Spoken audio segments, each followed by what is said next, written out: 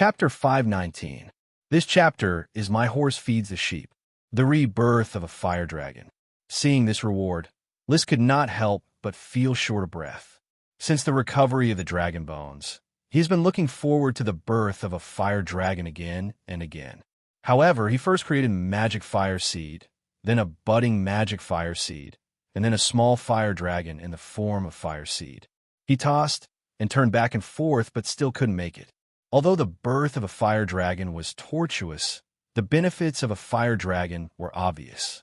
Relying on dragon chi, he could rely on the ordinary level of a Sky Knight to crush the Sword Saint level Sky Knight. His strength was amazing, and now, the small fire dragon, which had lived in his heart for a long time, was finally born. Dragon. A real dragon. With the relationship between me and the mini fire dragon, is it a Dragon Knight contract between us? List suppressed the surprise and thought.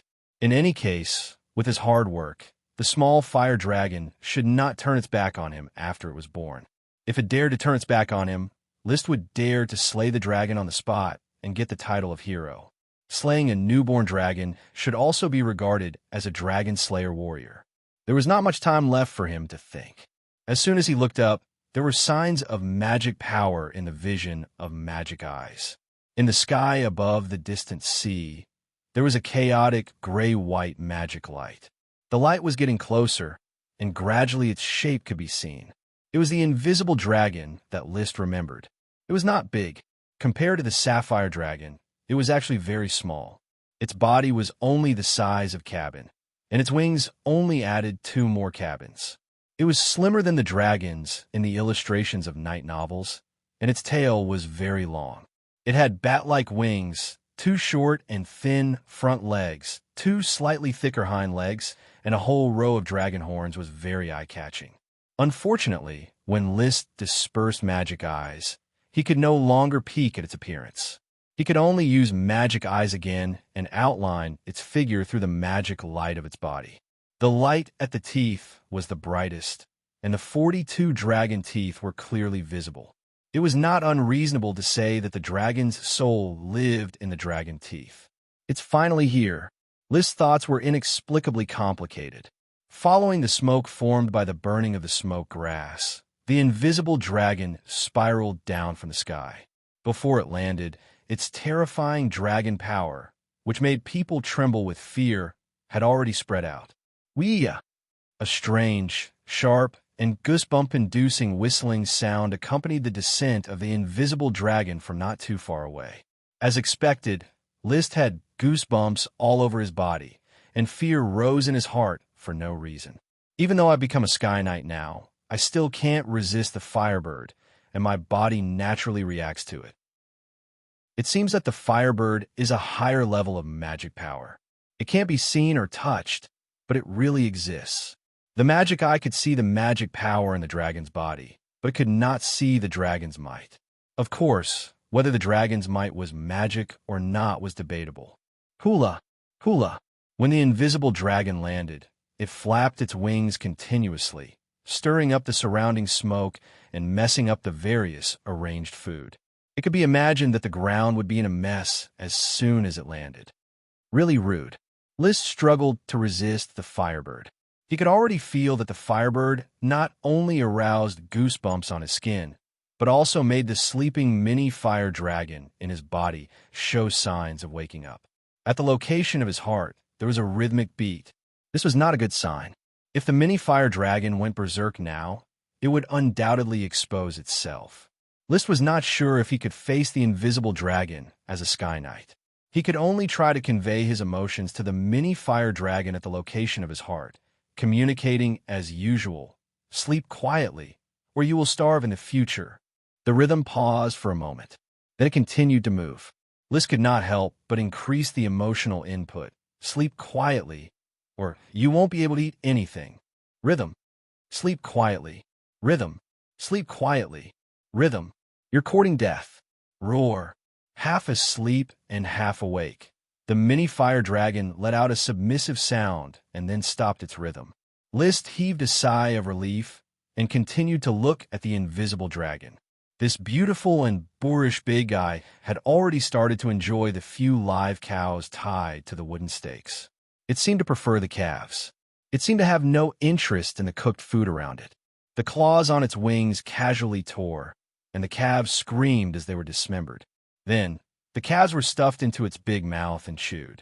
It was unknown how its tongue and teeth worked together, but very quickly it spat out a pile of ox bones without any residue. Its efficiency was superb. After eating the calves, it let out another sharp and resounding dragon cry. Wuxia! In the bunker, List's whirlpool-like eyes shone brightly. This cry seems to be a bit excited. It seemed to be high from eating. The invisible dragon on the dining table did not know that someone was secretly spying on it while it was eating. Perhaps it had already sensed List's existence, but it was not interested in rummaging through an insect hiding underground. However, judging from its eating habits, it was still very vigilant, raising its head from time to time to look around. It also took a few more glances at List. List discovered this situation during the previous visit of the invisible dragon, but he did not think much about it. This time, however, he had a different thought. As an existence at the top of the food chain, the pinnacle of power in this world, what else does a dragon need to be vigilant about? Even if it is another dragon, isn't it just a matter of a fight? Dragons were not social creatures, and it was almost impossible to find two dragons together. Was there a need to be so vigilant when a creature with no natural enemies was eating? List did not know, but he suspected that the reason why the invisible dragon was so vigilant was because there was something that could threaten it. Something that could threaten a dragon. Stroking his chin, List thought, perhaps the invisible dragon is just a young dragon. If it was a young dragon, then it was normal to be so vigilant. Before it grew up, it had 100 years of infancy, so it was certainly not powerful enough. List needed to be cautious. Its body is indeed very small. Other dragons are dozens of meters long, but it is less than 10 meters at most, including its tail. This kind of body was only a few sizes bigger than a chocobo. Even standing on the ground, if Loki did not raise his head, he might be a bit taller than the invisible dragon. After all, Loki had a pair of long legs.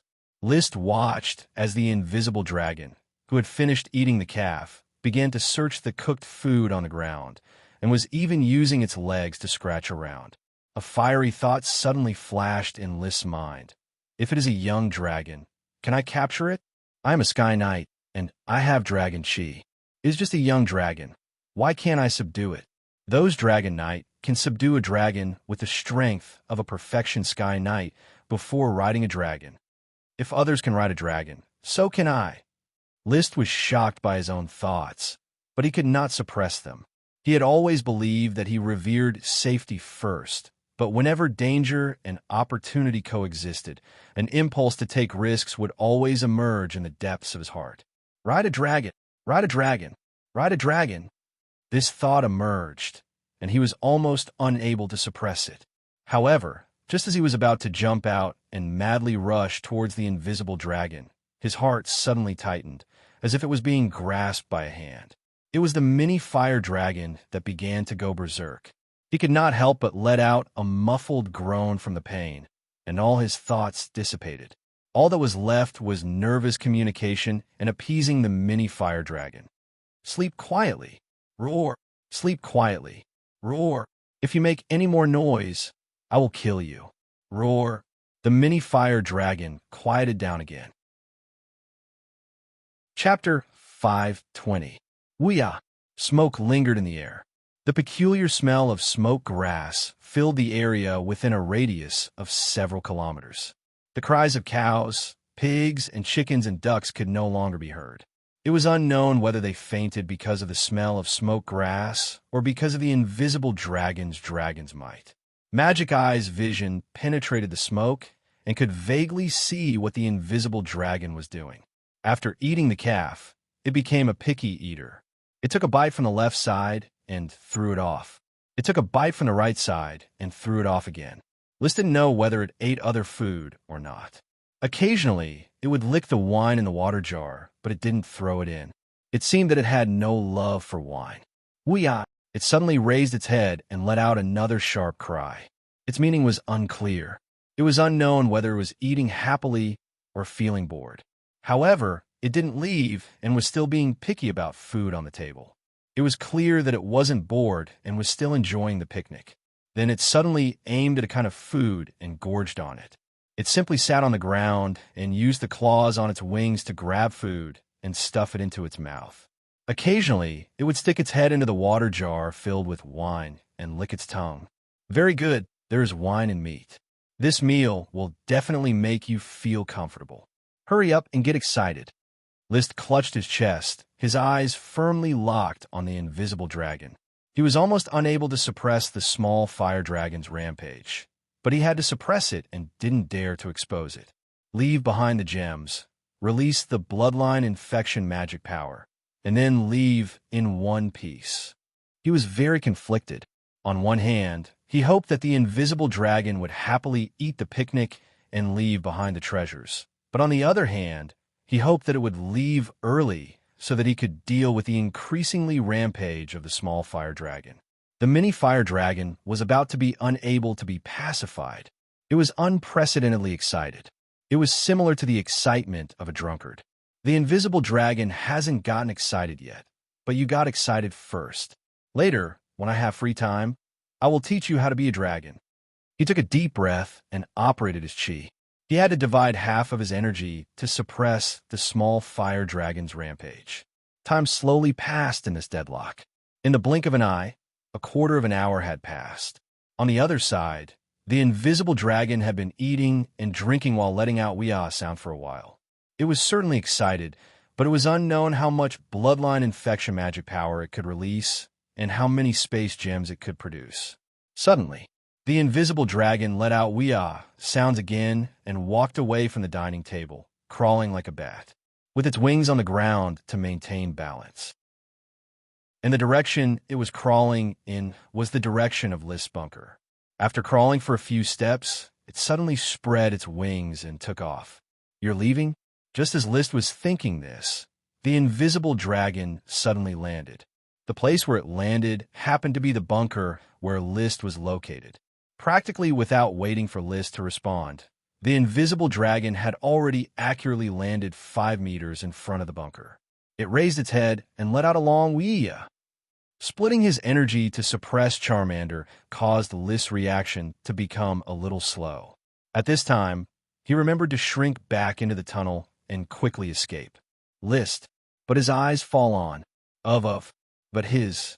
The invisible dragon in front of him was boiling with mana, undergoing some kind of change. List couldn't see its eyes, but he could feel that it was staring at him. It was a very strange feeling. There was no hostility in his eyes. List's mind moved, and he no longer moved. Instead, he dispersed his magic eyes and restored his normal naked eye vision. With this look, he immediately discovered that the invisible dragon in front of the bunker was no longer invisible. It had revealed its figure. It was like a mass of flowing mercury, flickering with a faint 5-colored radiance. I can actually see the invisible dragon. It showed itself, and let me see it. What does this mean? Is it described in the Travels of the Earth Ranger Griff that I gained the friendship of the invisible dragon? List stood in front of the window of the bunker.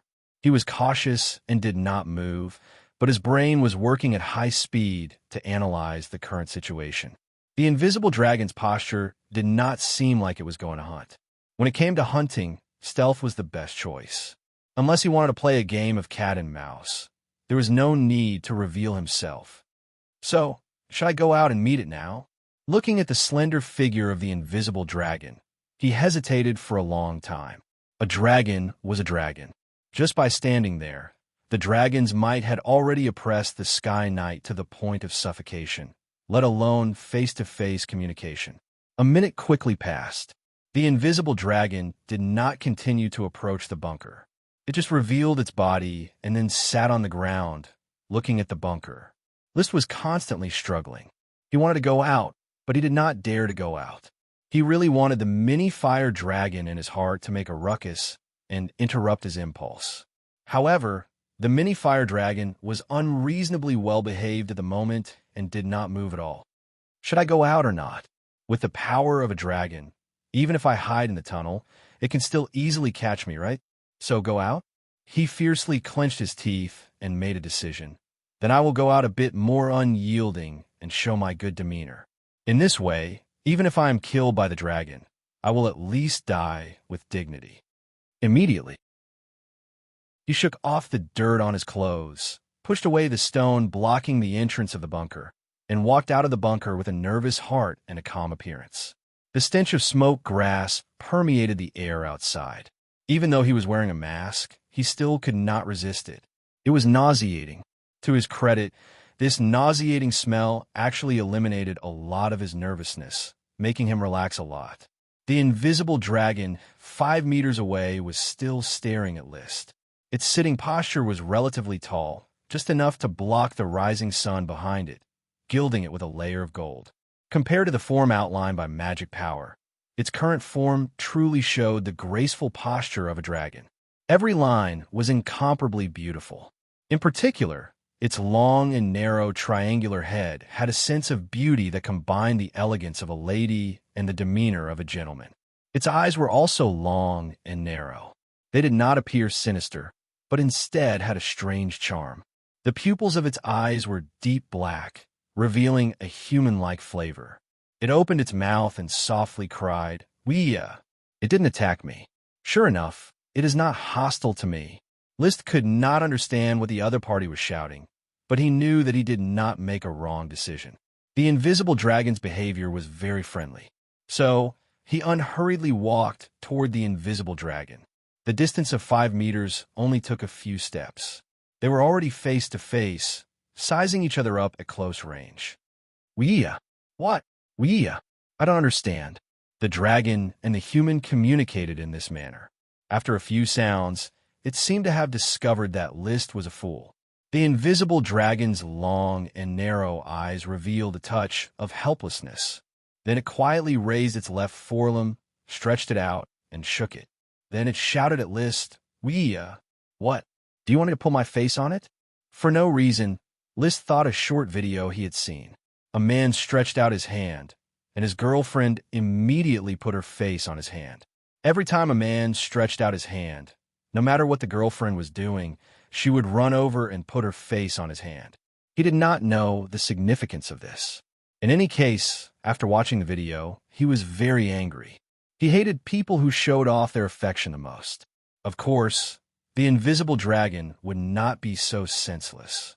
List's thoughts flashed, and he immediately understood its meaning. Then, he also learned to stretch out his left hand. The next moment, Chapter 521. It opened its mouth. It spat out 3 diamond-like, fingernail-sized gems. This was the entire action of the invisible dragon. It left 3 space gems for List, and then let out a resounding "Wuxia" sound.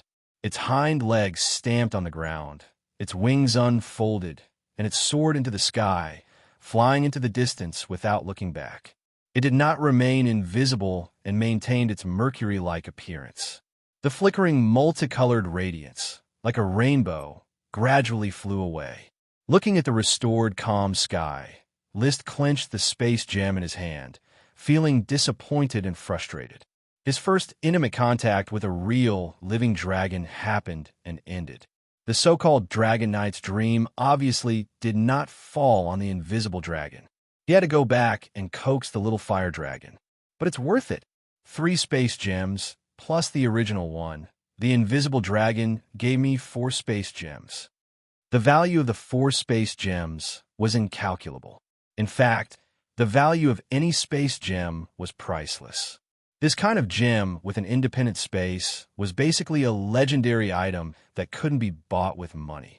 Thanks to the generosity of his old friend, List already had 4. He could be called a nouveau riche. I'll wear 2 on my left hand and 2 on my right. Arrange it. List was instantly elated. Of course, he would not make it into a ring. He still chose to keep it close to his body to prevent exposure. The invisible dragon had already left. List put away the space gems and walked towards the dining table. Along the way, he carefully searched to see if the invisible dragon had missed any additional space gems.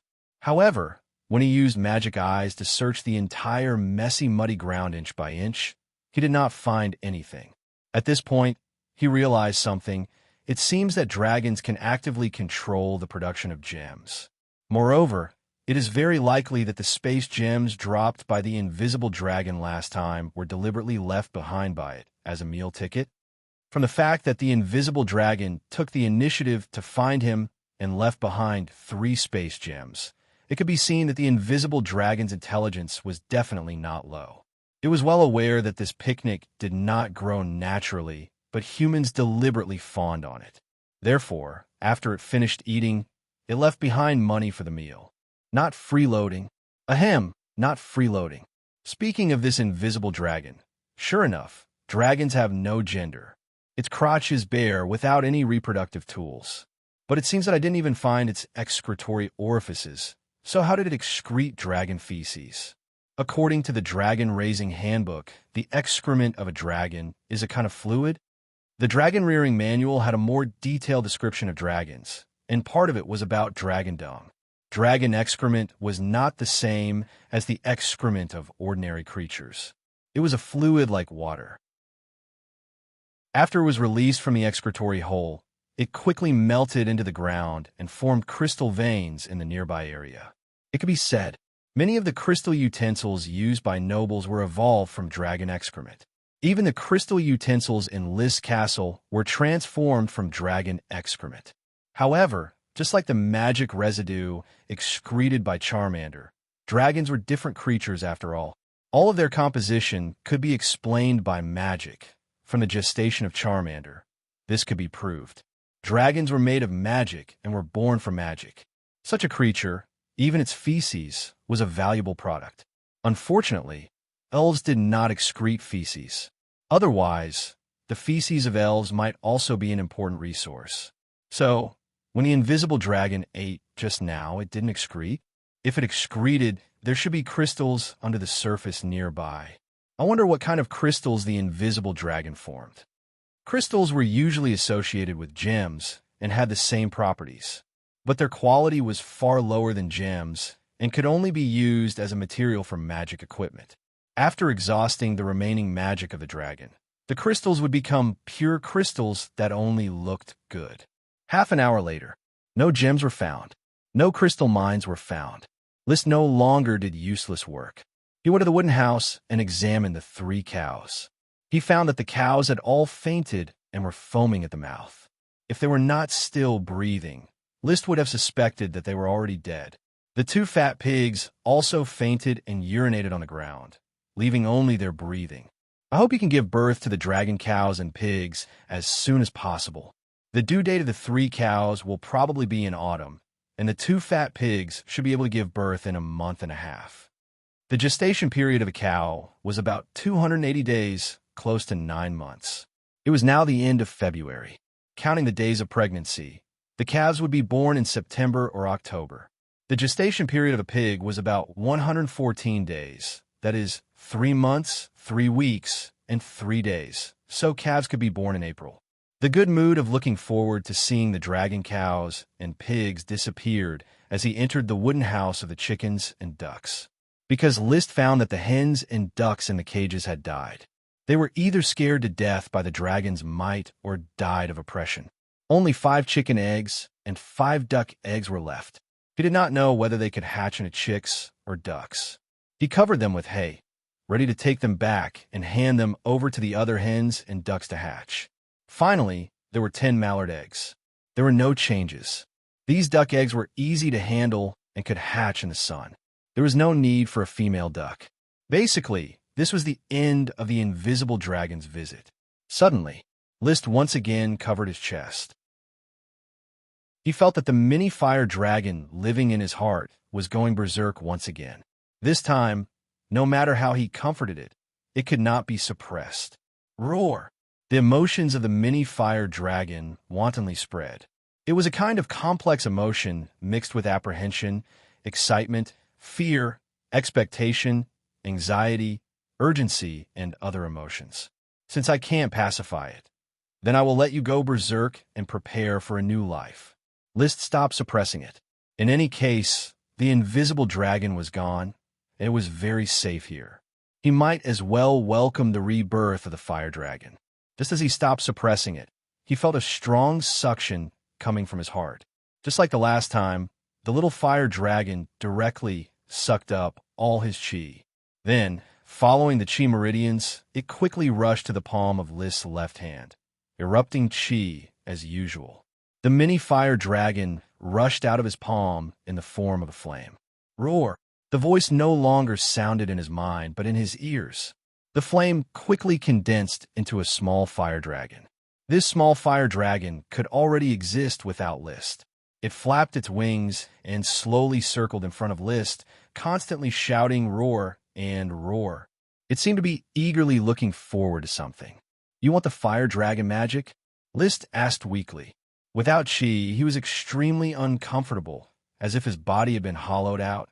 And indeed it was. Roar! The little fire dragon nodded like a human. Its IQ was definitely not low.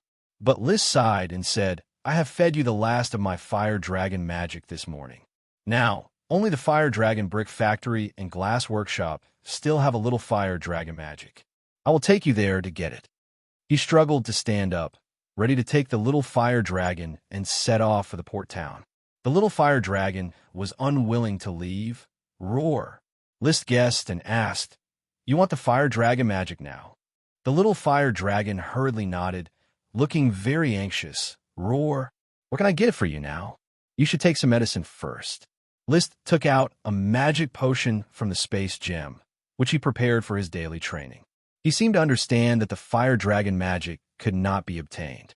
The little fire dragon rushed directly to List's palm, opened its mouth, and ate all the magic potions in List's hand, along with the glass tube. After eating, it looked up at List again. Roar! "More?" List had no choice but to take out another magic potion. He took out 5 in a row and handed over all the magic potions he had used this month.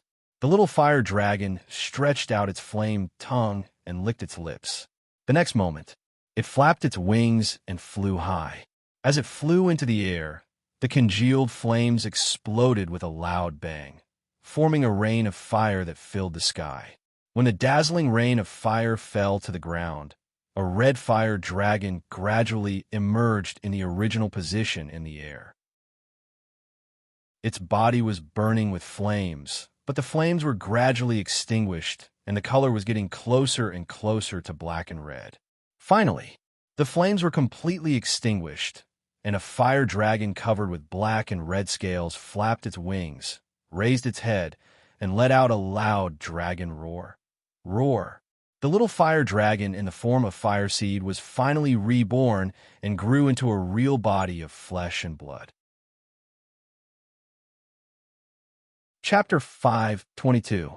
This chapter is the early bookworm has no books to read. Roar! Roar! Roar! The little fire dragon flew excitedly in the sky. List sat on the ground, enduring the smell of smoked grass that had not yet dissipated. He took out the World of Warcraft meat and ate it crazily to supplement nutrition and accumulate a little chi. Crunch, crunch, crunch. A piece of magical beast meat with bones attached was chewed twice by him. He did not even taste it before he swallowed it directly into his stomach. List's mind was on the little fire dragon. This guy is so excited. I wonder if it will release its blood magic. He didn't delve too deeply into it. This thought was fleeting. Then he began to frown. A serious problem was noticed by him. Now that the little fire dragon is born, it has become flesh and blood. Although the body is not big, it is definitely not smaller than Loki. It is only half the size of the invisible dragon. It can't be hidden at all. A fire dragon with a body as big as a cow and even bigger when its wings are spread. List didn't know how to hide it. Exposure must not be exposed. Once exposed, he believed that within 3 days, someone would start to have ideas about the fire dragon. Then, Sapphire Grand Duke would personally ride the Sapphire Dragon and descend on Black Horse Island. At that time, he could either ride the little fire dragon, abandon his family business, and wander the world, or he would have to obediently hand over the fire dragon. Even Black Horse Island would have to be handed over. After all, it was the place where the fire dragon was born. I won't choose either of these options, but the more important question is, what is my relationship with the little fire dragon now? List frowned. It was not impossible to hide. He could set a certain part of the territory as a restricted area, build walls, and block roads. He could only enter, and the little fire dragon could live happily inside. But the problem was, what was his relationship with the little fire dragon? How could he make the little fire dragon obedient and not run around? The world of Warcraft meat was full, and his cheese slowly began to grow. Not only did his troubles not disappear, but they also accumulated deeper and deeper. Looking at the little fire dragon that was still rolling and roaring in the air, he had a conflicted expression. In the past, becoming a dragon knight was his biggest dream. Now, he was not far from achieving his dream. However, the biggest difficulty was also placed in front of him at the same time. The little Charmander had 100 years of infancy. Even if the young dragon had combat power, it would definitely not be too strong. At the very least, it would not be a qualified dragon knight. Moreover, he was also doubtful whether Charmander would be willing to let him ride it, and whether it would turn hostile and fly away. 15 minutes later, the problem of falling out with List could be put aside. The little fire dragon, tired from flying, finally landed in front of List. Its body was completely revealed before List's eyes. Compared to the slender, invisible dragon, the fire dragon's body was more robust, its lines revealing a rigid beauty. His muscles were well-defined, but they did not seem out of place. It was always just right, and one could tell at a glance that it contained boundless power. The scales were fine, and the color was black with a hint of red. Some parts of the scales were darker, while others were redder. On its triangular head, there were 5 dragon horns, symmetrically distributed. The dragon horn in the middle was straight and long, and the dragon horns on both sides were slightly curved. Its eyes had blood-red pupils. It looked a bit terrifying, but if one looked carefully, one could see the clarity and purity in its eyes. Roar! Charmander stood on the ground, its body much taller than List. It opened its mouth and called out softly, as if it was greeting List. This kind of action and this kind of expression always made him feel that the one in front of him was not a dragon, but a child in dragon skin. Its eyes, tone, and demeanor revealed an aura of wisdom. List rubbed his face, making himself look a bit gentle, and looked at Charmander. Then he stretched out his hand and boldly touched Charmander's head.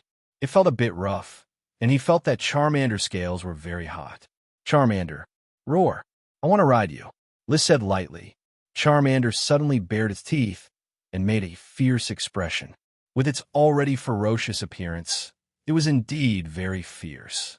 But its eyes betrayed that it was just bluffing, especially when it saw that List had begun to circle around it, trying to figure out how to ride it. There was even a look of panic in its eyes. Roar, let me ride you for a while. Don't move. You have to know who nurtured you painstakingly, who fed you mouthful after mouthful of magic power. Charmander straightened its neck, bared its teeth, and remained unmoved. List quickly changed his strategy, and his tone became enthusiastic. Charmander, we are partners, partners who fight side by side. You and I fight together, and we are the powerful Dragon Knight. Do you know that the Dragon Knight is the pinnacle of power in this world? No one can defeat the Dragon Knight. Roar! Do you understand? Very well, let me ride you. He turned over and was about to mount it. Charmander suddenly struggled and retreated 3 steps. It looked at List with vigilance, bared its teeth, and continued to bare its teeth. Roar! Then it turned around and soared into the sky. Where are you going? Roar! Charmander flew to a certain height, directly folded its wings, and like an arrow, fell to the ground. It landed on the messy dining table, and then began to rummage through the food left by the invisible dragon. The cows tied to the stakes did not wake up. Charmander sniffed and gnawed on one of the calves. When List arrived, he saw Charmander eating beef and using its wings to fan away the smoke around it. It didn't like the smell of the smoke grass. List had a flash of inspiration. He walked to Charmander's side and said, Charmander, these cows are mine. I won't allow you to eat them. Charmander didn't even raise its head. Blood splashed from the corner of its mouth. Roar! If you eat my cow, then let me ride you. Roar! If you don't let me ride you, don't even think about eating beef in the future. Roar. If you let me ride you, I will feed you a cow every day. Roar. No matter what List said, Charmander was unwilling to let List ride it, which made List's resentment stifled in his chest. He used all the accumulated fire dragon magic to feed Charmander, but the result was that Charmander didn't even want to ride it. He could only stand aside and watch it eat the beef rudely. List also observed Charmander's back. There was a relatively flat area between the neck and the shoulder blade, and there seemed to be a whole bone under the scales. This made him think this place should be the seat of the Dragon Knight. The flatness is very suitable for sitting, and the narrow grooves on both sides are just enough to fix the feet. Why does it feel like this part of the dragon's neck is simply for people to ride? Without any information about dragons, he basically had to guess about dragons. Soon, Charmander ate a whole cow, then burped and lazily licked the water jar with wine next to it. But after a lick, it quickly shook its head and flicked its tongue. It had no interest in wine. Charmander, are you going to let me ride you or not? Charmander's attitude was firm. Roar. List's face was gloomy. He wanted to teach Charmander a lesson, but he felt that he might not be able to beat it. Although Charmander was small, its body exuded a strong dragon's might, which was not much less oppressive than the invisible dragon. And under its body, there was always the feeling of a burning flame, like a volcano waiting to erupt. Perhaps this was the embodiment of the strength of an elemental dragon, the ultimate manifestation of the nature of magic, bringing incredible combat power. Very well, you are very stubborn. Let's talk about riding a dragon later. List tried to restrain his anger and patted its head, feeling the hot temperature. A thought suddenly flashed in his mind. Will it burn my butt? The thought was fleeting and did not affect his topic. Your appearance brings not only flames, but also danger. We are in the Grand Duchy of Sapphire, and there is an adult sapphire dragon that will not allow you to exist. So, you need to hide according to my instructions. He tilted the dragon's head. It didn't seem to understand, but it seemed to understand. Next, List explained his ideas in detail. He intended to place Charmander on Seagull Island, north of Black Horse Island, so that no one could know of the existence of Charmander. He also planned to let a Chi get to know Charmander, help him take care of Charmander, provide food for Charmander, and restrain Charmander from running around. Among all of them, List trusted Siren a Chi the most. However, his long speech was not yet finished. Charmander suddenly roared. Then, its body quickly turned into a flame and crashed into the unsuspecting List. List did not respond. There seemed to be a loud bang in his ears. The flame of Charmander rushed into his body and disappeared. No, it didn't disappear. Instead, it turned into a mass of magic and gathered in his chest. He was shocked and quickly took off his coat and leather armor and unbuttoned his inner shirt. He lowered his head and looked at his chest. There was no chest hair on his chest. His originally snow-white and clean skin was now covered in flame patterns, forming a vivid and lifelike image of a soaring fire dragon. What's more, this fire dragon pattern could still move. Chapter 523. The little fire dragon can actually live in my body? List was completely stunned. The magic of the dragon once again refreshed his understanding. A dragon of flesh and blood could even switch between flesh and magic at will. The fire dragon pattern extended from his collarbone down to his abdomen and ribs on both sides, and kept changing at any time. Sometimes it would flap its wings and fly. Sometimes it would shrink its wings as if lying down, and sometimes it would start to walk on his chest. It would even hang upside down on his chest. List could feel it, and could even continue his previous cultivation method. The little fire dragon could still refine his new chi and then excrete magic impurities, helping his chi evolve into a dragon chi. Perhaps this was the real cultivation method of the Dragon Knight.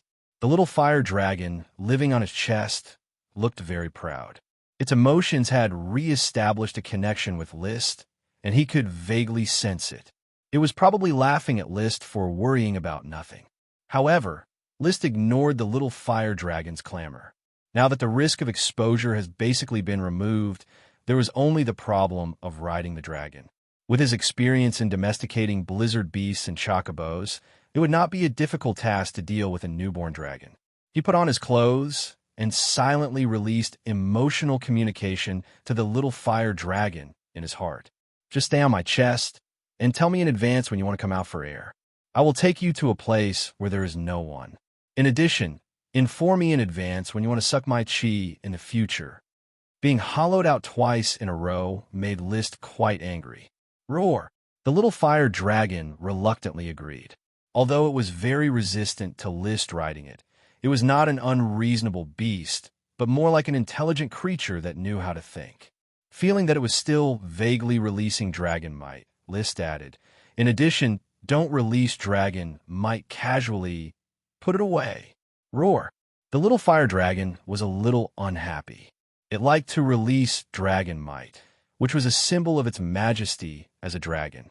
However, knowing that releasing dragon might would expose itself, it seriously restrained itself and no longer leaked a trace. Then, he yawned and lay on his chest, snoring loudly. He touched his warm chest. Liz stood where he was and spent 3 minutes going through everything that had happened this morning to make sure that he didn't miss anything. Only then did he summon the smoke mission and summarize today's harvest. Mission completed. Reward: Fire Dragon's new life. Mission: the long-awaited Fire Dragon has been obtained. From now on, you need to work hard to raise the Fire Dragon. It will eat a lot, so work hard and save up to become a qualified Fire Dragon breeder. Please complete this year's spring plowing and not let the fields go to waste. Reward: 22 Dragon-type pigs. Seeing the contents of a new mission, he clenched his fists in excitement. Sure enough, I succeeded. The invisible dragon's bloodline-infected magic power has already created a new dragon species for me, Dragon Pig. From now on, eating normal pork can provide a lot of nutrition and save on the consumption of meat in World of Warcraft. 22 Dragon-type pigs. According to the standard of about 10 pigs per litter, these two piglets could become dragon pigs. If they were paired with each other, they would soon be able to breed a large number of dragon-type pigs. If they were to be mixed with normal pigs, they might even be able to breed a large number of hybrid pigs with dragon bloodline. In fact, they were all dragon-type pigs, just that the thinness of the bloodline was different and the quality would be different.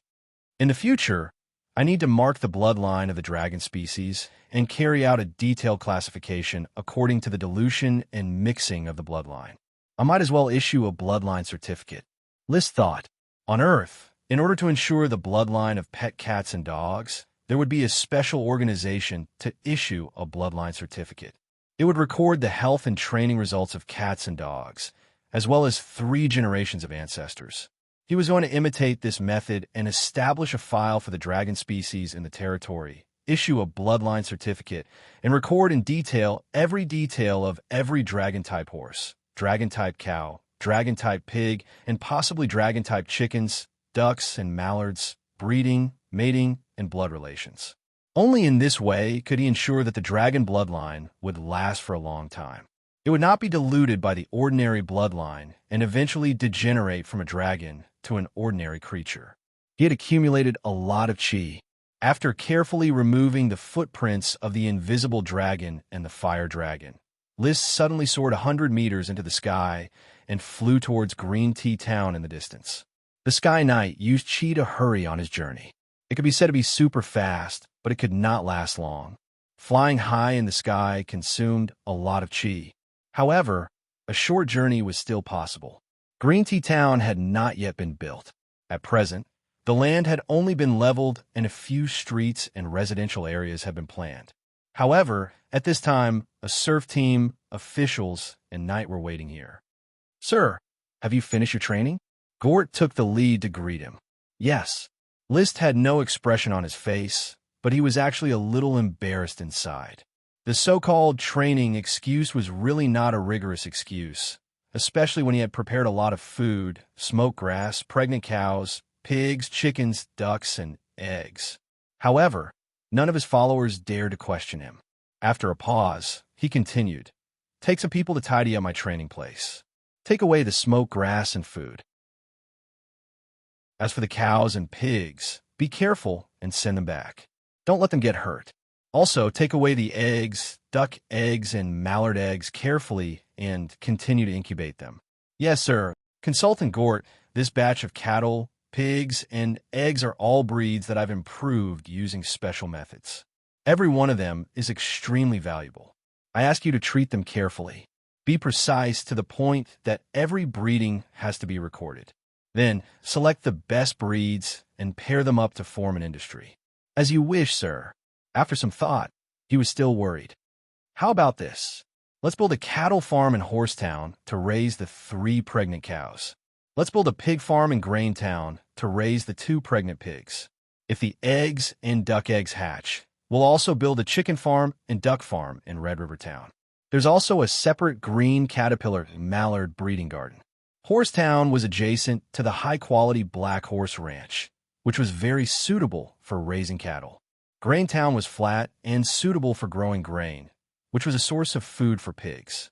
Red River Town's Red River Estuary Mangrove had bred a large number of green caterpillars, which were excellent fodder for raising chickens and ducks. Everything was arranged properly. It was already noon. After lunch, List gathered all the officials for this year's spring plowing meeting. March is coming, the weather is getting warmer, and spring plowing is about to begin. Some crops have already started to prepare for spring plowing. Advisor Gort, you will host this meeting and arrange spring plowing matters. Although Gort hosted the meeting, everything was under List's control. He arranged the core content of spring plowing according to the requirements of the smoke mission. Don't let the farmland go to waste. Make sure that every piece of farmland is sown with seeds, especially beans and corn seeds. Plant as much as you can. Corn could be planted without any management. As long as it could survive, there would be more or less a harvest. Leguminous plants were planted to grow rhizobia. Fungus peas had not been bred in large quantities, so they could not be counted on to produce rhizobia for the time being. All officials must participate in this year's spring plowing to accumulate experience. The newly built town needs a large number of officials. Whether you can get the position of chief official or not will depend on your performance this time. At the end of the meeting, List threw out the biggest bait and immediately made the officials restless. Chapter 5:24. What is this? Corn. What sprite is in corn? Mickey. On the stones used to divide the fields, a group of serfs in patched clothes gathered together, drinking water, eating bread, and dipping in peanut butter. Mark, a clerk without patches, was holding a stick, pointing to the corn seeds on the ground and asking the group of serfs. It was field teaching time. Since most of the new serfs came from the Eagle Kingdom, they could only speak wind and not serpentine. In order to increase the sense of belonging and ease of communication, the Lord stipulated that the official language of the territory was serpentine. Everyone must learn serpentine for daily communication. Only the night class needed to learn serpentine and wind at the same time. Mark's wind was not good. He only knew a few words and learned them from Monsieur Grandet. In fact, his serpentine was not very good. He could only read and speak, not write. However, he only needed to teach the serfs daily language, and his level was barely enough. It was spring plowing season. The serfs could not have a fixed time to learn serpentine, so Monsieur Grandet proposed to the Lord to use the serfs' rest time to arrange reasonable teaching. The Lord agreed, and the clerks in charge of teaching needed to rush to the fields every day and go to the fields with the serfs. Many clerks sighed. It was not easy to get into the administrative office, but they still could not leave the mud. But Mark did not complain, because he was ambitious. You have to remember, Mickey, this is the Lord's third sprite, the corn sprite. Mark shouted loudly. Otherwise the serfs would not pay attention and listen to what he was saying. Now tell me, what is the Lord's name? Tulip, Black Horse Island, Sky Knight, the son of the great Tulip family, the Viscount of Black Horse Island who rules everything, Sky Knight List Tulip. The serfs skillfully shouted the standard serpentine. This was the serpentine they were taught when they first came to Black Horse Island. At that time, there was no Sky Knight. Later, after learning that List was promoted, the officials immediately added the title to the Lord's name. Without a doubt, this kind of teaching method was crude, inferior, simple, and lousy brainwashing. Every day, the serfs would be taught these slogans by the clerks. Repeating it once or twice might not have any effect and might even arouse disgust. But after thousands of times, these contents would be deeply engraved in everyone's mind, leaving no room for doubt. In fact, Liszt wasn't very keen on this kind of advertising method. He knew that strength was the most important factor in ensuring the territory's loyalty. However, if the officials were willing to use this kind of method to curry favor and brainwash the people, he had no reason to stop them. After all, he couldn't shake his own rule. As a modern person, he was well aware of the importance of public opinion, commonly known as the construction of spiritual civilization. Seeing the serfs shouting in unison, Mark was very satisfied. This was the result of his teaching during this time. He was assigned to a farmland area in Graintown and was responsible for teaching the serfs who farmed in this farmland. Compared to the other clerks who played tricks, he treated every teaching time seriously. He didn't even let go of mealtime. At this time, he saw that the serfs he was teaching were obviously better than the serfs taught by others. Their snake pronunciation was more standard, and they had more snake vocabulary. He was looking forward to it. The Lord will commend the officials who work hard during the spring plowing. I will definitely be rewarded for my hard work. After the spring plowing, I will definitely be promoted from an ordinary clerk to a cultural clerk. Maybe I will be valued by a supervisor and be directly chosen as an assistant. The official system of Black Horse Island was a new system after Liszt's reform. It generally followed the previous administrative system, but it was more subdivided and clear. Compared to the past, there were only a few supervisors, plus a group of clerks, and a chaotic and crude system. The current official system was very clear. Take the town's administrative office as an example. The lowest level was similar to the clerks in the establishment, responsible for all kinds of errands and miscellaneous work. The next level was the department clerk, with a formal establishment, mainly responsible for the specific affairs of the various departments. The next level was equivalent to the assistant in charge of the official. These three levels all belonged to the official class. The real official was the town's department head, also known as the administrative officer. According to the different development directions of each town, the number and functions of administrative officers were also different. Administrative officers roughly included administrative officers, financial officers, defense officers, legal officers, cultural officers, and diplomats. These were the permanent administrative officers of other lords' territories. On Black Horse Island, there were additional administrative officers such as insect officers, maritime officers, traffic officers, construction officers, and fishing officers. All administrative officers were responsible to the town's advisor. However, after the port town was upgraded to a port city in the future, a set of city officials will be formed to manage all the towns. The city's administrative officer and the town's advisor would be the dual leader of the town's administrative officer.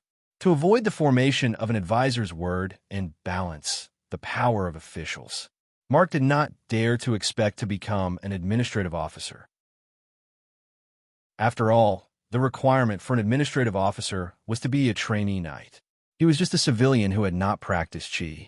His greatest wish was to become an administrative officer's assistant and then marry a beautiful wife. Just as he was fantasizing about his success and fame while teaching snake language, a group of people suddenly came on a field path in the distance, riding horses. When he got closer, Mark suddenly discovered that it was Mr. Grandet, the port town's cultural officer who was deeply valued by the Lord and led the teaching of snake language and wind language in the territory. He hurriedly stepped forward and saluted. "Clerk Mark greets, Sir Cultural Officer." "Mark, I remember you. You were very serious in my classes." Grandet dismounted from his horse and looked carefully, seemingly recognizing Mark. Mark suddenly trembled with excitement. "It is an honor to be remembered by you, Sir Cultural Officer." Grandet nodded. In fact, he didn't remember who Mark was. When Black Horse Island was built, the administrative office urgently recruited a large number of clerks for pre-job training. There were hundreds of them. "I am here to check the progress of your clerk's teaching. Mark, get all the civilians ready." "Yes, Circultural officer. Spring plowing work was arranged. List didn't pay much attention to it. He rushed back to Flower Town the next day. Since all the potions had been eaten up by Charmander, he had to use the Tulip Castle channel to buy a batch again. This would cost him thousands of gold coins. What was even more depressing was that Charmander obviously would not be sent away so easily. It woke up on his chest and howled for food and drink. If it wants to grow, it has to consume more resources. Potions are just one of them. Even if it costs thousands of gold coins a month for potions, it would not be enough. Moreover, as a Sky Knight, List took potions and ate meat every day for a lot of money. It is too difficult to rely solely on the output of Black Horse Island. If it weren't for the huge profits of liquor and glass, I might not even be able to support my own cultivation. I really hope that the development order will come earlier. I want to make achievements as soon as possible and plunder more spoils to subsidize consumption. Chapter 525. This chapter is titled Book Friend 20180724174943994 and will be updated with additional chapters. The lifespan of a dragon is 1,000 years. This is a recognized data. As for whether it is credible or not, List has no way to distinguish between true and false. He can only believe that this is true information. Before the age of 100, it is a young dragon. From 100 to 800 years old, it is an adult dragon. After 800 years old, it is an old dragon. The old dragon will leave the living area and fly to the Dragon Valley. What he can distinguish now is that dragons do not necessarily die in the Dragon Valley. Evil dragons may be killed by dragon slayers. The fire dragon of Black Horse Island belongs to the evil dragon category. Its death is very strange. It may not necessarily die of old age, but it may be killed. Even if the dragon dies, it seems that it can be resurrected. Its life is like a reincarnation. It really costs a lot of money to raise a dragon, but what I am wondering now is, what do those evil dragons that are not raised eat when they are young? List was very puzzled. He asked the little fire dragon, but obviously there was no answer. The little fire dragon was very smart, but it only knew to eat and not to be ridden. In the Maple Mountain of the Grand Duchy of Maple Leaf, there's a light dragon. When did the light dragon come to the Maple Mountain, and what did it eat to grow up and become an adult dragon that cannot be eradicated? Even the people of the Grand Duchy of Maple Leaf did not know. There are also some places that seem to be inhabited by evil dragons and occasionally invade human towns. In the description of the night novel, the dragon will rob human wealth, eat people, and eat livestock. However, there is no author to describe where these dragons come from. They are usually the protagonist, the righteous knight, passing through a place and hearing people being threatened by the dragon, or the nobles being threatened by the dragon. Then the protagonist will help and eradicate the dragon. In the end, he will return with the beauty.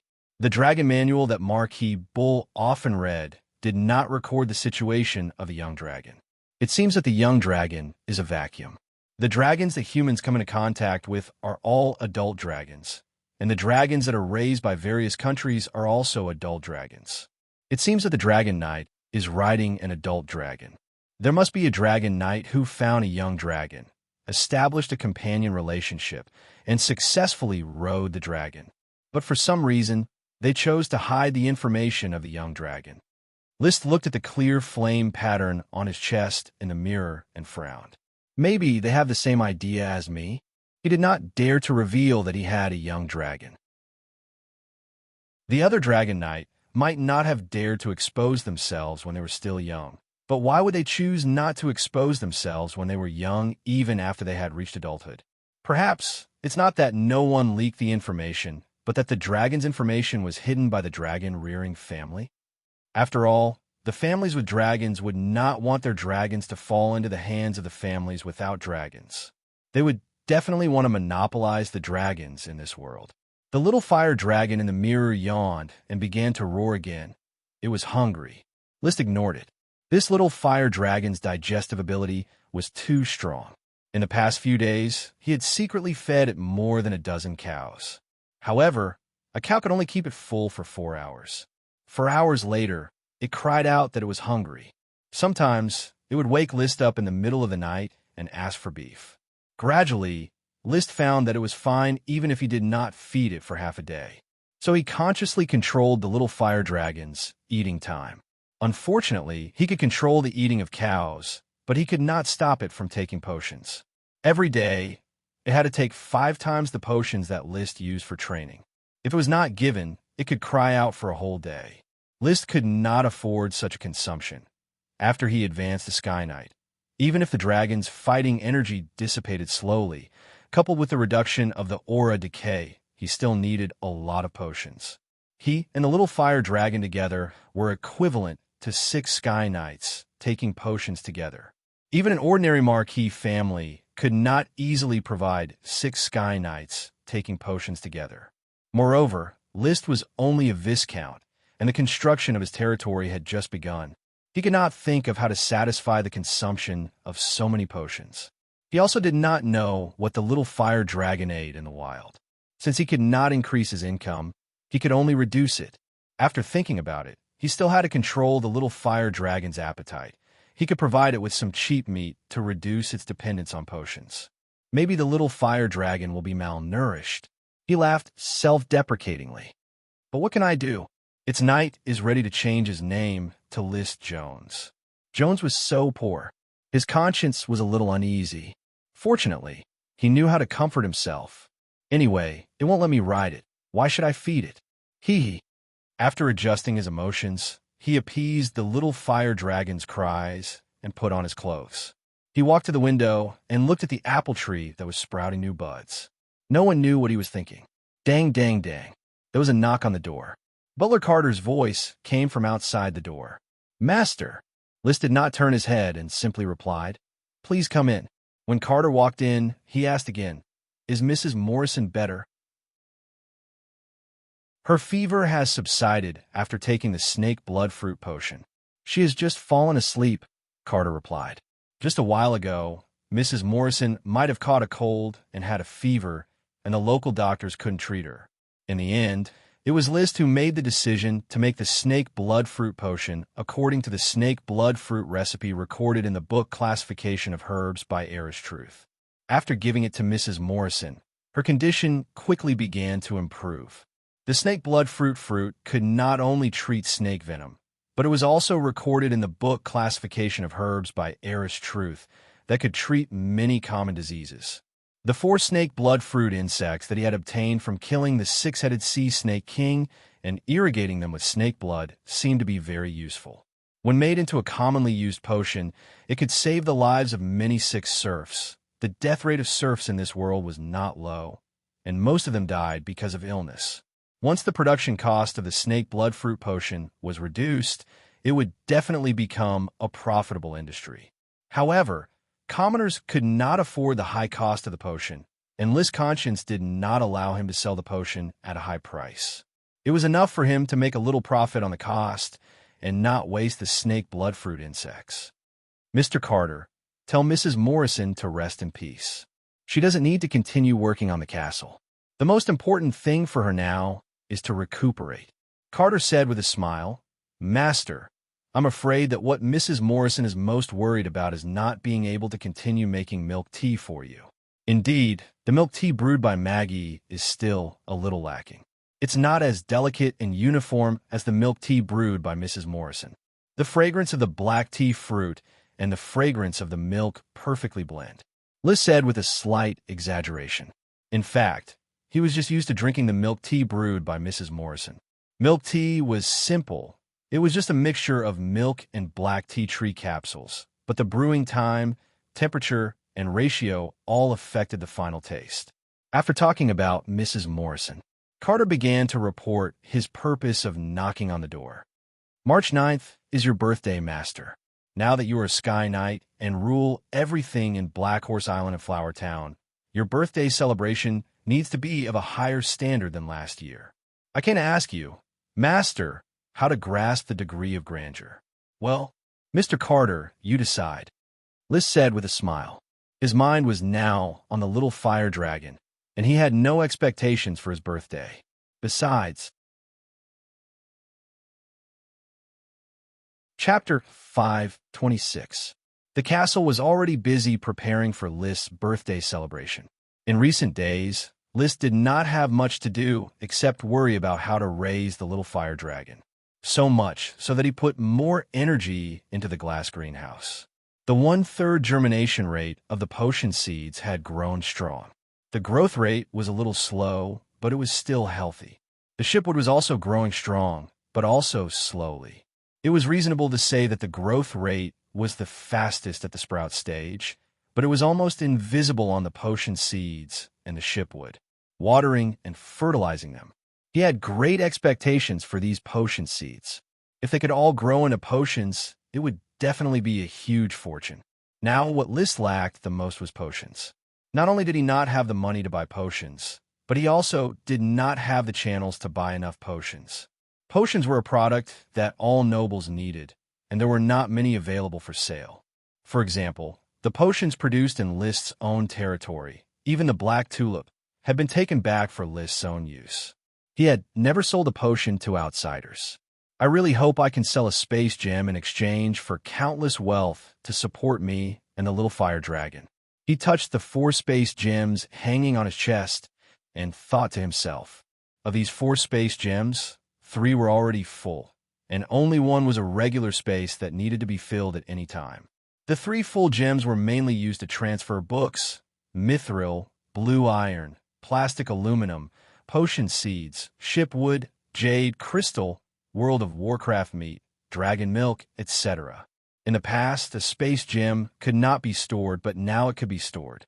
Of course, he would not expose his wealth. There was always a feeling of insecurity in the warehouse. For gems, spaces the size of a fingernail had been made into a necklace, embedded in the line of the sapphire pendant. If one did not look carefully, it would give the impression of a crystal. Usually, on a gem pendant, for the sake of beauty, a few brightly colored crystals would be embellished. In this way, the pendant on his neck, in the eyes of others, was just a piece of gem equipment. For a Sky Knight, it was inconceivable that he did not have gem equipment. It was normal to have one, and no one would have the idea of attacking a Sky Knight just for a gem. Therefore, the possibility of these 4 space gems being exposed was very small and very safe. Actually, the biggest hidden danger was when it was used, especially when he took out things that shouldn't have appeared from time to time. As time went on, it would inevitably arouse the suspicion of others. Of course, he didn't need to worry too much about this. Firstly, he was a lord and a Sky Knight, so his followers wouldn't dare to question him. Secondly, very few people knew about the legend of the invisible dragon, and even fewer knew about the space gem. Even if someone suspected it, they wouldn't necessarily associate it with a legendary item like the space gem. The concept of an independent dimension did not exist in their minds at all. List soon sighed. It's better to use it as little as possible. No matter how small the risk is, it's still a risk. Once the space gem is exposed, the secret of the invisible dragon can no longer be hidden. Charmander admittedly has great potential in the future, but I still have ambitions for the invisible dragon. He was not an optimistic person by nature, so when he encountered something worrying, the number of times he sighed increased. At the same time, he was greedy and insatiable. The little fire dragon was about to die, but he was still thinking about when to ride the invisible dragon. He wondered if the invisible dragon liked to soak in the stench of the smoke grass. Would he faint halfway through riding it? At present, I still don't have the ability to raise a dragon. However, that doesn't mean that I won't be able to in the future. My goal is to find a dragon to contract with and become the lord of the dragon field, and then raise a dragon to ride. It would be best if I can contract with a fairy dragon that represents life. If I can successfully contract with it, then maybe I can also have eternal life. Dragons were creatures with infinite charm. Naturally, the more the better. Feeling the warmth of the little fire dragon on his chest, a thought suddenly emerged in his mind. I really want to kill my way to the Blue Dragon Island and snatch the Grand Duke's Sapphire Dragon. Also, I have to get my hands on the Dragon Knight Chi's secret manual. The sapphire that can increase strength is priceless. Fantasy could only temper spirit power. It was of no benefit to reality. After eating lunch, List still had to leave the flower town obediently. He went to the uninhabited wasteland west of the town and released the little fire dragon. He let it fly freely on the seashore for a while. It could switch between its physical body and magic power at will, but it still yearned to fly freely. Roar! The little fire dragon's cry drifted on the sea. Next to List, the chocobo Loki shivered. Under List's command, it no longer ran away when it saw the little fire dragon. However, due to the suppression of its bloodline instinct, it was still deeply afraid of the little fire dragon's dragon might. In fact, it was much better now. Previously, every time the little fire dragon was released, it would be scared shitless. Feel the little fire dragon's dragon might. I hope you can become the first animal not to be afraid of dragon might. Although he could not ride the little fire dragon, Loki was still his exclusive mount. At this moment, the little fire dragon folded its wings and plunged into the sea. Then it began to scream roar, roar, flapping its wings and struggling on the surface of the sea. It cannot swim. This useless dragon.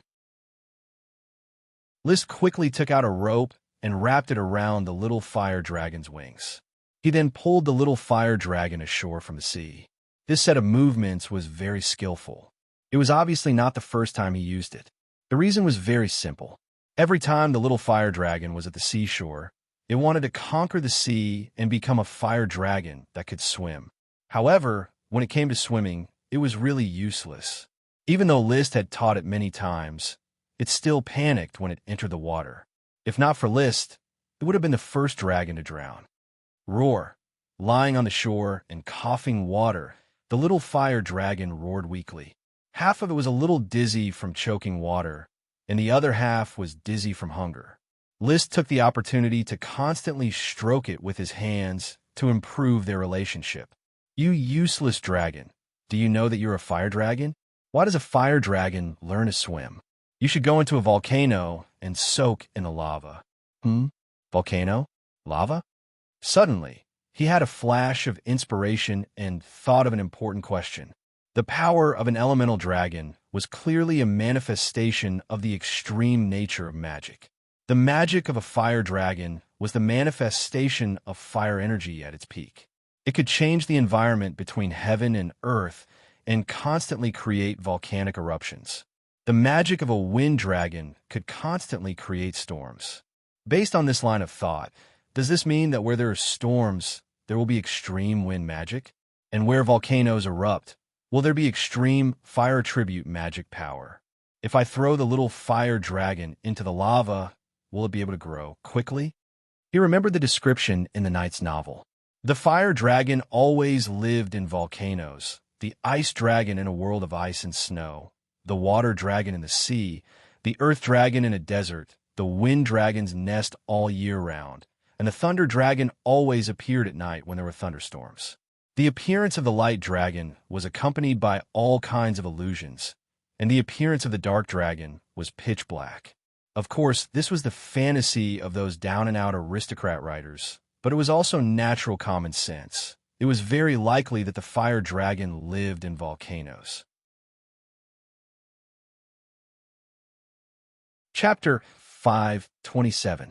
The Grand Duchy of Sapphire has many volcanoes, such as the very large islands Blue Dragon Island and Ironhoof Island, which have active volcanoes.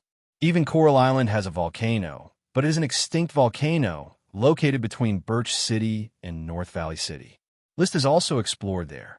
Even Black Horse Island, in his speculation, is also an extinct volcano. Should the little fire dragon be kept in a volcano? He frowned. There is no problem with the logic that the fire dragon hid in a volcano when it was a child. It is even possible that the young fire dragon does not need to eat food and can directly bathe in magma. This is a magical creature formed by magic, and it is difficult to imagine how it will survive. List looked at the little fire dragon that has recovered and flew into the sky again. Maybe without the support of a volcano, the little fire dragon needs to eat ordinary blood and magic potions to provide the nutrients needed for development, but I can't raise it in a volcano. The active volcanoes in the Grand Duchy of Sapphire are in the territories of other nobles.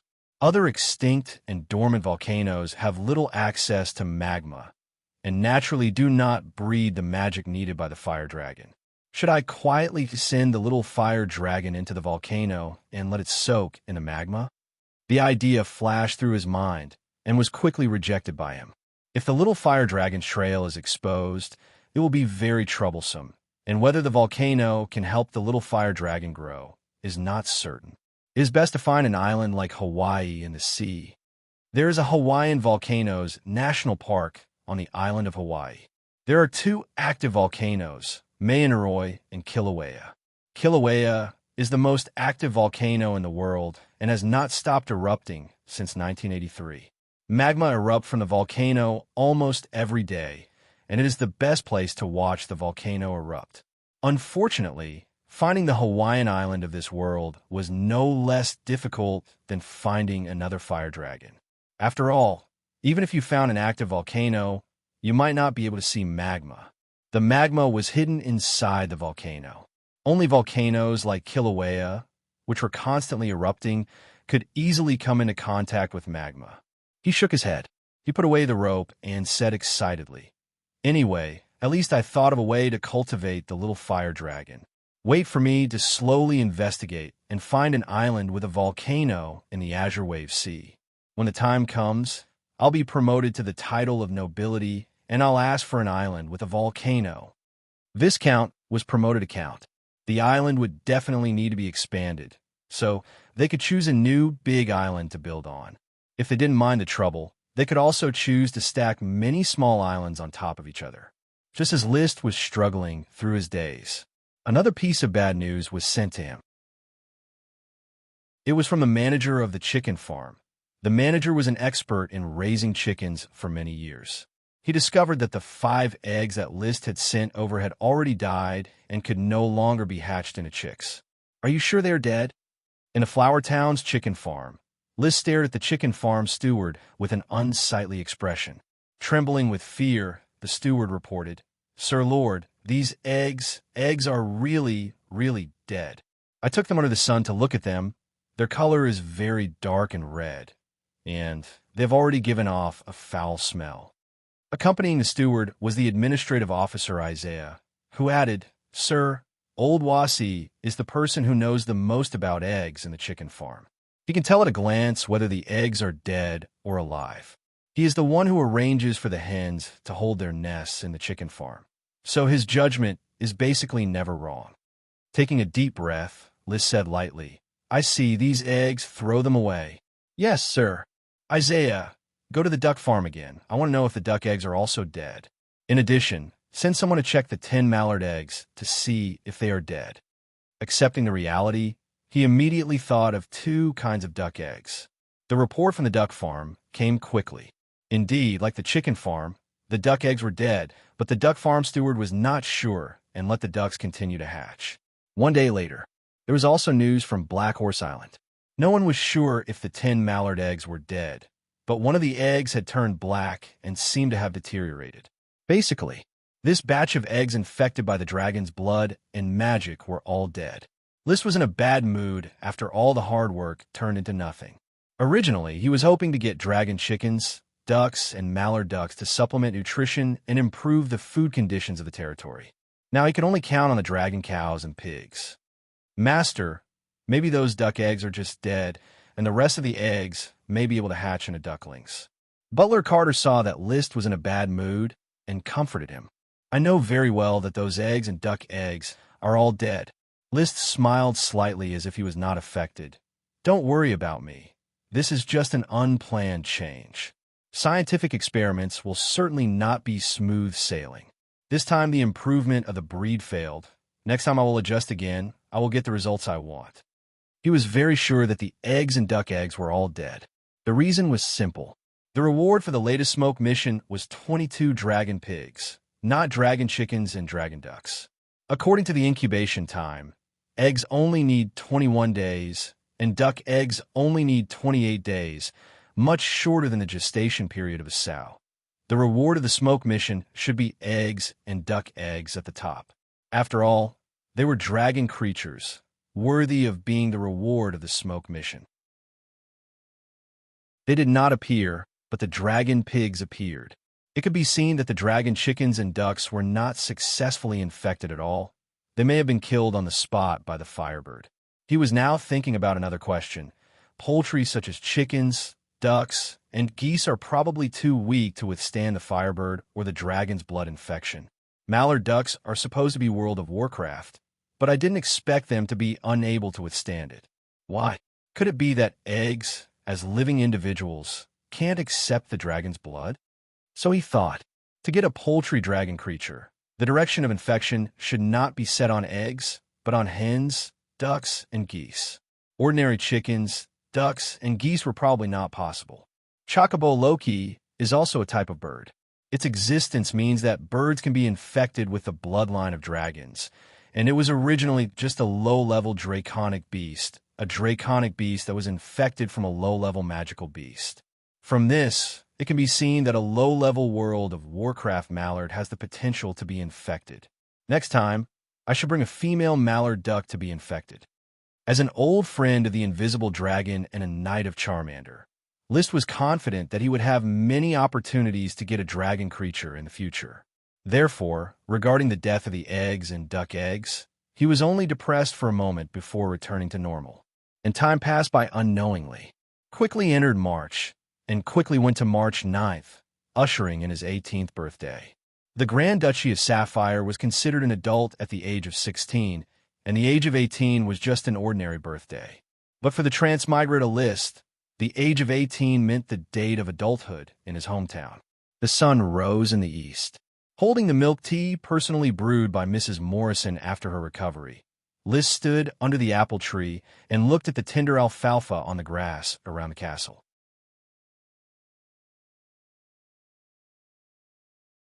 Chapter 528. This chapter is Little Maid 10,000 Rewards. Happy birthday, List. Happy birthday, List. Thank you, Levis, Rolia. Thank you for gifts. Happy birthday, List. Thank you, Lavera. At 10:30 in the morning, a group of carriages arrived. It was all the members of the Tulip family, including Madame Penelope, who was not very healthy. It was to celebrate List's birthday. My young man, you have grown up by 1 year. Even so, you are still the youngest Sky Knight of the Grand Duchy of Sapphire. Madame Penelope smiled and hugged her grandson. Today, List was her proudest grandson, enjoying unusual and kind treatment. However, her caretakers and servants were holding potted plants and handing them to List's servants. No matter how proud they were, they still gave potted plants as gifts. List smiled and had the servants move the potted plants to the flower bed. He was no longer looking forward to getting more sprite worms from Madame Penelope. How could a small balcony give birth to so many sprite worms? However, out of habit, he still quickly released magic eyes and swept the somewhat strange potted plant. Just now, Madame Penelope had introduced it as a green ingot, a leguminous plant. As for why it was called green ingot, one could understand the meaning of its name by looking at the 2 egg-sized green seed beans that resembled ingots on the roots of the flower pot. These were the seeds of the green ingot. After germinating and splitting, part of them extended downward into the roots, while the other part grew upward into the trunk. This tree was classified as a tree and could grow up to 4 meters tall. Its young sapling, because of its 2 large seed beans, was not absorbed after germinating like ordinary seeds. Instead, it turned into a leaf-like shape and continued to photosynthesize. It was very ornamental, and many people chose to plant it as a potted plant. Its fruit was a pod called a green ingot, which could be roasted and eaten. It tasted mediocre, like an inferior version of a potato. However, with just a glance. Suddenly, a dim mana retroaction light was discovered by List, condensing on the bean on its left. Wait! He immediately called out to stop the servant from moving the green ingot away. Instead, he carefully observed it and confirmed that there was indeed a radiance in the bean, which was a sign that a sprite worm was about to be born. What is it, List? Madame Penelope seemed to realize something and came over. What's wrong with my potted plant? List smiled and did not choose to conceal it. Instead, he said happily, Grandmother, my dear grandmother, if I am not mistaken, This green ingot is likely to have already given birth to a sprite worm. I don't know how to thank you, but this is the third sprite worm you gave me. What? Madame Penelope exclaimed. It really has a sprite worm?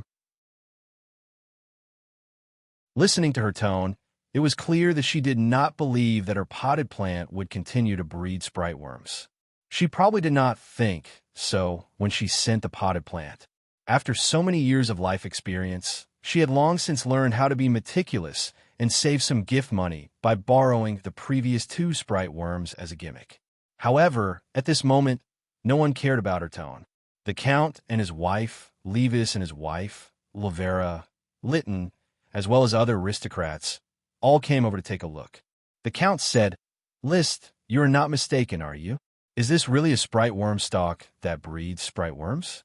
"Father, I am very sensitive to magic power. I can feel the magic power of a sprite worm from the green ingot. There is no mistaking it. The problem lies in whether or not it can be cultivated. However, I have some experience in cultivating sprite worms. So far, none of the sprite worms I have discovered have been lost." Heavens! Madame Marie covered her mouth in disbelief. She was not surprised by a sprite worm, but because it belonged to Liszt and was bred by Madame Penelope's potted plant. Sir Viscount Liszt is indeed a son of glory. An aristocrat immediately started flattering him. "My dear brother, why does the glory of night always favor you? Grandmother's potted plant has already given birth to 3 sprite worms, all of which were gifted to you." Lavera said enviously. Liszt smiled again. "You should sigh with emotion as to why grandmother's potted plant always gives birth to sprite worms. The glory of night also favors grandmother." Madame Penelope laughed heartily, no longer as reserved as before. "Although I am just an old woman, the glory of night has not abandoned me. You guys, you always thought that I was fooling you with my potted plant. How could you know that my potted plant is a treasure?" The green ingot worm was solemnly carried to the flower bed. However, the compliments did not stop. The aristocrats were still tirelessly discussing how Liszt was favored by the glory of night, while the family members also continuously congratulated Liszt. The green ingot worm, which had yet to be born, served as a foil to the birthday celebration. Listening to everyone's compliments, Liszt felt an indescribable sense of superiority in his heart. It was just a small sprite worm, yet it made the other aristocrats endlessly envious. If they knew that there was a small fireworm sleeping on his chest, wouldn't they be so envious that they would roll on the ground? Although it could not be ridden, it would only reach adulthood after 100 years. But the small fireworm could still continuously help him upgrade his dragon's battle chi, and its strength continued to increase. He was now sure that, with the small fireworm's refinement and output during this period of time, his dragon's battle chi had already surpassed that of the perfection level Sky Knight. In the Grand Duchy of Sapphire, he was only inferior to the Grand Duke. The Dragon Knight. It could not be mentioned in the same breath as the Sky Knight. It seemed that the Dragon Knight was above the perfection level Sky Knight, but in fact, the gap between them was a bottomless chasm. Only by obtaining a dragon could one build a bridge, turning a natural moat into a path. Liszt was very lucky to have met his own dragon at the age of 18. Unfortunately, the fire dragon only ate and did not produce. With a "I have a dragon, but I am low-key" attitude, Liszt warmly entertained the guests and ate a sumptuous lunch in the dining hall. Although the money for potions was not enough, the castle did not lack ordinary food. Mrs. Abbey, with her team of chefs, had already conquered new foods such as stir-frying and roasting. Seafood was everywhere, pastries were dazzling, and even staple foods were divided into several types: dumplings, noodles, bread, steamed buns, millet rice, and so on. Unfortunately, the chef Barwell was still unable to make tofu, which made Liszt so angry that he wanted to hack him to death. He was simply a swindler who cheated him of 10 gold coins of sponsorship funds. Otherwise, tofu alone could be used in countless ways, adding more rich dishes to the castle.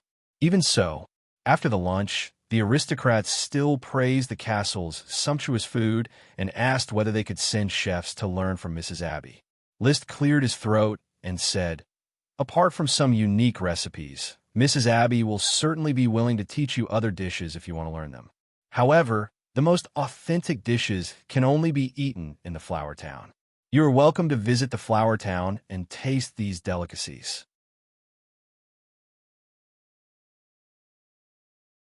Chapter 529.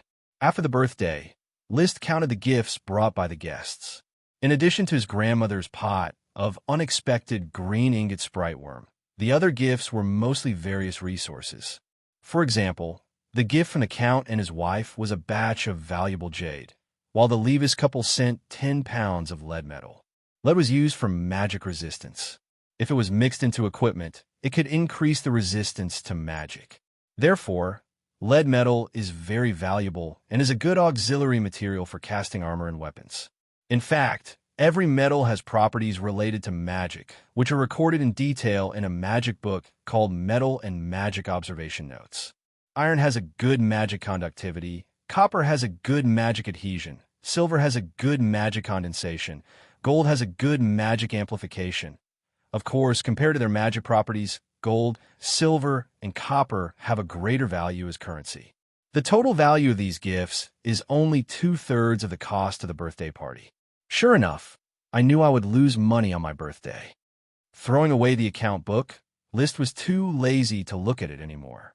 He went straight out of the castle, rode Loki, and flew to the Sea View Villa in the sunset. The siren, Chi, did not go out. She was making magic equipment according to the experiments recorded in the magic book. At the level of a great mage, the research on magic power had been fully transferred to the field of magic arrays. The strength of a great wizard is based on the understanding of magic arrays. In this regard, a Chi can be described as talented, and her progress is amazing. She is now fully proficient in the 2 high-level magic, Water Wave Shield and Water Waterfall. Although she can't do it instantaneously like ordinary magic, the casting time can be compressed to within 3 seconds. She also quickly learned another high-level water magic, Powerful Water Pillar, which was just brought by Elkson. Unfortunately, she can only learn water magic, and her strength is limited. If a Chi's talent is transferred to human beings, she could be compatible with all attributes of magic, and her strength will definitely increase by a lot. Compared to her, the other great magician, Crazy Truth, who was supervising the construction of the Mage Tower, was far from being able to learn high-level magic. Even now, she had not mastered the Water Wave Shield, and her progress in training was staggering. Actually, Crazy was already an outstanding talent among the human magicians, but Chi was the only one who could compare to her. Brother, Chi welcomed List with a smile. The little siren, who was 42 years old this year, had gradually matured through her contact with List and the magic books. However, what remained unchanged was her innocence and her growing dependence on List. What magic equipment are you making? It's a black pearl pendant. Chi is almost done. Big brother, those small black pearls of yours can be made into waist pendants by Chi in the future and then sold. Selling the mana waist pendant will definitely be more profitable than selling the raw black pearls, Chi said with a grin. She had gradually understood the principles of economics and knew that processed products were more profitable than raw materials. In fact, this had always been List's train of thought. As the soul of a civilized modern man, he knew very well that the profit from selling raw materials was far less than the profit from fine processing. For the development of his territory, he was also opposed to the sale of raw materials. He hoped that they could be refined before being sold. It was the same kind of corn, but after it was brewed into liquor, the price could be said to have increased by 100 or even 1,000 times. Therefore, it was absolutely impossible for him to grow corn and sell it directly. In addition to eating, all the corn and grains had to be used to make liquor. He would even import primary agricultural products such as grains from the outside, and after processing, produce liquor and pastries, he would then sell them to the public. Chi is really capable. List praised the siren and then took out a few books. These are the notes on magic arrays compiled by the great mage Chrissy. Take them for reference, and if you want, write some notes. I'll give them to Chrissy for reference. Only by communicating with each other can we better explore the truth? Achi took the notes and nodded vigorously. The mangrove sprite flew out of the shell, holding a peanut candy in its hand, and handed it to List. Tweet. It was treating. List was not interested in the peanut candy. Instead, he took out the latest chocolate peanut candy produced by the Peanut Processing Workshop and handed it to Nami. Here, try the more delicious chocolate peanut candy. Tweet. Nami tilted her head, took the new candy wrapped in dry leaves, then smiled sweetly, peeled off the leaves, held the chocolate peanut candy, and bit off a corner. After chewing 2 bites, she handed the chocolate peanut candy back to List, shook her head, and picked up her peanut nougat again. You don't like chocolate? List rewrapped the chocolate peanut candy. Then I'll take it back and give it to Mickey. He likes chocolate peanut candy very much. Nami said quickly. Chirp, chirp, chirp. List did not understand. Huh? Achi raised her head and translated for List. Brother, Nami wants to play with Mickey, but he doesn't want to play with Ella. Obviously, no elf liked to play with the grumpy Ella. In fact, few elves like to play with other elves. They had the independent personality of plants and did not like to live in groups. Well, I'll bring Mickey with me next time. Tweet. Nami was very happy. She was a little elf who liked to play with other elves. But in fact, Mickey did not like to play with Nami. He was also an independent elf and only liked to play with himself. He chatted with Achi for a while. After teasing Nami and touching the kelp worm, seaweed worm, redstone flower worm, horsetail worm, and blackhorn worms swimming in a shell, List left the Seaview Villa so as not to disturb Achi's study. Magicians were prone to indulge in experiments. He came to chat with Achi more to let Achi relax. Doing experiments all day, he was worried that Achi would catch the bad habits of magicians and become psychopathic. In fact, he treated Chris the same way. He did not want her to become a crazy great magician like the Goat Gathering. This kind of relaxation was called mental physiotherapy by List, and he was a psychological expert who solved mental problems for magicians. Such days continued until early April. In order to get a promotion, territorial officials worked day and night on the front line of spring plowing. Finally, nearly 3 million acres of land on Black Horse Island were sown with seeds, regardless of whether they could germinate or not, and regardless of whether there was enough labor for the next step of farming. At least the farming task was completed. Task completed. Reward, 22 dragon pigs. In the newly established Estuary Pig Farm, in Red River Town adjacent to the mouth of the Red River, 2 old sows, fed with a large amount of high-quality pig feed, finally began to give birth one after another. The pig farm manager in charge of midwifery brought out 22 young piglets in succession. When the good news came, Liz personally went to the Estuary Pig Farm to check the 22 dragon pigs. After finding that they were all healthy, he decisively rewarded the pig farm staff with a silver coin each. And then, he classified the new dragon pigs separately and named them the Estuary Pig.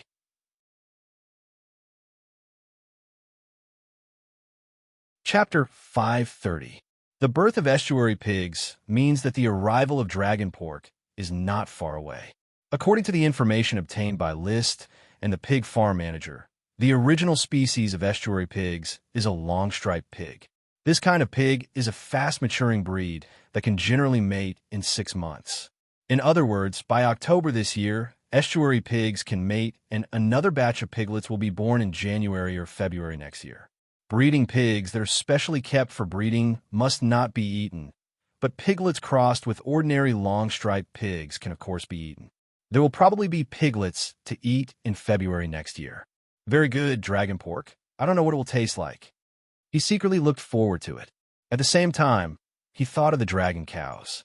In Horsetown, half of the hillside of Needle Grass Hill has been set aside, alfalfa worm stalks have been moved, and alfalfa, the favorite food of cows, has been planted to build a Bampo cattle farm. When the grassland is abundant, the dragon cows can be moved here.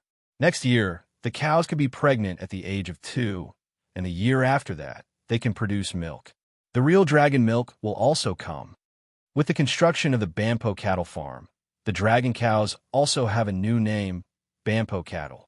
Estuary pigs and Bampo cattle are all to conceal the dragon blood in them.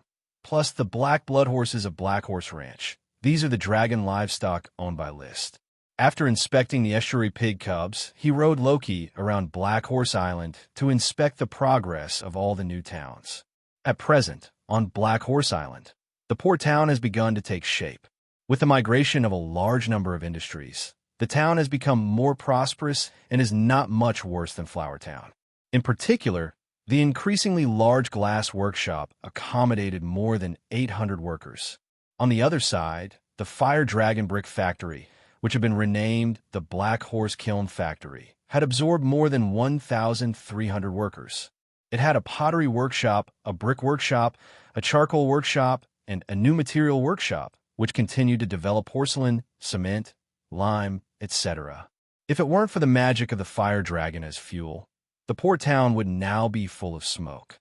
Therefore, as an elemental dragon, the fire dragon's only output is probably to burn boilers.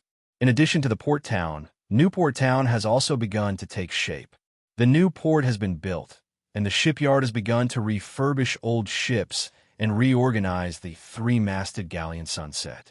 He also transferred some of the carpenters from the Flower Town's carpentry workshop and built a new sampan workshop here, specializing in the production of sampans for fishermen.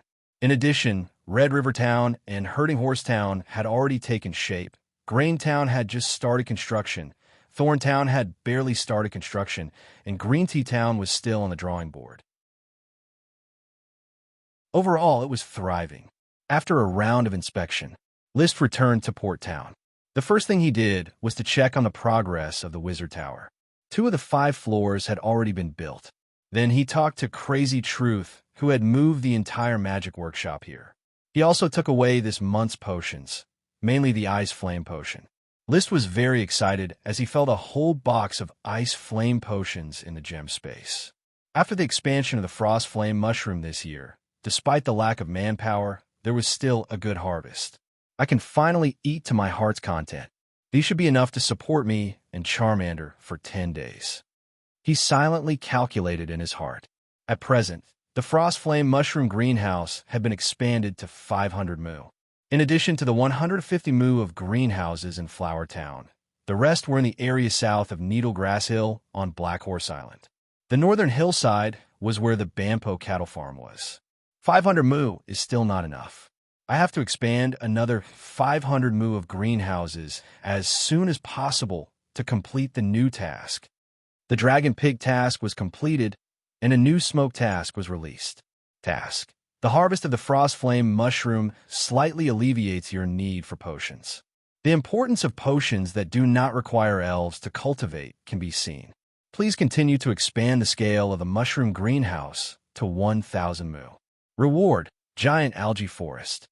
List did not know what the Giant Algae Forest was. It sounded like a forest of algae on the bottom of the sea. There may be rich fishery resources in it.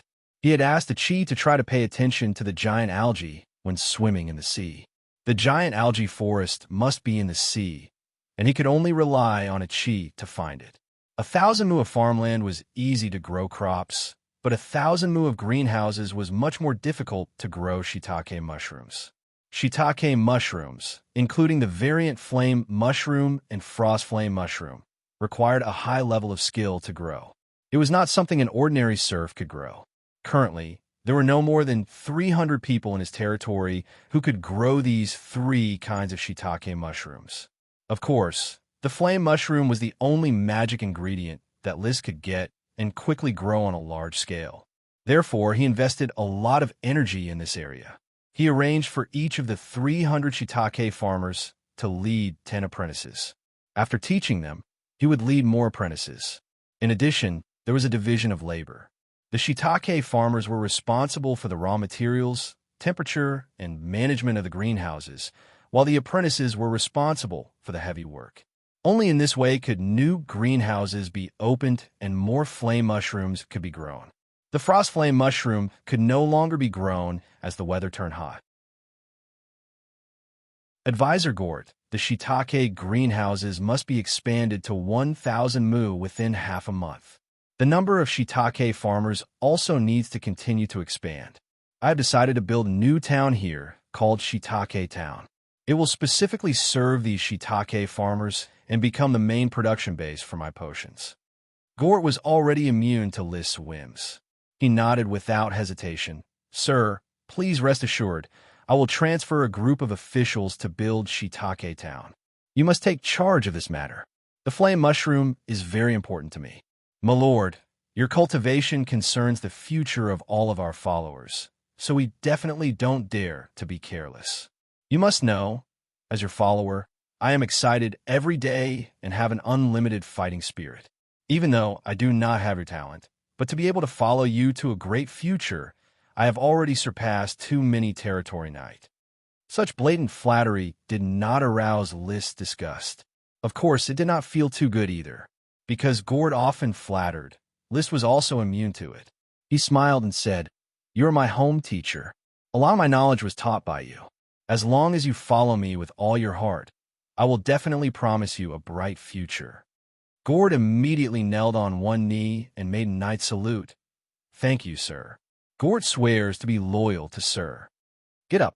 The territory needs you. Finish the construction of the shiitake greenhouses as soon as possible. Understood. After leaving Black Horse Island, List happily took potions with Charmander for 10 days. Charmander was so happy that it roared, "Oh, roar," every day. List also obtained a lot of impurities to upgrade his dragon's fighting spirit. His strength steadily improved, getting stronger day by day. While he drank the pills, he would often ride Loki back to White Birch City. His destination was the extinct volcano between Baihua City and North Valley City. The extinct volcano had no official name. It was a barren mountain similar to Thorn's Ridge. The local serfs called it the Missing Tooth Mountain because there was a big gap in the crater.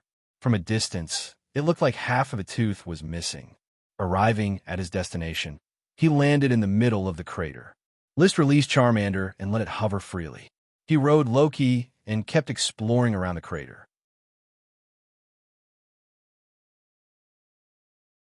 Chapter 531. Of course, the lava passage was not found. List cast magic eyes to find 2 sprite worms around, but he found nothing. The Deficient Fangs Mountain was an extinct volcano. Probably because it had been dead for too long, it had completely weathered into an ordinary mountain range. There was no trace of magma or even geothermal energy. There was no hot spring, no heat, no karst cave, just an ordinary mountain range. "Leo, let's go back," List shouted. The little fire dragon, which was hovering in the sky chasing the bird, suddenly swooped down and suddenly turned into a flame less than 3 meters away from List. It rushed into List's body and almost knocked List over. He took 2 steps back and stabilized his body. He immediately scolded the little fire dragon in his heart. "Steady yourself. How many times have you gone home? Be gentle. Roar." The little fire dragon responded, but without any emotion. It did not listen to what List said at all. It was not easy to train it like a blizzard beast. Perhaps the growth cycle of the dragon was too long. Although it was smart, the degree of adaptation was calculated in units of years. In short, after more than a month of training, the biggest change in the little fire dragon was that it accepted its new name, Leo. As for why List gave the little fire dragon this name, probably only List himself knew. Leaving the Deficient Fangs Mountain, List rode Loki and flew to the beach south of Coral Island. He went to see the intermediate world of Warcraft Purple Sand Crocodile. The crocodile was leisurely basking in the sun on the beach. When it saw List's arrival, it immediately became alert and raised its head to make an attack posture. "I really want to kill it and eat its meat. Unfortunately, it's a bit embarrassing. I somewhat understand that the Count probably deliberately kept the purple sand crocodile to maintain Coral Island's World of Warcraft species. The relationship between humans and World of Warcraft on the continent is that if there is one, one will kill one. But in the Grand Duchy of Sapphire, isolated overseas, World of Warcraft is a rare species. Most of the time, World of Warcraft would be domesticated or protected in their habitats to allow World of Warcraft meat to continue to grow. List's previous method of wiping out all of Thorn's Ridge's World of Warcraft wasn't advisable. He did not know what the human in front of him was thinking. But the crocodile instinctively sensed danger. It opened its mouth and spat out a spell, Water Wave Shield. Instantly, a light blue circle of light enveloped it completely. Seeing this, List slowly unsheathed the Sky Cutter Greatsword. The surging dragon's chi circulated within his body, ready to strike. Boom! The first to attack was not List, but the crocodile. The crocodile madly cast the spell Water Arrow Volley. Countless water arrows flew towards List like sharp arrows. List leaped into the air, dodging the crocodile's magic. The Sky Cutter Greatsword suddenly waved in the air, and a burning sunset flew out, turning into a line of fire that collided with the purple sand crocodile's water wave shield. Rumble. The purple sand crocodile's water wave shield couldn't withstand it all. A second later, it directly shattered. The high-grade fire attribute dragon's chi that had not completely dissipated sprinkled on its purple luster scales, instantly burning the purple sand crocodile scales. Goo-goo. The purple sand crocodile let out a blood-curdling screech. It simply could not block List's sword. Of course, this could only be regarded as a flesh wound. Seeing its appearance, List gently landed on the ground and put away the Sky Cutter Greatsword. He whistled to summon Loki, mounted him, and left the beach without looking back. He already felt his strength exploding. Ordinary World of Warcraft players would find it difficult to resist his charged sword. It was just a test of attack power. There was no need to kill the purple sand crocodile. I wonder how many of my swords the Count can block now. If the Sapphire Grand Duke came, without relying on the Sapphire Dragon, and only relying on Dragon's chi and chi secret books, can I block 2 or 3 of his swords? The Sapphire family definitely has chi secret skills that focus on lethality. Although I have 2 chi secret skills, they are auxiliary. In terms of the count, List's strength was already above that of all the Sky Knights. However, he could not measure a Grand Duke who might become a Dragon Knight. My current strength is probably still quite far from that of Marquis Bull. At the time, Marquis Bull fought dozens of Sky Knights alone, although he was eventually forced to flee, but his strength after transforming into a Lich was beyond doubt. List was now confident that he could crush 2 or 3 Sky Knights. If there were more, he could only flee. He was far worse than Bull. Of course, his strength was now in a period of rapid growth, and he was improving every day. After all, he was a Dragon Knight who was about to ride a dragon. The confident Dragon Knight who had yet to ride a dragon. After returning to the Flower Town, his mood was no longer so cheerful. The reason was simple: his magic potions were out of stock again. The little fire dragon began to cry for potions, and his own cultivation began to slow down without the help of magic potions. It was a very uncomfortable feeling to abruptly cut off the upward momentum. It is now mid-April, about 5 or 6 months before the expansion order. I really want to rush directly to the Eagle Kingdom and plunder a batch of resources. It is best to capture 1 or 2 marquee accounts. I am afraid the ransom is enough for me to eat my fill. When there was no magic potion to take, List would always unconsciously have the idea of plundering. While restraining this greed, he could not help but sigh. No wonder there are wars every year. The resources consumed by the knight's cultivation always drive the nobles to compete with each other. Even a modern person like me who grew up in a peaceful era can't help but get involved. He endured. Night came. He went to the Sea View Villa and chatted with Achi. Achi suddenly mentioned an interesting thing. Brother, Achi found a big, colorful fish on the Black Horse Island. It was like a beautiful, colorful dolphin. It must be a sea monster. Achi wanted to catch up with it and catch it for my brother, but it swam very fast and got into a large area of seaweed. I couldn't find it. Colorful dolphin? What kind of sea monster is this? List's surprise at the colorful dolphin flashed, and then he focused his attention on another point. A large area of seaweed. Yes, there's a large area of seaweed under the sea, like a forest on the bottom of the sea. Achi went in and was dizzy. It is the first time that Achi has found so many seaweeds together on the bottom of the sea, and there are a lot of fish living in them. a large area of seaweed, a forest on the bottom of the sea. These two pieces of information were quickly reflected in List's mind, reminding him of the smoke mission. Without thinking too much, he immediately summoned the smoke mission. Sure enough, the content of the mission had changed. Mission completed. Reward: giant seaweed forest. About 1,000 acres of mushroom greenhouses have been built, so the new mission was immediately issued. Mission: the siren's keen sense of touch perceives the uniqueness of the giant seaweed forest, but she does not practice magic eyes and cannot see the essence. Maybe you need to explore it yourself and uncover the secrets of the giant seaweed forest. Reward: a sprite worm. There was a sprite worm lurking in the giant seaweed forest. It was probably the giant seaweed worm. Although he could not afford to develop the seabed planting industry for the time being, List still looked forward to every sprite worm. Achi, where did you find the giant seaweed forest? Achi thought for a moment and replied, It's about 500 meters away from the southeast corner of the Black Horse Island. The water depth is about 30 meters. There are many rocks on the bottom of the sea, and the giant seaweed grows on the rocks. It's like a rope extending to the surface of the sea, so dense that I can't see the end.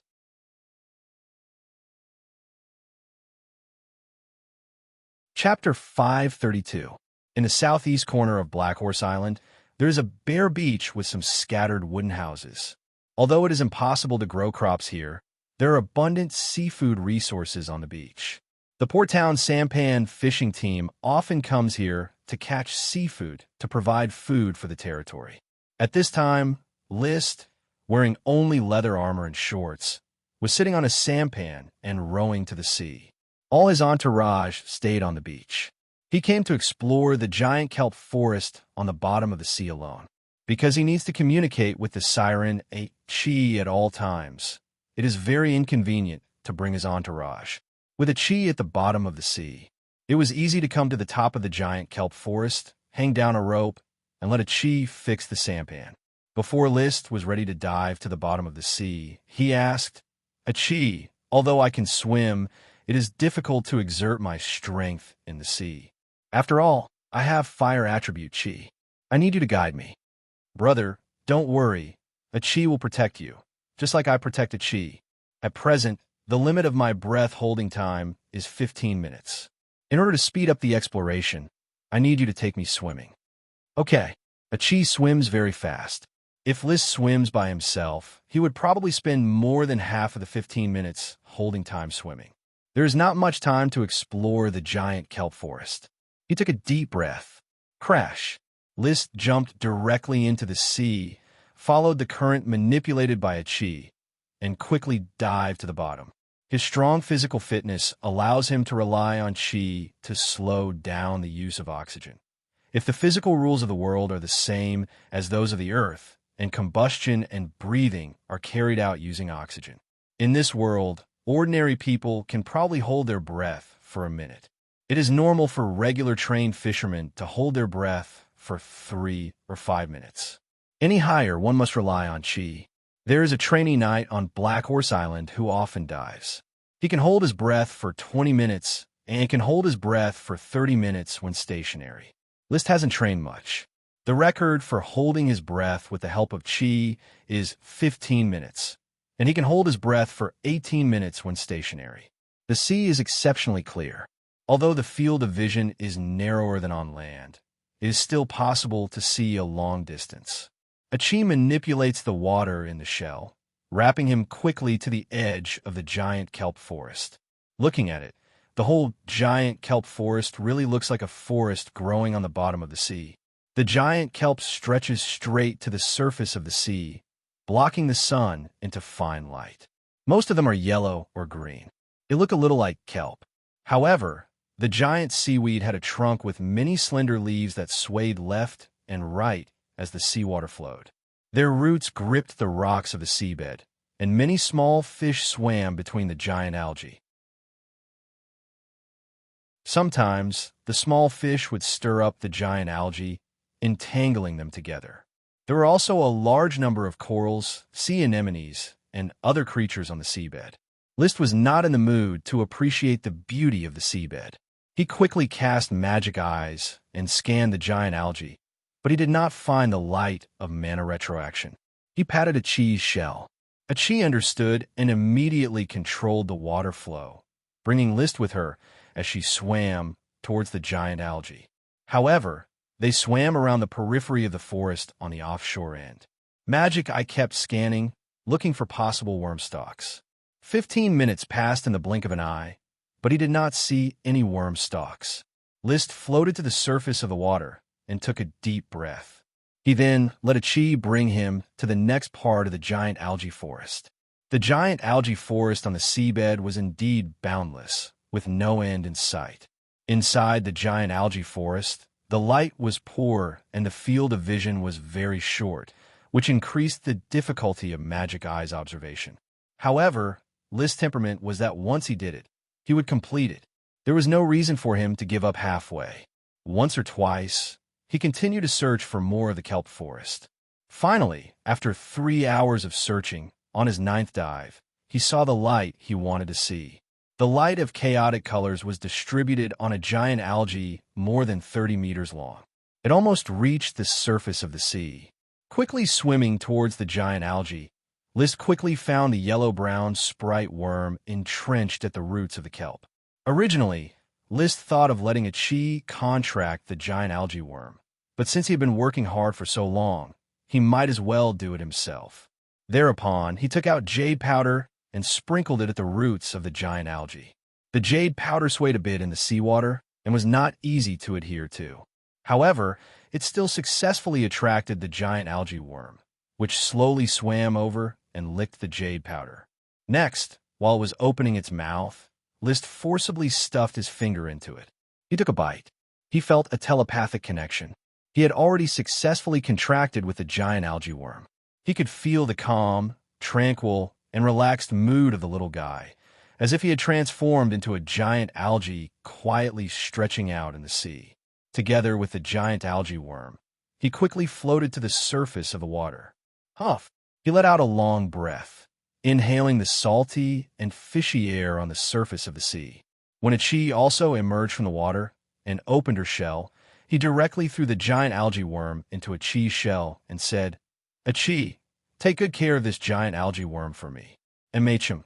Achi's shell had practically become a small worm house for the sprite worm, following Achi around every day.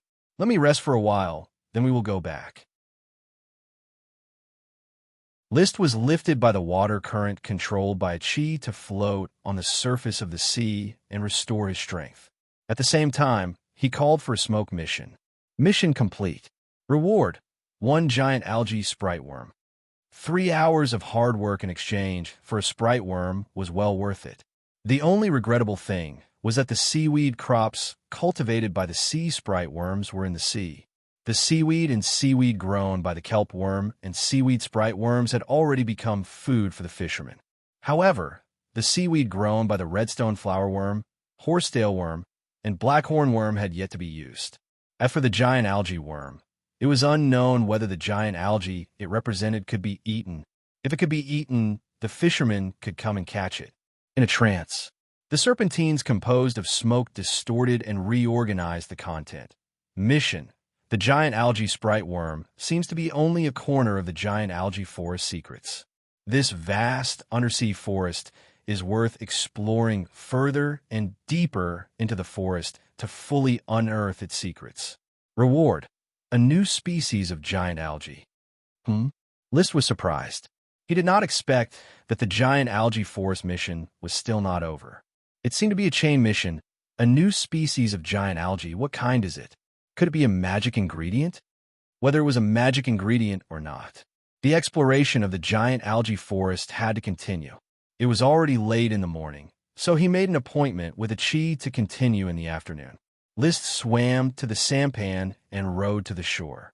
Surrounded by servants, he put on his frack Abiyur and returned to the port town for lunch. After lunch, he took a nap. The search continued.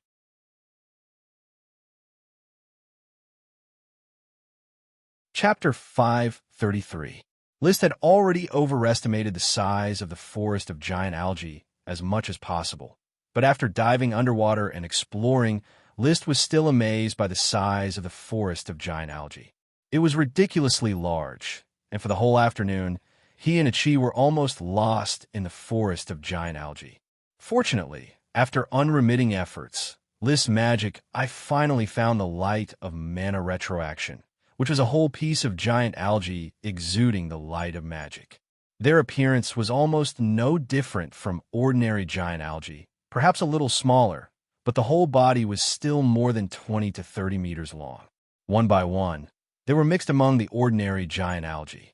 There was no doubt that this was the new secret of the smoke mission, the magic ingredient giant algae. And it was a lot of magic ingredient giant algae. Looking at the endless, dense magic ingredient giant algae exuding the light of chaos magic, List could not help but suck in a breath of cold air. Then he choked on the water, and Ichi reacted in time to send him out of the water. But he still drank a few mouthfuls of seawater and kept coughing on the surface of the sea. "Brother, are you okay?" Ichi patted his back with concern, helping him to breathe. List stopped coughing for a while, floating on the water and gasping for breath. But his emotions were still resisting the wind. "I'm okay. I just choked on some water." "Ichi, do you know what I found in the forest of giant algae? It's magic ingredient. There's a sea of giant medicinal algae. You can't see the end of it." "Ah, magic ingredient giant algae." Ichi cheered. "Yes, it's the magic ingredient giant algae. Recently, I'm in urgent need of magic ingredients. The magic ingredients produced in the territory can't meet my needs, and it's also very difficult to buy them from outside. I didn't expect that the forest of giant algae you found would have so many magic ingredient giant algae." Ichi was sincerely happy for him. "Great, brother can smoothly drink magic ingredient again." List smiled proudly. There was a burst of warmth in his chest. Obviously, the little fire dragon had already felt his emotions and understood that he would soon have magic ingredient to eat. List took a deep breath and motioned for Ichi to continue to dive with him to determine the scope and number of the giant algae. Most importantly, he had to find a second giant algae worm. Apart from mushrooms and other types of sprite grass, as long as other plants have magic ingredients, they will also have sprite worms. The position of this magic medicine giant seaweed is already far away from the giant seaweed worm stalk ahead. This means that there is another giant seaweed worm hiding nearby. Diving. Search. Today was destined to be a day of harvest. Ichi soon found a new giant algae and its worm stalk. Following this, List used the jade powder to successfully form a contract with the giant algae worm. After the contract, he was thrown into Ichi's shell. The sea elves preferred the environment of the sea. Crash! Breaking through the seawater and floating on the surface, List was in a very good mood. The setting sun had already sunk into the horizon, and the afterglow dyed half the sky red. The seawater was also dyed red, as if large balls of flames were dancing on the surface of the sea. "It's time to go back." Looking at the setting sun that was about to disappear, he smiled slightly. "Tomorrow, I will arrange for fishermen to come and fish up the magic medicine giant algae, as well as the non-magic medicine giant algae. Move the two giant seaweed worm stalks over to expand the growth range of the giant algae magic ingredient, so that the sea can cultivate more magic ingredients for me." He concentrated his mind a little. The smoke mission was quickly summoned. Mission completed. Reward, giant seaweed worm. Then he took a look at the new mission. The magic medicine giant seaweed is a huge discovery. It can effectively relieve the pressure on your magic ingredient demand. However, the area of the magic medicine giant seaweed seems to have exceeded the range of influence of the giant seaweed sprite worm. Please find other sprites affecting the magic medicine giant seaweed. Reward, 1 giant seaweed sprite. What? At first, List did not care about it. He thought that the 2 giant seaweed worms and the magic medicine giant seaweed from the giant seaweed forest were already very worthwhile. But he did not expect that the highlight was yet to come. Unexpectedly, there were still giant seaweed sprites hiding in the giant seaweed forest. He adjusted his breathing, suppressed his fluctuating emotions, and calmly said to Ichi, Have you noticed that the magic medicine giant seaweed seems to have exceeded the range of influence of the giant seaweed sprite worm? Achi was very smart and immediately understood. Her big eyes shone.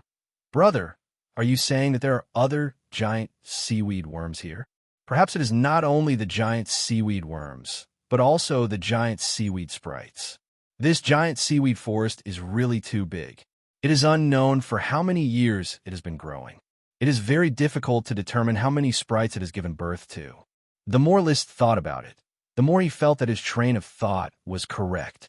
Achi, there must be more sprites waiting for us to explore. Brother, should we continue the search? It is dark and the light is dim. It will be very inconvenient for me to dive again. There is no need to be impatient. Achi, let's go back first and continue the search tomorrow. All right. After returning to the port town, List had already sorted out how to deal with the giant seaweed forest. There is no doubt that when the magic medicine giant seaweed was discovered, it had changed from an interesting seabed plant to an indispensable strategic resource of the territory.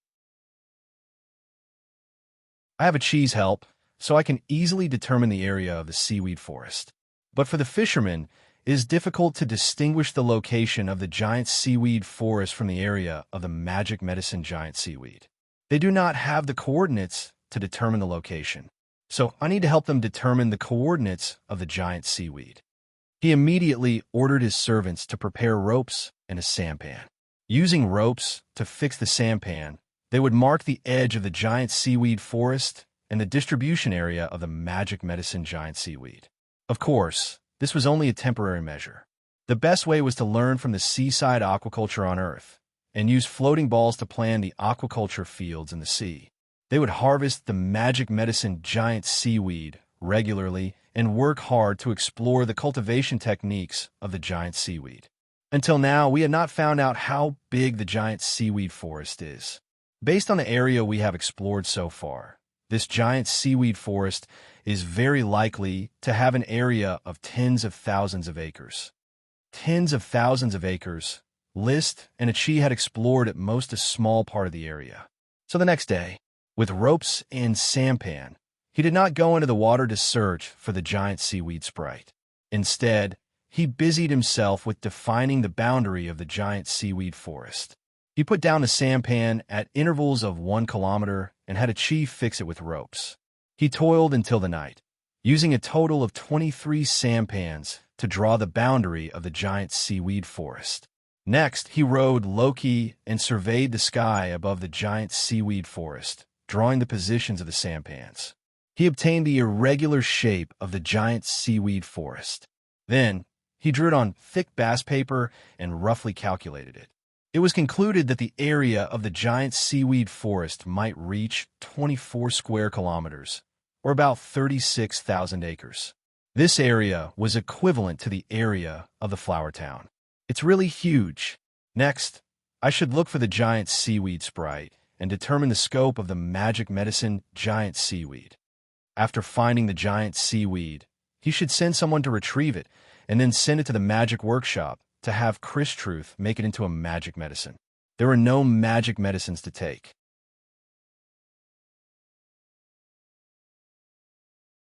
Chapter 534. As a powerful Sky Knight, List's body's adaptability was very strong.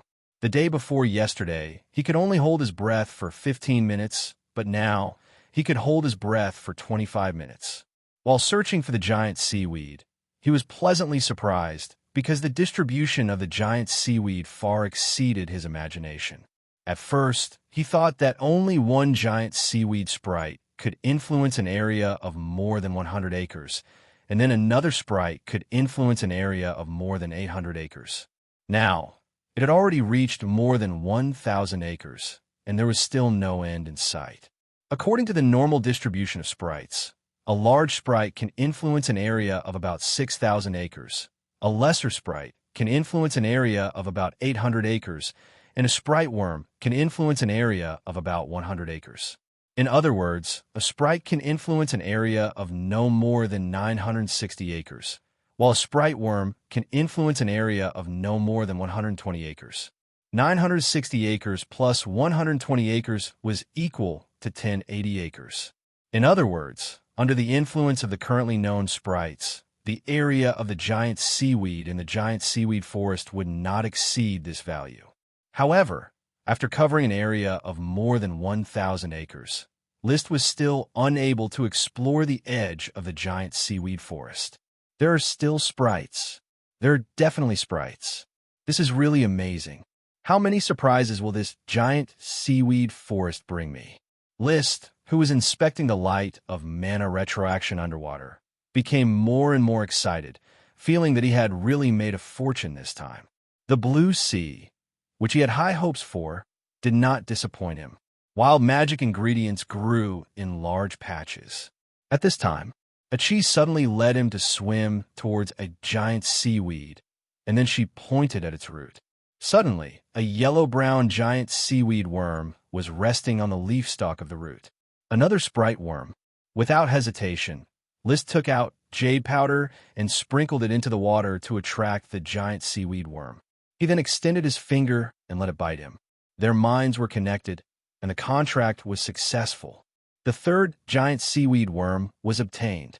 The appearance of this giant seaweed worm was a pleasant surprise, but did not disrupt List's search for the giant seaweed sprite. With Achi's help, he continued to search for the giant seaweed magic ingredient and identify the giant seaweed worm stalks. Worm stalks mixed in the giant seaweed were very difficult to find. After all, they all emitted the light of mana retroaction. In the end, he still had to rely on Achi's keen observation. She patted List's shoulder and pointed to a patch of giant algae in front of them. List looked in the direction of her finger and vaguely saw a spot of light that was different from the others. He dispersed his magic eyes and looked with his naked eyes, finding that the light spot was behind the leaves of a giant algae. Although he couldn't see it clearly, it was definitely an elf. List hurriedly motioned for Achi to take him to swim towards the little elf, but as soon as they swam over, the little elf nimbly escaped and left the giant seaweed. Wild elves are very vigilant. Only wild elves like Nami, the mangrove elf, can't move when they see Achi, so they take the initiative to sign the contract. This giant algae sprite was different. It didn't have the slightest intention of approaching Achi. In the blink of an eye, it disappeared without a trace. Go up. List gestured for Achi to surface. He breathed in and recovered his energy. He said, "Take me to the giant seaweed later. I have already observed that this is the giant algae sprite's worm stalk. Its root is very thick, not much smaller than a bucket. Although it is curving and hovering under the sea, its length is definitely more than 60 or 70 meters. Brother, but the giant algae sprite can run. I will lure it with jade powder, see if I can attract it, and then take the initiative to contract it. If it doesn't work, you need to control the water to bind the giant algae sprite, and then I will contract it." Okay, Achi nodded. Although she was kind and innocent, she didn't have the mentality of how can I hurt a cute little elf. In fact, the law of the jungle often happened when she was growing up. Muru Mida's pursuit was not an exception. She was often hunted by sea monsters when she was a child. Therefore, List's method of dealing with elves was very normal, and his behavior of hunting sea monsters was also reasonable. She probably wouldn't object even if List asked her to kill people. Her concept of good and evil was more or less different from that of human beings. Besides, if she often stayed with List, it was inevitable that she would be influenced by him. She would be influenced by him. A moment later, List had fully recovered. He returned to the root of the giant algae sprite, took out the jade powder, and sprinkled it. The jade powder would flow with the current in the sea and sink to the bottom, but because of its specific gravity, a lot of it would still stick to the worm stalk. He didn't know how the jade powder attracted the elves, but the elves liked jade very much. As expected, after waiting for no more than 3 minutes, List found that the giant algae sprite that had escaped was carefully groping back. It hid behind the giant algae leaves and quietly approached, but it didn't know that the magic light on its body had already exposed its position. List also pointed out its position for Achi without batting an eyelid. Achi nodded. She was ready to catch it. Only then did List easily take out another handful of jade powder and sprinkle it at the position of the giant algae sprite. The jade powder couldn't be scattered far in the water, but the smell it emitted successfully attracted the giant algae sprite. 2 minutes later, it openly appeared in List's sight and shrank back. It repeated this 2 or 3 times before it began to approach List and lick the jade powder that was sprinkled on the giant algae sprite. From time to time, it turned its head and looked at List, opening its mouth and letting out vague sounds. That sound was similar to Guru. It was also yellow-brown and sparkling like a crystal, and there was a super small algae the length of a finger on top of its head. Its big eyes were full of spirit, but the teeth in its mouth were very sharp, which added a hint of fierceness to its beauty. It didn't have wings, but there were transparent, fin-like structures on its ears, armpits, calves, and tail. Obviously, the structure of the sprites in the sea was very different from that of the sprites on land. List didn't disturb it. He just looked at it with great interest, letting it eat up the jade powder on the giant algae. Then he took out another handful of jade powder, put it on his hand, and slowly stretched it towards the giant algae sprite. If it was a human, even a kindergartner wouldn't fall for this kind of rough seduction. But the other party was just a giant algae sprite. It tilted its head and thought for a dozen seconds, then bared its teeth and quickly swam over, hugged List's hand, and began to lick the jade powder. List took advantage of its unpreparedness and quietly stuck his middle finger into its mouth. The sprite reacted and opened its mouth to bite. It was very painful. It directly bit List's finger until it bled, but the contract was also completed in an instant. The moment their minds were connected, List could still feel its vigilance, nervousness, and ruthlessness. But this feeling was soon replaced by puzzlement and affection. The giant algae sprite was probably confused. Why did this annoying guy make me feel so intimate? Little guy, I've finally caught you. List operated the dragon's fighting spirit to stop the bleeding on his finger, and then held the giant algae sprite in his palm. He motioned for Chi to send him to the surface of the water. The giant algae sprite was a little unhappy. It didn't like to leave the water.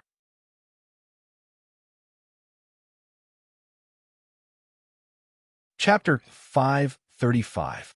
The grumbling giant algae sprite became the 4th sprite under List's command. Its arrival represented the huge giant algae magic ingredient. With 3 giant algae sprite worms and 1 giant algae lesser sprite, I can cultivate at least 1,100 mu of magic ingredient giant algae. List looked at the giant algae lesser sprite hanging from his arm and swaying along with the waves, feeling elated. The giant algae sprite's temper was clearly not so mild. It also did not have a favorable impression of a chi like Nami. When a chi was about to touch it, it twisted its body to avoid her, turned its head, and bared its teeth at a chi. Grumble. It was warning a chi not to touch it. Little guy, this is a siren, understand? When I'm not in the sea, you will follow it. Understand? Grumble. Don't grumble. She also has your favorite jade powder. List gave a chi a meaningful glance, hinting for her to take out some jade powder. Sure enough, Milk was mother.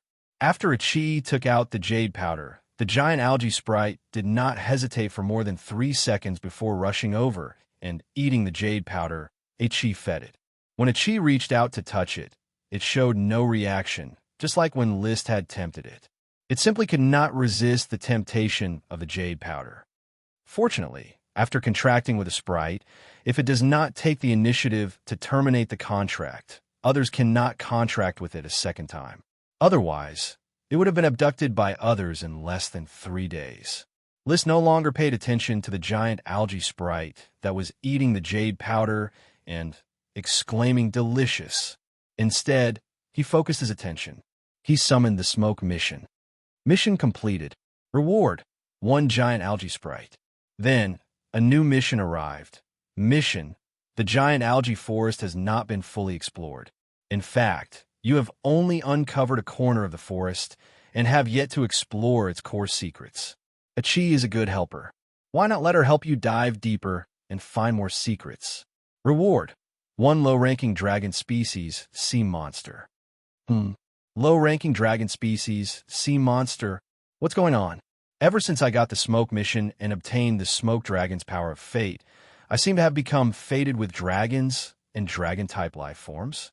Dragon-type creatures included wyverns, subdragons, draconic beasts, and dragon-type beasts. List had contact with the wyvern, including the light dragon of the Grand Duchy of Maple Leaf.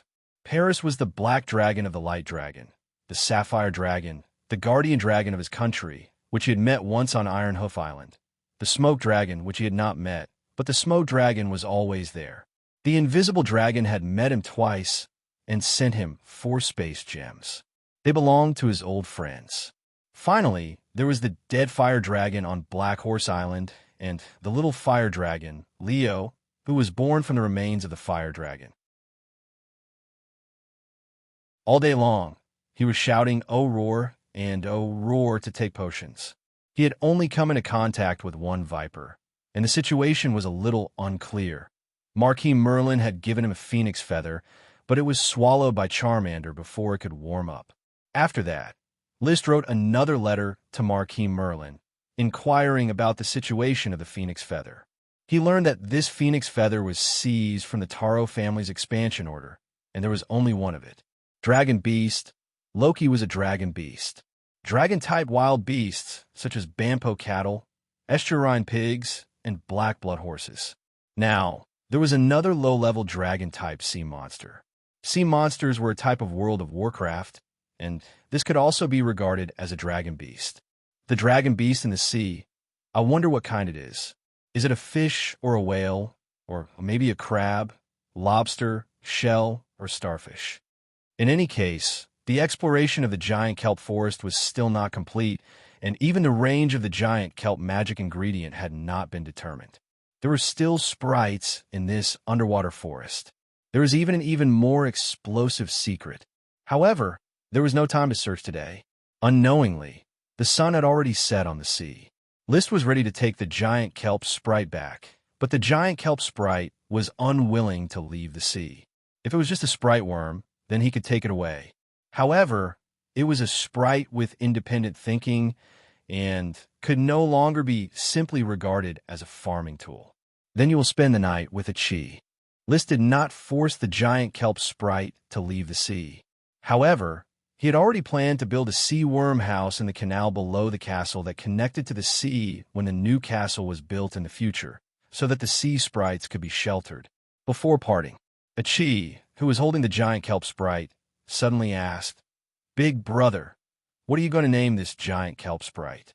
A name. List pondered for a moment and then made a decision. Let's call it Fitz. The meaning of the name is tidal spirit. It is a sea sprite born along with the tide. Fitz. Achi did not comment on the name. She was concerned about the other information in List's words. Big brother, since Fitz and the others are sea sprites. Then what is a chi? Big brother, you said that a chi is a sea sprite. When she asked this question, the little siren was somewhat disappointed. Originally, the title of Sea Sprite was her exclusive possession. Liz smiled and gently stroked Achi's beautiful blue hair. Achi, you are a siren, and sirens are sea sprites. Fitz and the others are farming sprites. They just live in the sea and have no direct connection with the sea. Yeah, hee. She said goodbye to List. Achi took Fitz and continued to swim in the giant kelp forest.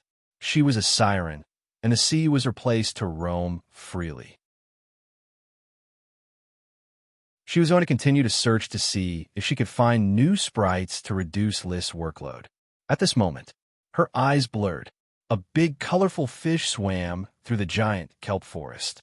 Achi's eyes suddenly lit up. It's that big dolphin! She had found the giant kelp forest by chasing this dolphin-like sea monster. But in the end, the sea monster ran away, and she failed to catch it. At this time, she directly followed it and decided to hunt the sea monster again. With the help of the giant kelp, Achi's big white shell quietly followed the sea monster from afar.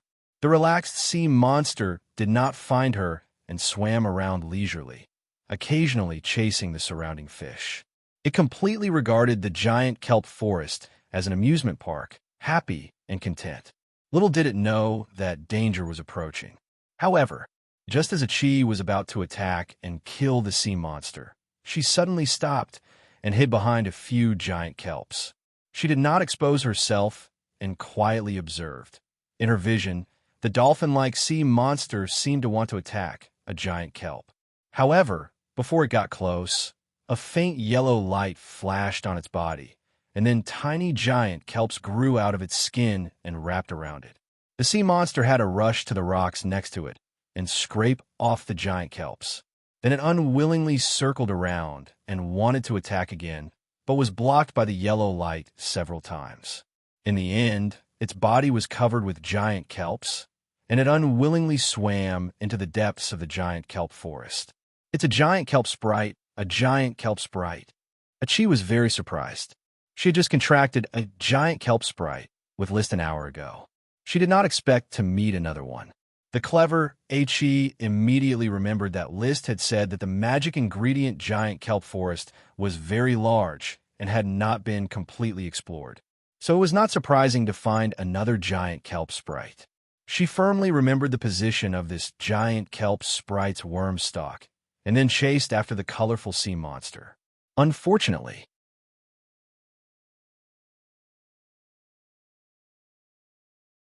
Chapter 536. The rainbow-colored dolphin sea monster disappeared, leaving Ichi a bit anxious. She was not anxious because she could not kill it, but rather because she was afraid that the sea monster would find other sprite worms and eat them. At present, 3 sprite worms and 2 lesser sprites have been found in the kelp forest. It was difficult to guarantee that there would not be other sprite worms. The entire kelp forest sprites belonged to her big brother, List. They could not be defiled by the sea monster. After carefully searching around, she still could not find any trace of the sea monster. She could only comfort herself. This sea monster should not be targeting the sprites. It might just be curious about the sprites. I have never heard my big brother say that there are animals that feed on sprites, nor have I read about it in books. Moreover, finding a sprite worm was very difficult. The sea monster might not be able to find a second sprite. Sea monsters do not have magic eyes. She gently swam among the kelp, feeling a bit regretful. Unfortunately, Ichi is not a knight and has no chi, so she cannot cultivate magic eyes. Otherwise, Ichi could help my big brother quickly find all the sprites and potions in the sea. Magic eyes was Ichi's secret skill that could only be cultivated by a knight. Wizards naturally could not cultivate it. After searching around, the sky was completely dark. She returned to her previous position and observed the new kelp lesser sprite for a moment, before leaving the kelp forest and swimming towards Mangrove Island. On Mangrove Island, Nami was holding a newly hatched mallard, waiting for Ichi's return. Sometimes, Ichi would take Nami with her, but because she had to raise the ducklings, Nami now spent half of her nights on Mangrove Island. She also liked Mangrove Island very much. After all, it was born here. Seeing the shell float up from the mangrove forest, Nami immediately put down the ducklings and happily flew up, shouting "Tweet" as she rushed towards the shell.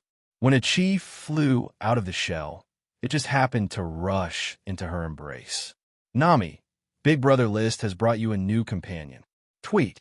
Go. Without needing Ichi's introduction, Fitz emerged from the shell and bared his teeth at Nami. His sharp teeth instantly scared Nami into hiding in Ichi's bosom. Fitz, you are not allowed to scare Nami. Gulp. Fei-Zi turned his head and bared his teeth at Ichi.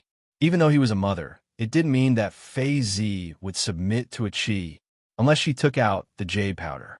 Slurp, slurp. After getting the jade powder, Fitz no longer provoked Nami. He just quietly licked the jade powder. Nami also plucked up her courage and began to look at Fitz. She even chirped at Ichi from time to time. Ichi explained in a low voice, "It doesn't have wings because it's an elf in the sea. Elves in the sea have fins, but no wings. Look at its fins. Don't they look similar to Ichi's fins?" There were also transparent fins behind Ichi's ears and back. In fact, the spirits of the sea and the spirits of the sea were very similar. After a while, Fitz had already finished eating the jade powder. When he saw Nami looking at him, he began to grimace. However, Nami, who already knows that it can't fly, is no longer afraid of it. It turns around and flies away.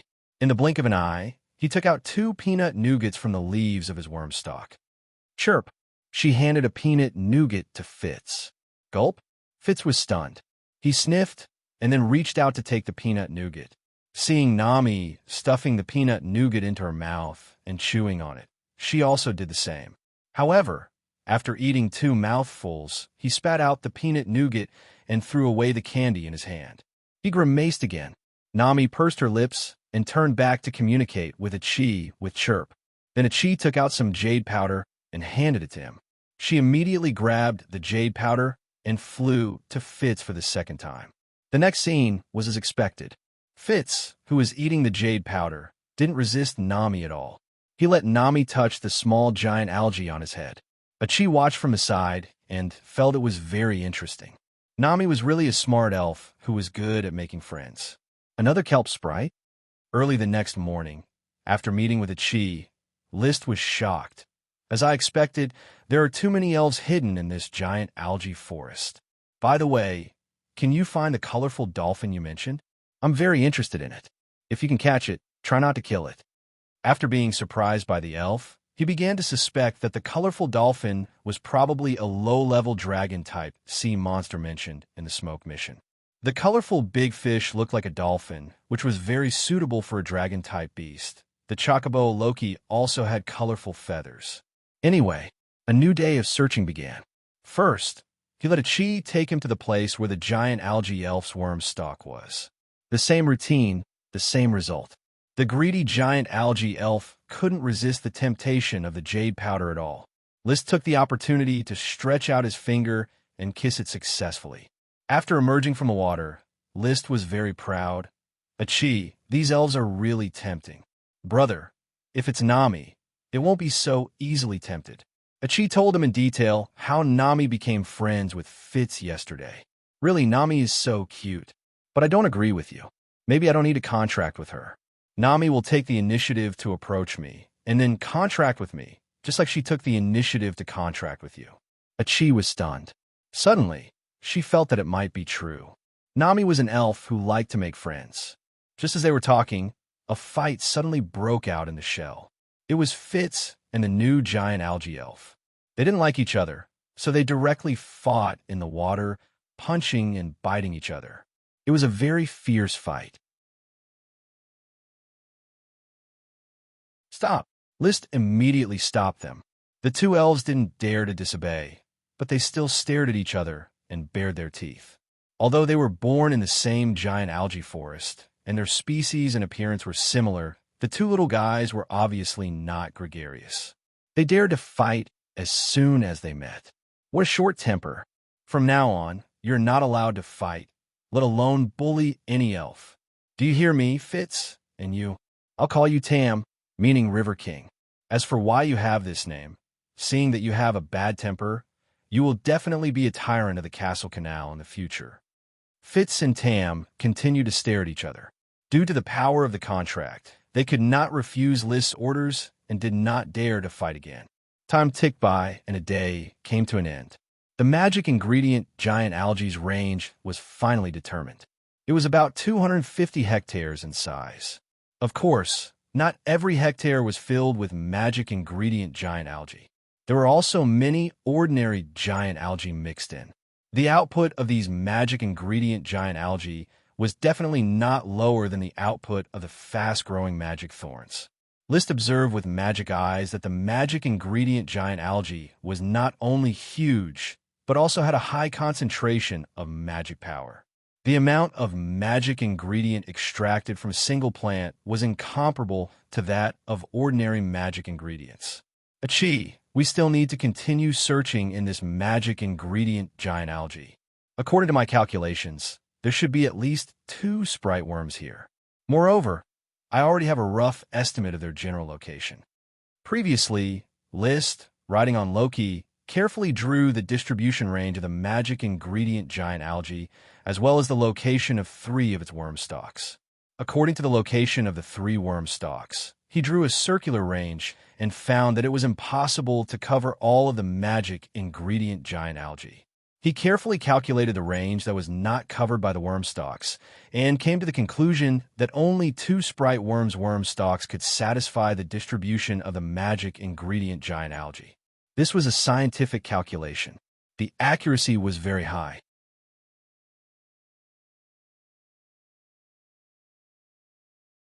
Chapter 537. The kelp forest is distributed in a long strip with a total of about 36,000 acres, but the west end of this strip is close to the sea and the east end is far away from the sea. List's current exploration area is the west end of the sea, about 1/3, that is, about 12,000 acres, of which 2,500 acres is about the distribution range of the Potion giant algae. Further to the east, the water depth has gradually reached 80 meters. The bottom of the sea is rugged, and some places even reach more than 100 meters deep. The fish living in this part of the kelp forest are getting bigger and bigger, and there are even fierce predators, such as sharks lurking on the bottom of the sea. Of course, even under the water, List Chi is not flexible enough, but he can still easily kill fierce sharks, not to mention the help of the water magician Chi. As long as there are no sea monsters, he is safe on the bottom of the sea.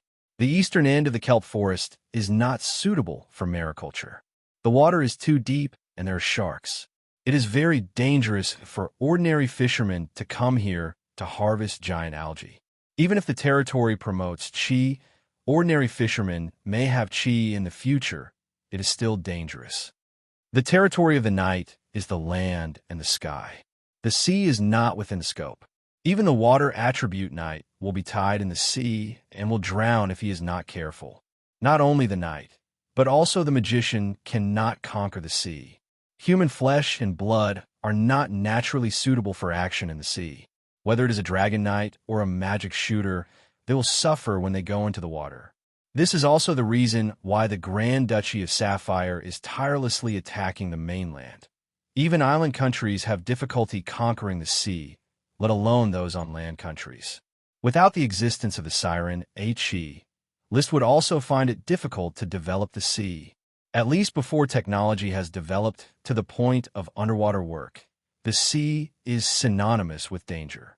Even on the Earth in the age of technology, human beings cannot completely conquer the sea. In the face of the sea buried with countless resources, they can only stare. There are only a few countries that can exploit oil in the sea. However, List has the siren Chi, and the sea is no longer so mysterious. Chi, it will take a lot of time to explore the kelp forest. Today we will develop the Potion giant algae. I have redesigned the placement of the giant algae worm stock. In the future, the planting area of the Potion giant algae will gradually move to the sea. Your underwater cut off all the Potion giant algae in this part of the area. Let them surface. I will send fishermen to fish. Yes, Chi was a good siren who worked hard without complaint. She would never refuse a task assigned by List. Watching her swiftly sink to the bottom of the sea, List was deeply moved. Among the many rewards that the smoke mission had brought him, the most important one was a Chi. Even the little fire dragon Leo couldn't compare to a Chi in his heart. If he had to choose one to give up, he would rather give up on Leo. Of course, this thought would not be revealed to Leo. Otherwise, if Leo got angry, he might really fly away. It was hard to say. With List serving him well, he might not be willing to leave. The harvesting of the giant algae soon began. Nearly 600 acres of magic algae were not within List's scope of planning and could be cut down. It was not difficult to distinguish between giant seaweed and giant seaweed. Those with slender leaves were giant seaweed, while those with slightly thicker leaves were ordinary giant seaweed. There was no doubt about Chi's ability to work. Soon there were huge groups of yellow-brown giant seaweed floating on the sea. The Black Horse Islands dinghy fishing team had developed to more than 300. List transferred 100 of them to search for the giant seaweed drifting on the sea and transport it to the shore. Then a surf loaded the giant seaweed into a car, took it to the magic workshop in Port Town, and handed it over to Chris Truth. It was inevitable that Chi had cut the ordinary giant seaweed by mistake in a hurry, but the magician had a way to distinguish between magic algae and ordinary plants. List did not forget to tell the official in charge of the transportation, "Don't throw away the ordinary giant seaweed that was cut wrongly. Send someone to find out if it is edible and if there is any other value that can be used."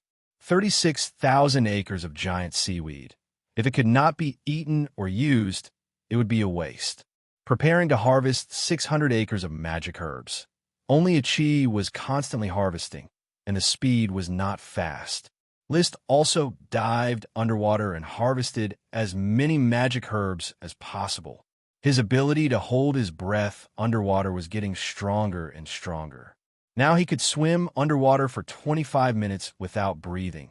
This was without a Chi controlling the water flow to help him, which showed his rapid progress. He first followed the giant seaweed plantation plan he had been working on last night. He brought along the 2 giant seaweed fairies and 3 giant seaweed sprite worms that he had already contracted to migrate the worm stalks. He moved as far as possible to the offshore area and made sure that the range of the worm stalks did not overlap with each other to maximize the planting area. Then he chose a place with a water depth of no more than 20 meters and delimited an experimental field. He experimented with the growth, harvesting, and reproduction of the giant seaweed. Based on his understanding of algae, it was a very primitive plant, and some algae could not even be called plants, but primitive creatures. But in this world, most algae could breed sprite worms, so it was naturally classified as a plant. He had observed kelp before. There were small bumps on the leaves of kelp. The small bumps on the leaves of a mature kelp would break, and there would probably be kelp seeds inside. He had asked a Chi to test it. When a section of mature kelp was buried in the mud, kelp seedlings would soon germinate. The giant seaweed was probably similar to kelp. It could also reproduce in this way. Moreover, with the help of Fitz and Tam, it was much easier for him to reproduce the giant seaweed. He could let the sprites reproduce on their own using the jade powder as the driving force. Sprites had the magic of planting. For example, Ella could casually plant thorns, Nami could casually plant mangroves, Mickey could casually plant corn, and Fitz and Tam could casually plant giant seaweed. However, sprites were not professional farmers, and when they planted, they scattered the giant seaweed, regardless of the quality, density, or location. After scattering, they would not take care of the giant seaweed, which required manual management. In particular, during the seedling stage, the sprites scattered by the sprites varied in strength, and many of them were unqualified. Artificial selection of seeds was more qualified. The only pity was that the sprites could not distinguish between magic herb seeds and ordinary seeds. In essence, magic herbs still had to be artificially bred. Now, the giant seaweed planting was not urgent. List mainly experimented with the harvesting and growth of the giant seaweed. He cut off 10 meters, 20 meters, and 30 meters of different parts of the giant seaweed in the experimental field, leaving the remaining giant seaweed of different lengths to see if they would die or continue to grow. If they could continue to grow, then the giant seaweed could be harvested batch by batch. If they could not continue to grow, then he would have to breed seedlings. In the evening, List met up with a Chi who had been busy all day and received good news. "Brother, a Chi found another giant seaweed sprite worm while harvesting the magic herb giant seaweed. Is that so? Take me to it." Diving, finding the sprite worm, sprinkling jade powder to seduce it, and the contract was naturally successful. So far, he had obtained 2 sprites and 4 sprite worms from the giant seaweed forest. It was like running into a nest of sprites. Moreover, there were still 2/3 of the giant seaweed forest waiting for him to explore. There were more secrets in the smoke mission, and it might really be the big sprite that he was looking forward to.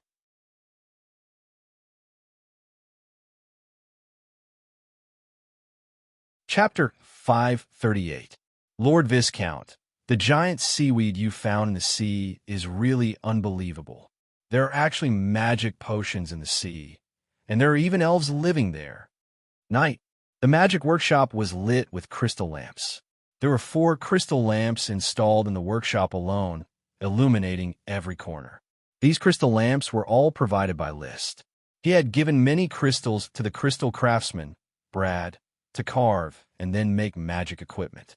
Among them were more than 30 crystal lamps. Chris Truth was refining the magic juice of the giant seaweed while talking to List, who came to inspect.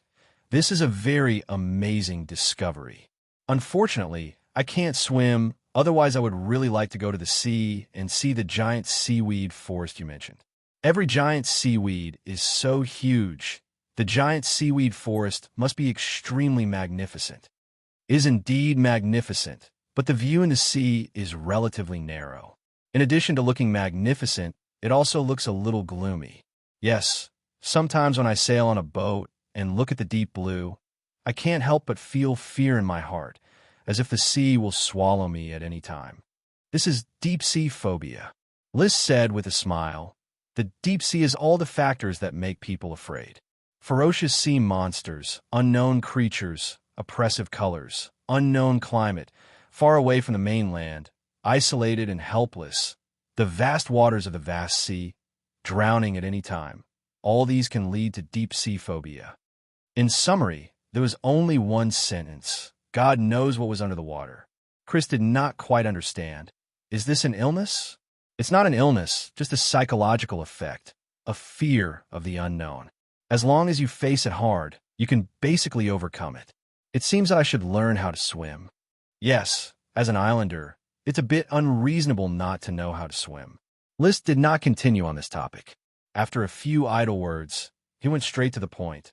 How is the magic potion production of the giant seaweed? Compared to the magic potions on land, is it better? If we look at magic potions of equal weight, the production of the giant seaweed is not excellent, and the magic it contains is relatively thin. However, a single giant seaweed is tens of meters long and can be used to refine several potions. I'm afraid I won't be able to do it alone, Lord Viscount, if you send too many giant seaweeds. Is that so? Then I will stop harvesting tomorrow. I will continue harvesting when you are free. Yes, I estimate that this batch of giant seaweed will keep me busy for 3 days. I should be able to produce around 400 giant seaweed potions, Chris said. List alone needed about 10 potions a day, and Charmander needed 60 potions, which added up to 70 potions. Putting aside the medicinal effects of the 400 giant seaweed potions, a rough estimate would be that they could last for 5 to 6 days. Today's harvest of the giant seaweed magic ingredient was less than 100 mu. 600 acres of seaweed potion ready to be harvested would last him and Leo a month. As for the remaining 1,900 mu of giant seaweed magic herbs, they could last for another 3 months after harvesting. In other words, the giant seaweed potion in the giant seaweed forest was enough for him and Charmander to live comfortably for 4 months. He had indeed struck it rich. In these 4 months, the territory would continue to produce other magic herbs, and with the purchase from outside, it was estimated that they could last for another 3 months. In other words, this year, there was no need to worry about magic herbs. By next year, the scale of the flame mushroom should be developed. At that time, the flame potion and giant seaweed potion would support the main part, and the black potion, ice flame potion, and thorns potion would make up the small part, with the assistance of the Black Nightshade. His demand for magic herbs had basically been met, and the remaining part would not be difficult to solve if he thought of a way. With the knot in his heart unraveled, his mood instantly relaxed, and the accumulated depression from before dissipated. He held back his proud smile and said gently, "Chris, I am currently in a critical period of training, and I need to take a lot of magic herbs. So during this time, I may have to trouble you to make more magic herbs. I am really sorry to make you work day and night. You don't have to be so concerned. I am already a great sorcerer, and my technical operations are getting more and more precise. It is very easy to extract the magic juice from the magic herbs, and it is not difficult to make them into magic herbs. It's just that a few of the subtle operations may take a lot of effort. Viscount, I want to bring a group of apprentices." Bringing apprentices? That's a good thing. You can choose between children from the orphanage and civilian children. List raised his hands and feet in approval. In fact, he had long wanted Chris to bring magic apprentices. The mages of this era were a little mentally ill, but that was because the pursuit of truth distorted their worldview. In the territory of Black Horse Island, List would directly intervene in the growth of the mages and would never let them deviate from the correct worldview. He was more willing to train the mages to become scholars who studied magic, runes, and magic arrays. There was no need for them to go to the battlefield. They only needed to learn how to produce magic potions, make magic equipment, and conquer various magic arrays. Chris nodded and said, "At the Great Sorcerer stage, a lot of research work takes a long time and is meticulous. The power of one person is very limited. I now finally understand why the Great Sorcerer of the Go Gathering would train ordinary mages like us. I plan to bring 10 magic apprentices first." "Chris, I have a proposal for you to consider." "Sir Viscount, please speak." "I want to build a magic academy. No, it should be called a magic academy, responsible for training production and research mages, not pursuing magic in combat. Some of the students of the magic academy will learn how to make potions, or even only learn one part of the process. Some students will learn another part, and some students will learn how to make magic equipment." He wanted to dismantle the mages into assembly line workers. After all, training a mage required not only resources but also time. He did not have the patience to wait for years, or even 10 years for an apprentice to become a mage. A fast-track assembly line worker was the best choice. Chris thought carefully and replied, "If we specialize in the production of potions, this method is indeed feasible, but it is difficult to produce magic equipment. Only mages can understand the concept of magic arrays. Then we will train students who specialize in the production of potions. By the way, potion production can be classified separately as pharmaceutics. Students who can produce potions will be called pharmacists. How about that?" "Pharmacists?" Chris smiled and nodded. "I have no objection. I can also shoulder the work of the Magic Academy, but it takes too much energy to train students. I hope that Sir Viscount can hire a few mages from other places to assist me in managing the Magic Academy."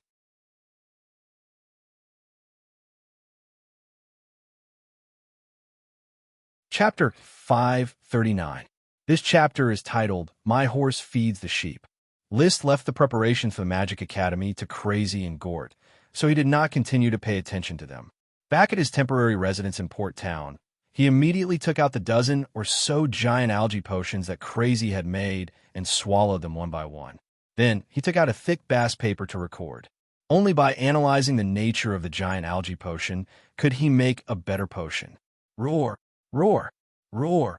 The little fire dragon, Leo, was restless in his chest, asking to eat the potion. List had to appease him. "Don't be impatient. Let me analyze the nature of the giant algae potion first. When I'm done, you will eat it." Roar, roar. Leo was still crying for the potion and did not listen to List's explanation. It was not until List took out a few more giant algae potions and gave them to him that he was barely appeased. Only then did he have the opportunity to study the nature of the potion through the remaining 3 giant algae potions. He wrote on a thick bass paper and basically understood the nature of the potion. The potion's effect was chaotic, similar to the black potion, but not as good as the thorn potion.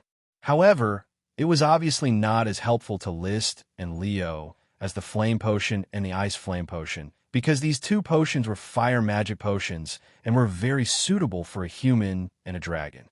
It's a pity that I don't have the black nightshade as a supplement, or I could try the combination of the 2. After swallowing the potion, List operated the dragon's fighting energy for a while, but he had nothing else to do. He did not sleep immediately.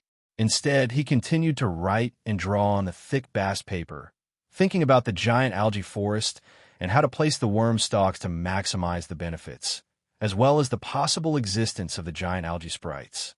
However, it was obviously very difficult to develop a farming industry at the bottom of the sea.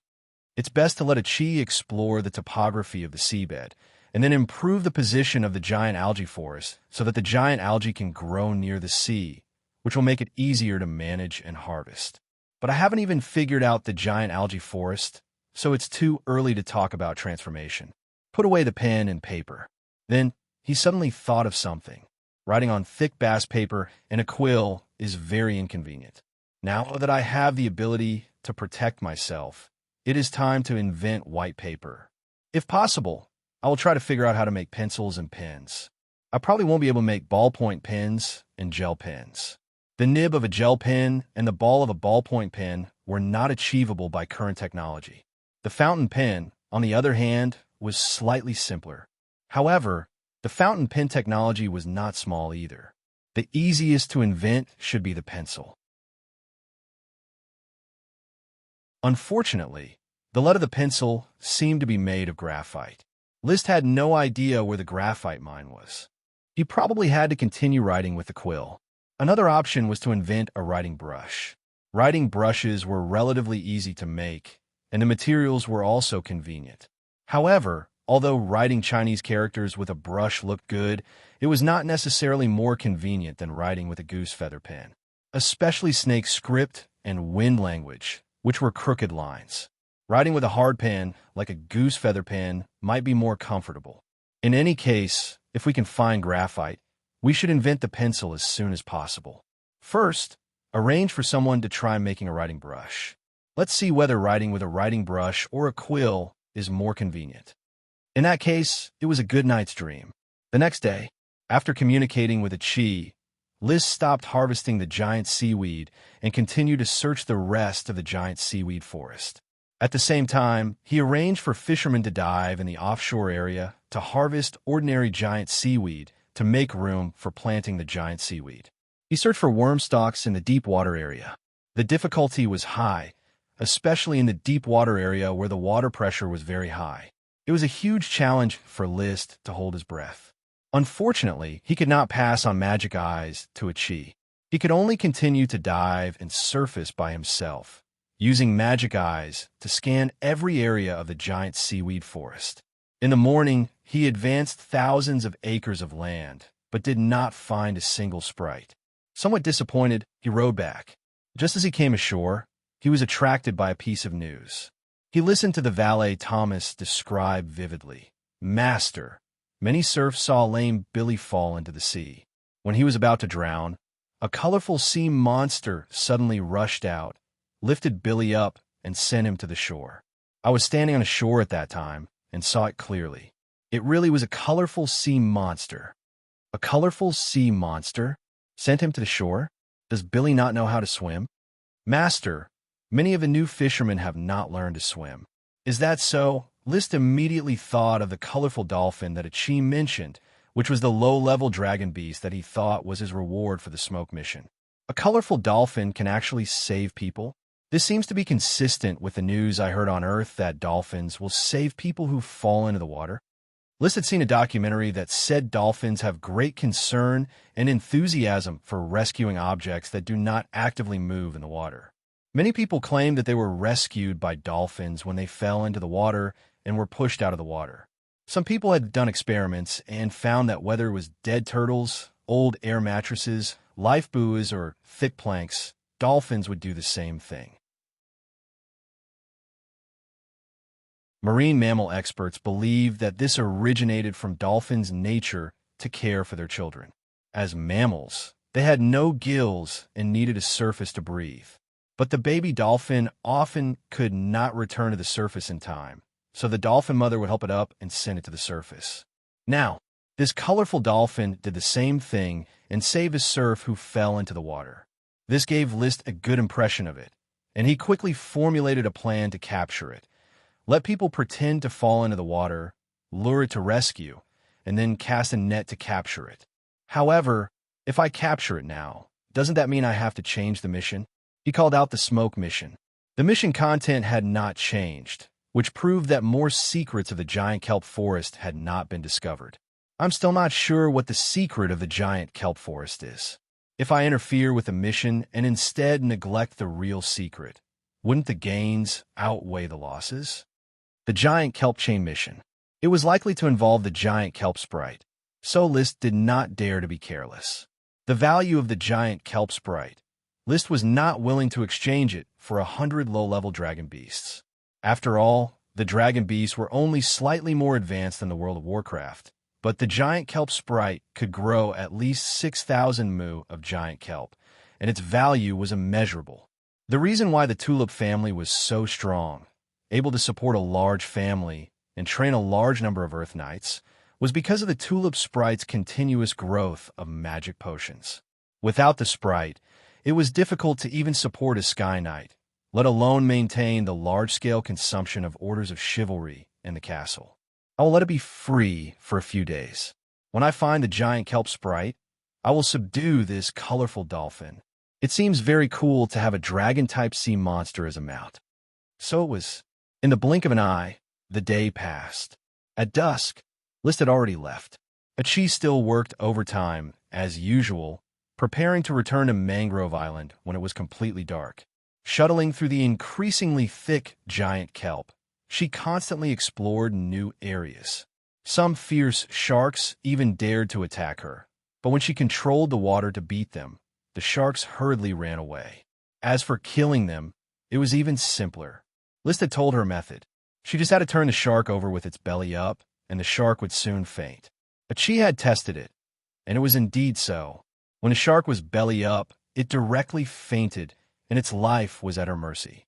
After scaring away the shark, she saw a huge starfish, wondering if it was a sea monster.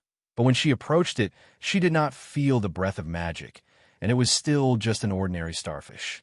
Just as she was constantly searching, suddenly, a giant kelp in front of her attracted her attention. She could not help but open her mouth, so surprised that she wanted to shout. It could no longer be called a giant kelp. It should be called a giant pillar in the water.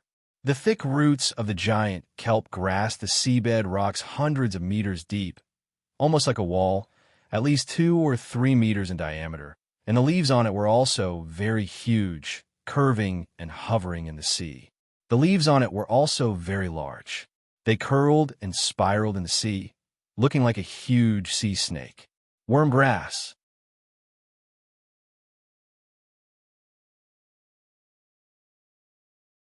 Chapter 540.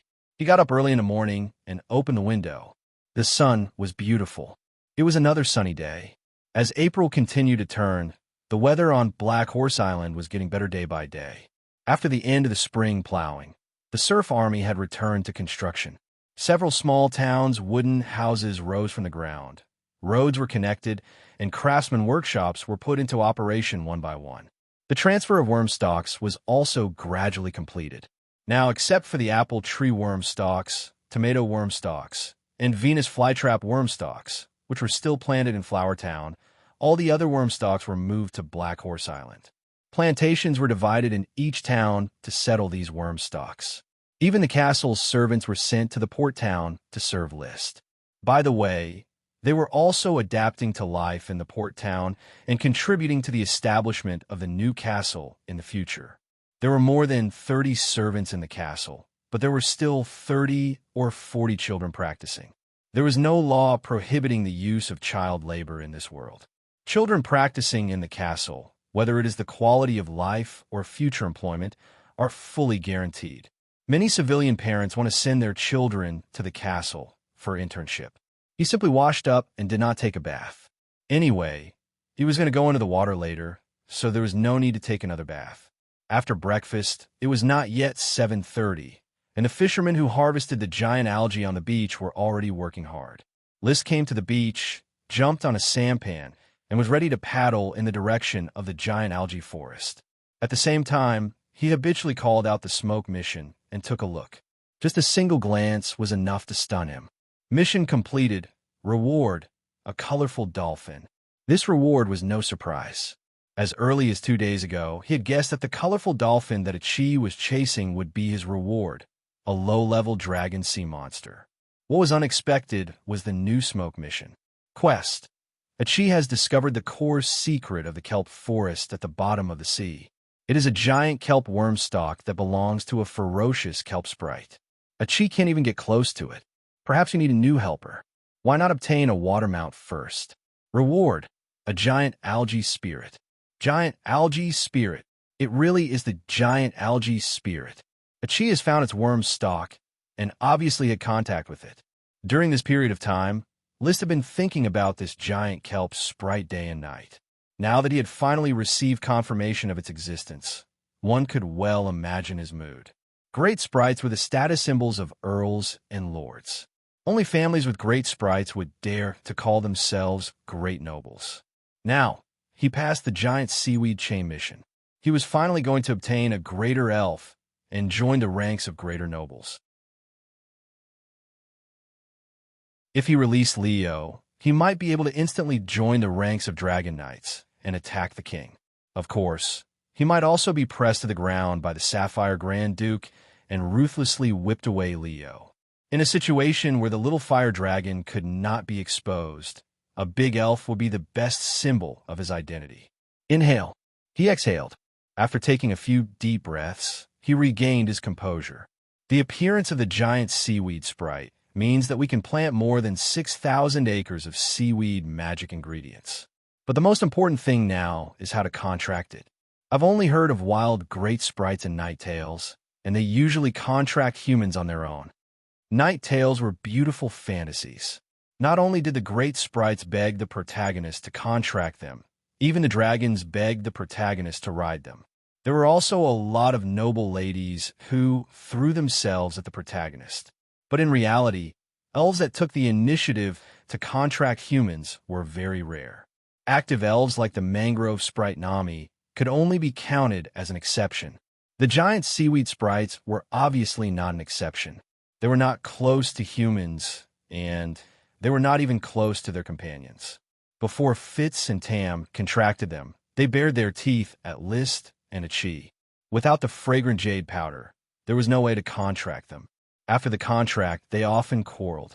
If it were not for List's mandatory ban, they might have already won. And this giant seaweed sprite, in the description of the smoke mission, was named Brutal, which showed its character. Lesser sprites have master planting magic, but the great sprite's planting magic is stronger, and it already has great strength. Even Ichi can't get close to it. I think it must be very difficult to contract it underwater. You must bring enough jade powder and be mentally prepared for a stalemate. The most important thing is to capture the colorful dolphin. The colorful dolphin was the key hint of the smoke mission. List had yet to fully understand the principles or rules of the smoke mission. He also did not know how powerful the smoke dragon's power of fate was, or how it could rely on the threads of fate to create communication. But following the smoke mission was obviously the fastest way.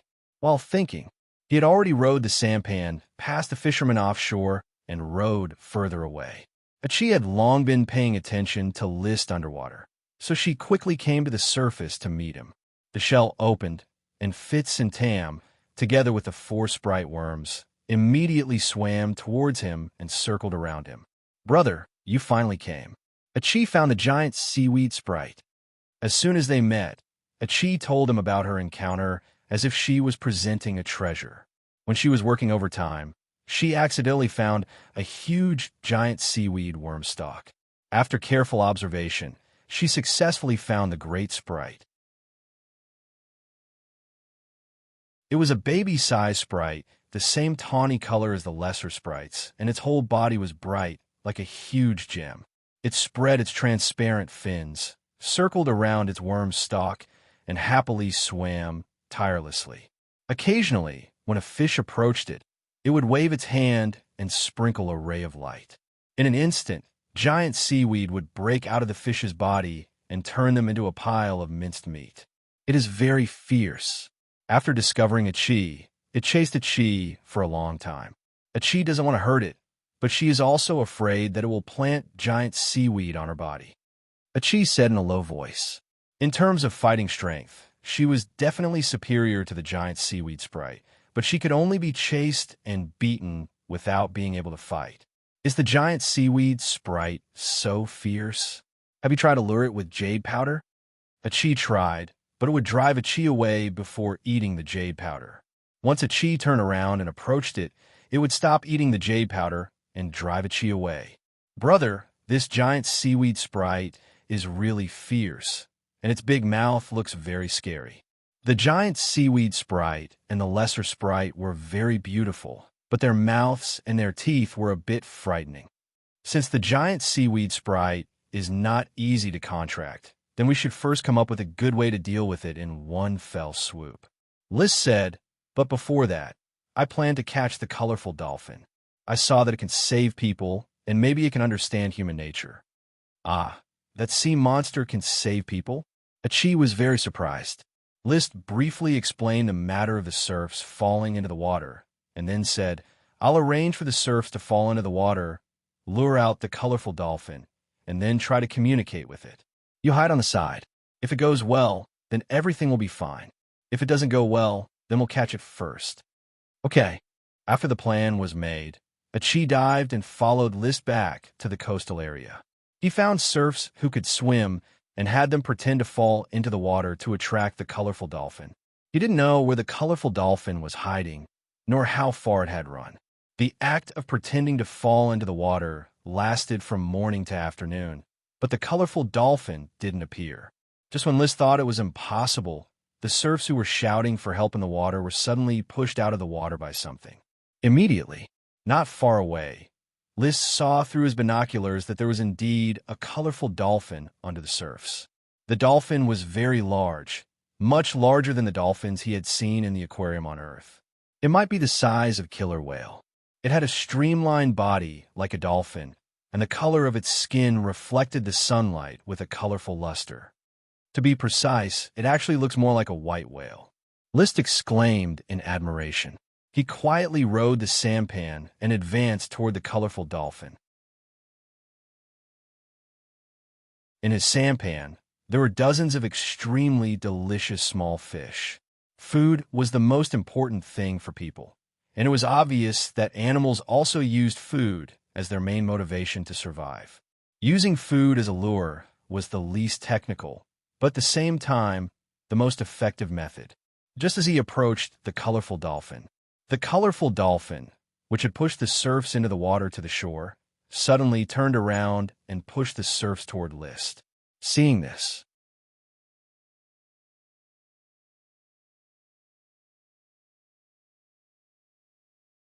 Chapter 541. It was a rainbow dolphin, or more appropriately, a rainbow whale. It carried the drowning serfs towards List's sampan. Its purpose was obvious. It wanted to send the serfs to the sampan. List didn't move, but his body was tense. If the rainbow whale dared to attack him, he wouldn't hesitate to leap into the air and let Achi catch it. However, the rainbow whale approached the sampan bit by bit, but still didn't have any intention to attack. It was just trying to save the serfs. When it reached the side of the sampan, it arched its head and directly bounced the serfs onto the sampan. List's sampan was relatively large, and he used chi to control the sampan so that it wouldn't be smashed by the serfs.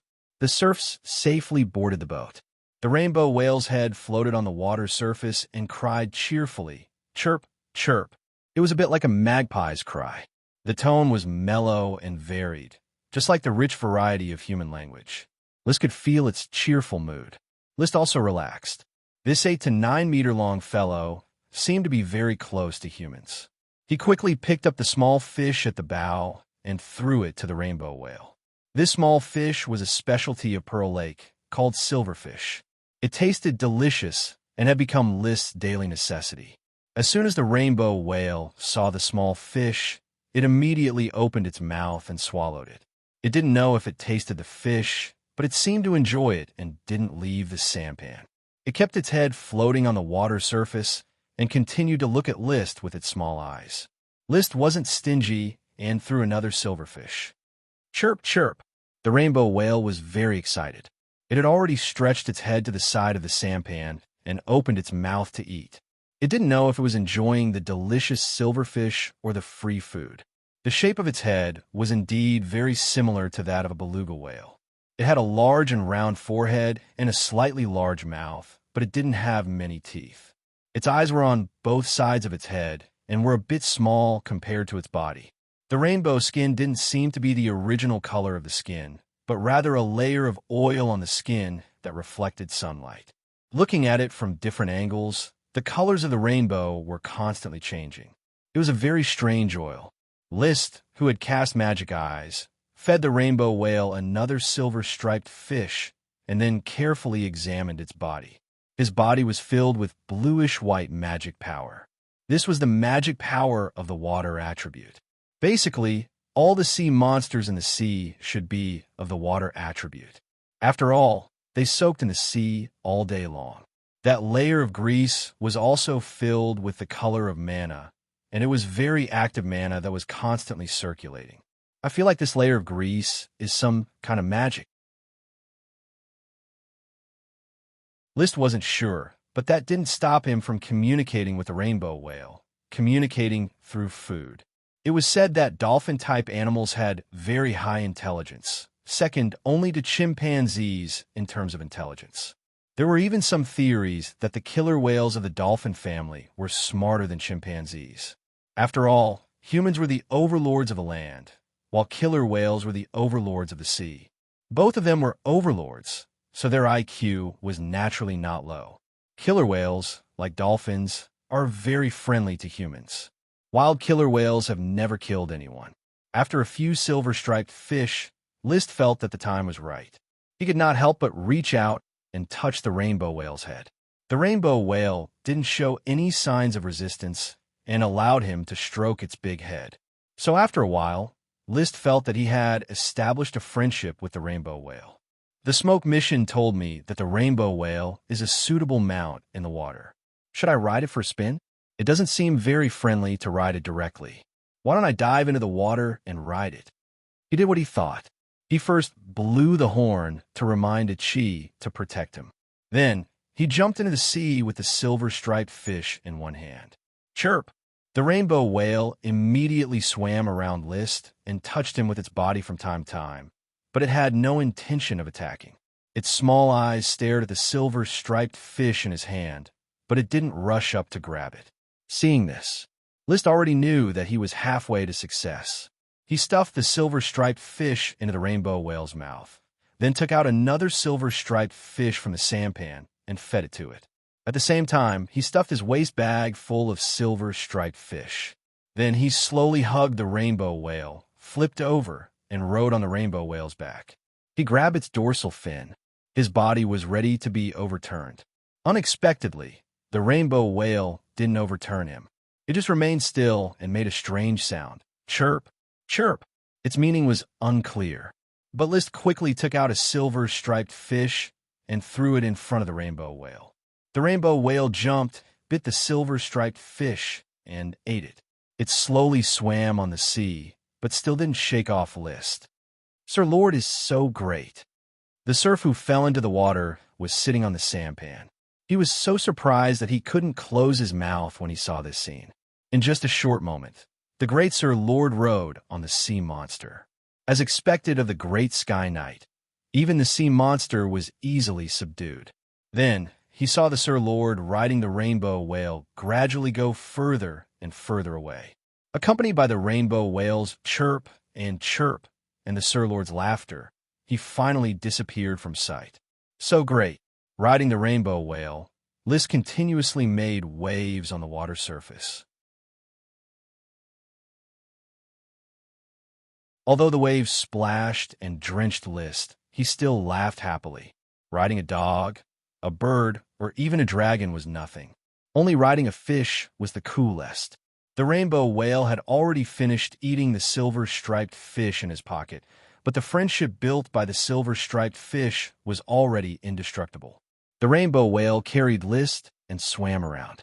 At this moment, it let out a high-pitched cry, chirp, then it dove into the water. Before List could hold his breath, he also sank into the sea with the rainbow whale.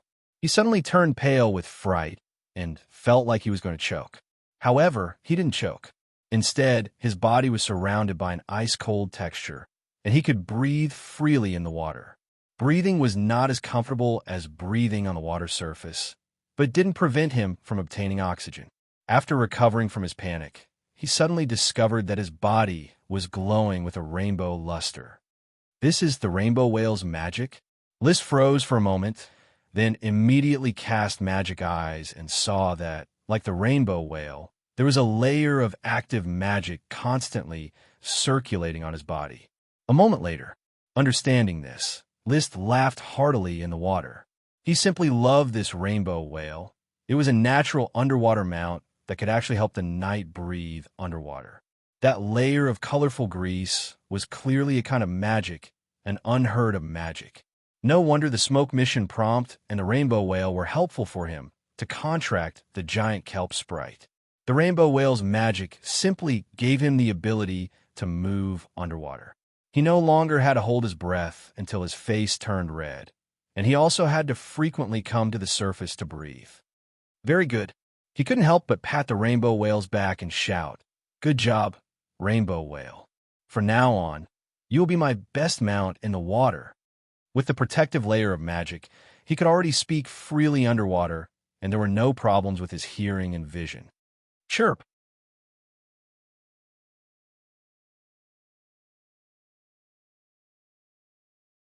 Chapter 542. When a Chi appeared, the rainbow whale had an extreme reaction. It turned around and tried to escape. However, after List comforted it for half an hour, it accepted a Chi's existence and was no longer afraid of the siren that had captured it before. Thanks to List, a Chi caught some small fish and threw them to the rainbow whale, which successfully dispelled its hostility towards a Chi. Food was always the best tool to communicate with animals. However, what touched List the most was that the rainbow whale didn't throw List off when it was avoiding a Chi, nor did it remove the protective spell on him.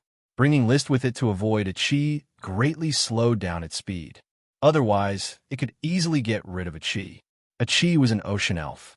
She was much faster than regular fish, but compared to the rainbow whale, she was still far behind.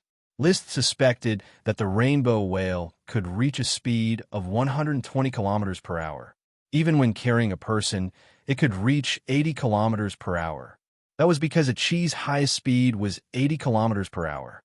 Since you're a female rainbow whale, I'll call you Rose. As for why he thought of the name Rose, it was because when List rode the whale, the image of Jack hugging Rose from Titanic floated in his mind. It was just as cool. List called Rose's protective layer of magic the rainbow breathing membrane.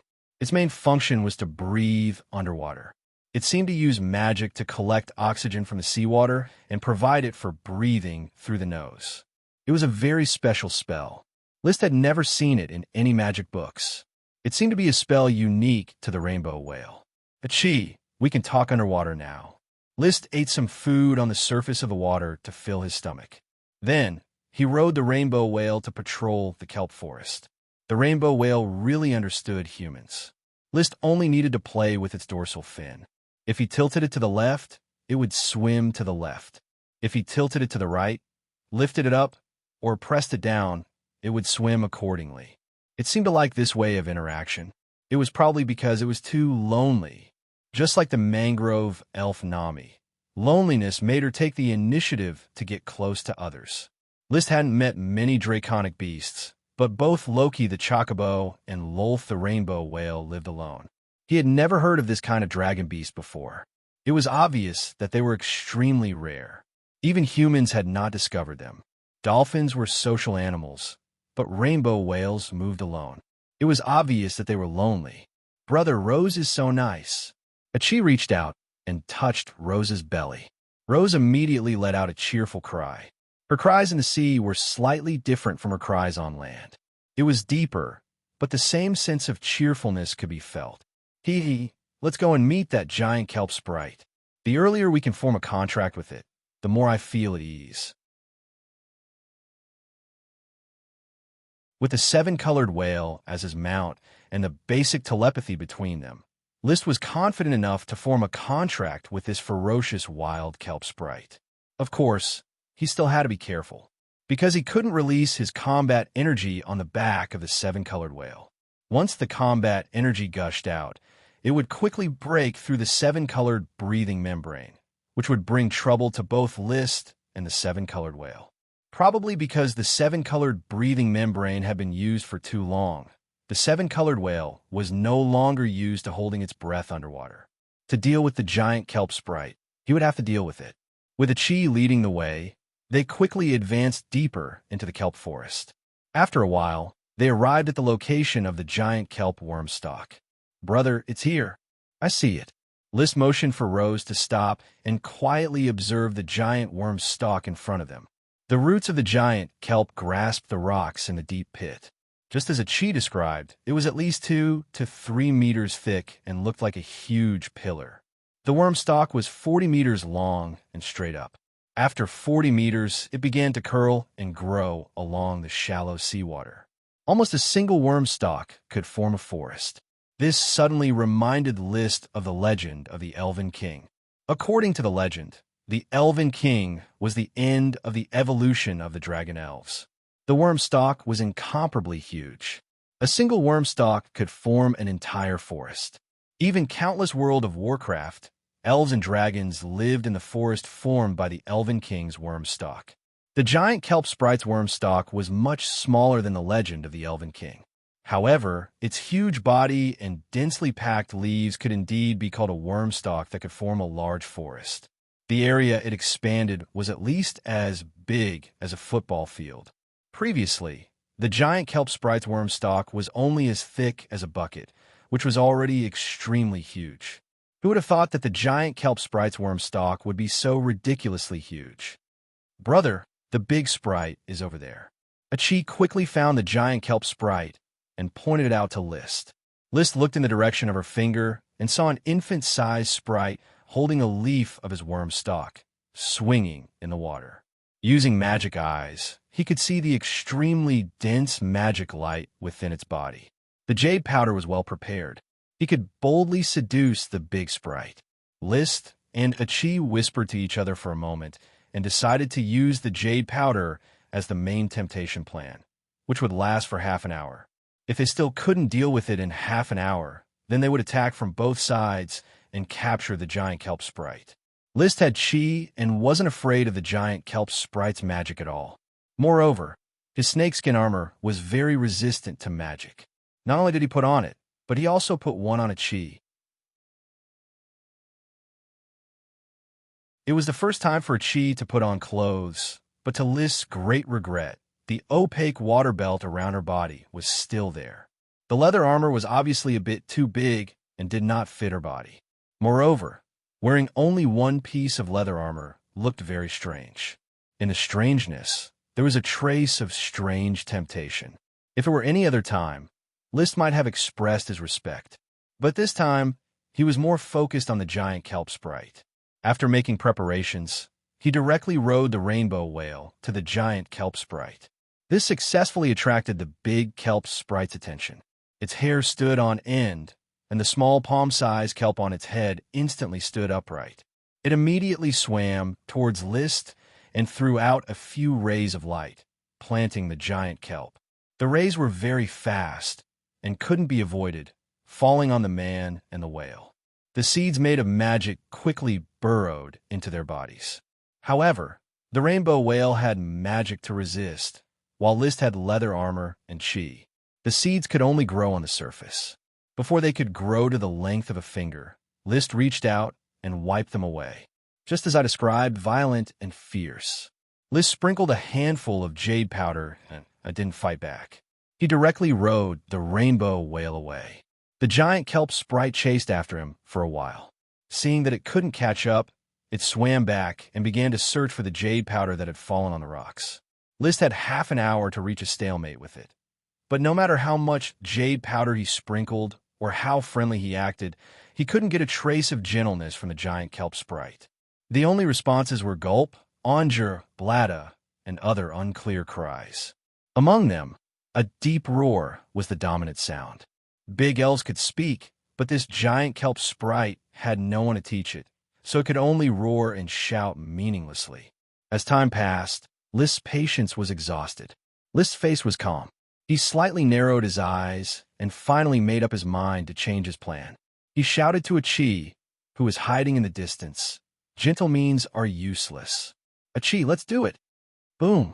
A Chi immediately turned into a white lightning bolt and rushed towards the giant kelp sprite. At the same time, she released a magic water vortex to disrupt the giant kelp sprite's movements. On the other side, the rainbow whale, under List's control, also rushed towards the giant kelp sprite excitedly. List did not use any fighting skills, nor did he take out any weapons. He just took out a fine-eyed fishing net from the gem space that he had long prepared and covered the head of the giant algae sprite. A water archmage and a sky knight tried their best to capture the giant kelp sprite, whose alertness was almost exhausted. Obviously, it wasn't difficult at all. The big kelp reacted fiercely and tore the fishing net. Its teeth were very sharp, and it tore the fishing net in a few bites. Just as it struggled to break out of the fishing net, List rushed over and grabbed the big kelp. Then, at lightning speed, he put his fingertip into its mouth and took a bite. He felt a sharp pain on his fingertip, and his finger was already bleeding profusely. If he hadn't been mentally prepared and pulled his finger out in time, it might have been bitten off by the giant kelp sprite's sharp teeth. However, this pain was soon replaced by a wonderful feeling of telepathy. It was as if his consciousness had been divided into two. One part was playing the role of List, who was suffering, and the other part was playing the role of the giant kelp sprite, who was experiencing a novel experience. Gulp! The giant kelp sprite was also stunned, its eyes filled with confusion. For a moment, it didn't know who it was and what it wanted to do.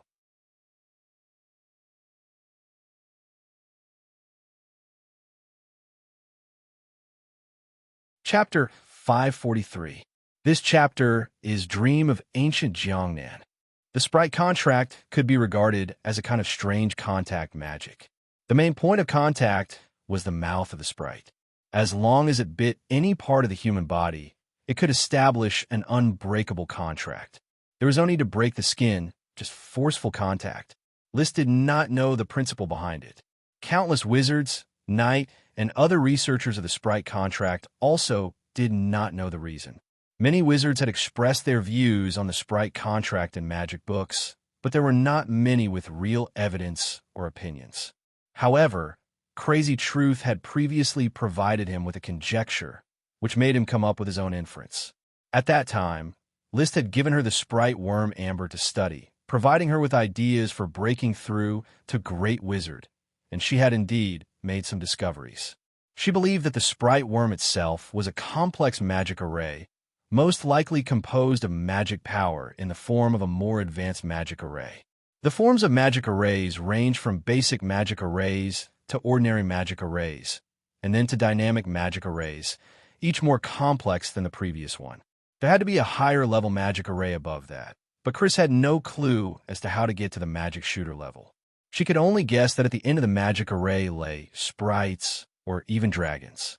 In fact, List quite believed in this inference. The triangular theory of magic power, matter, and spirit could be very compatible with the structural theory of magic arrays.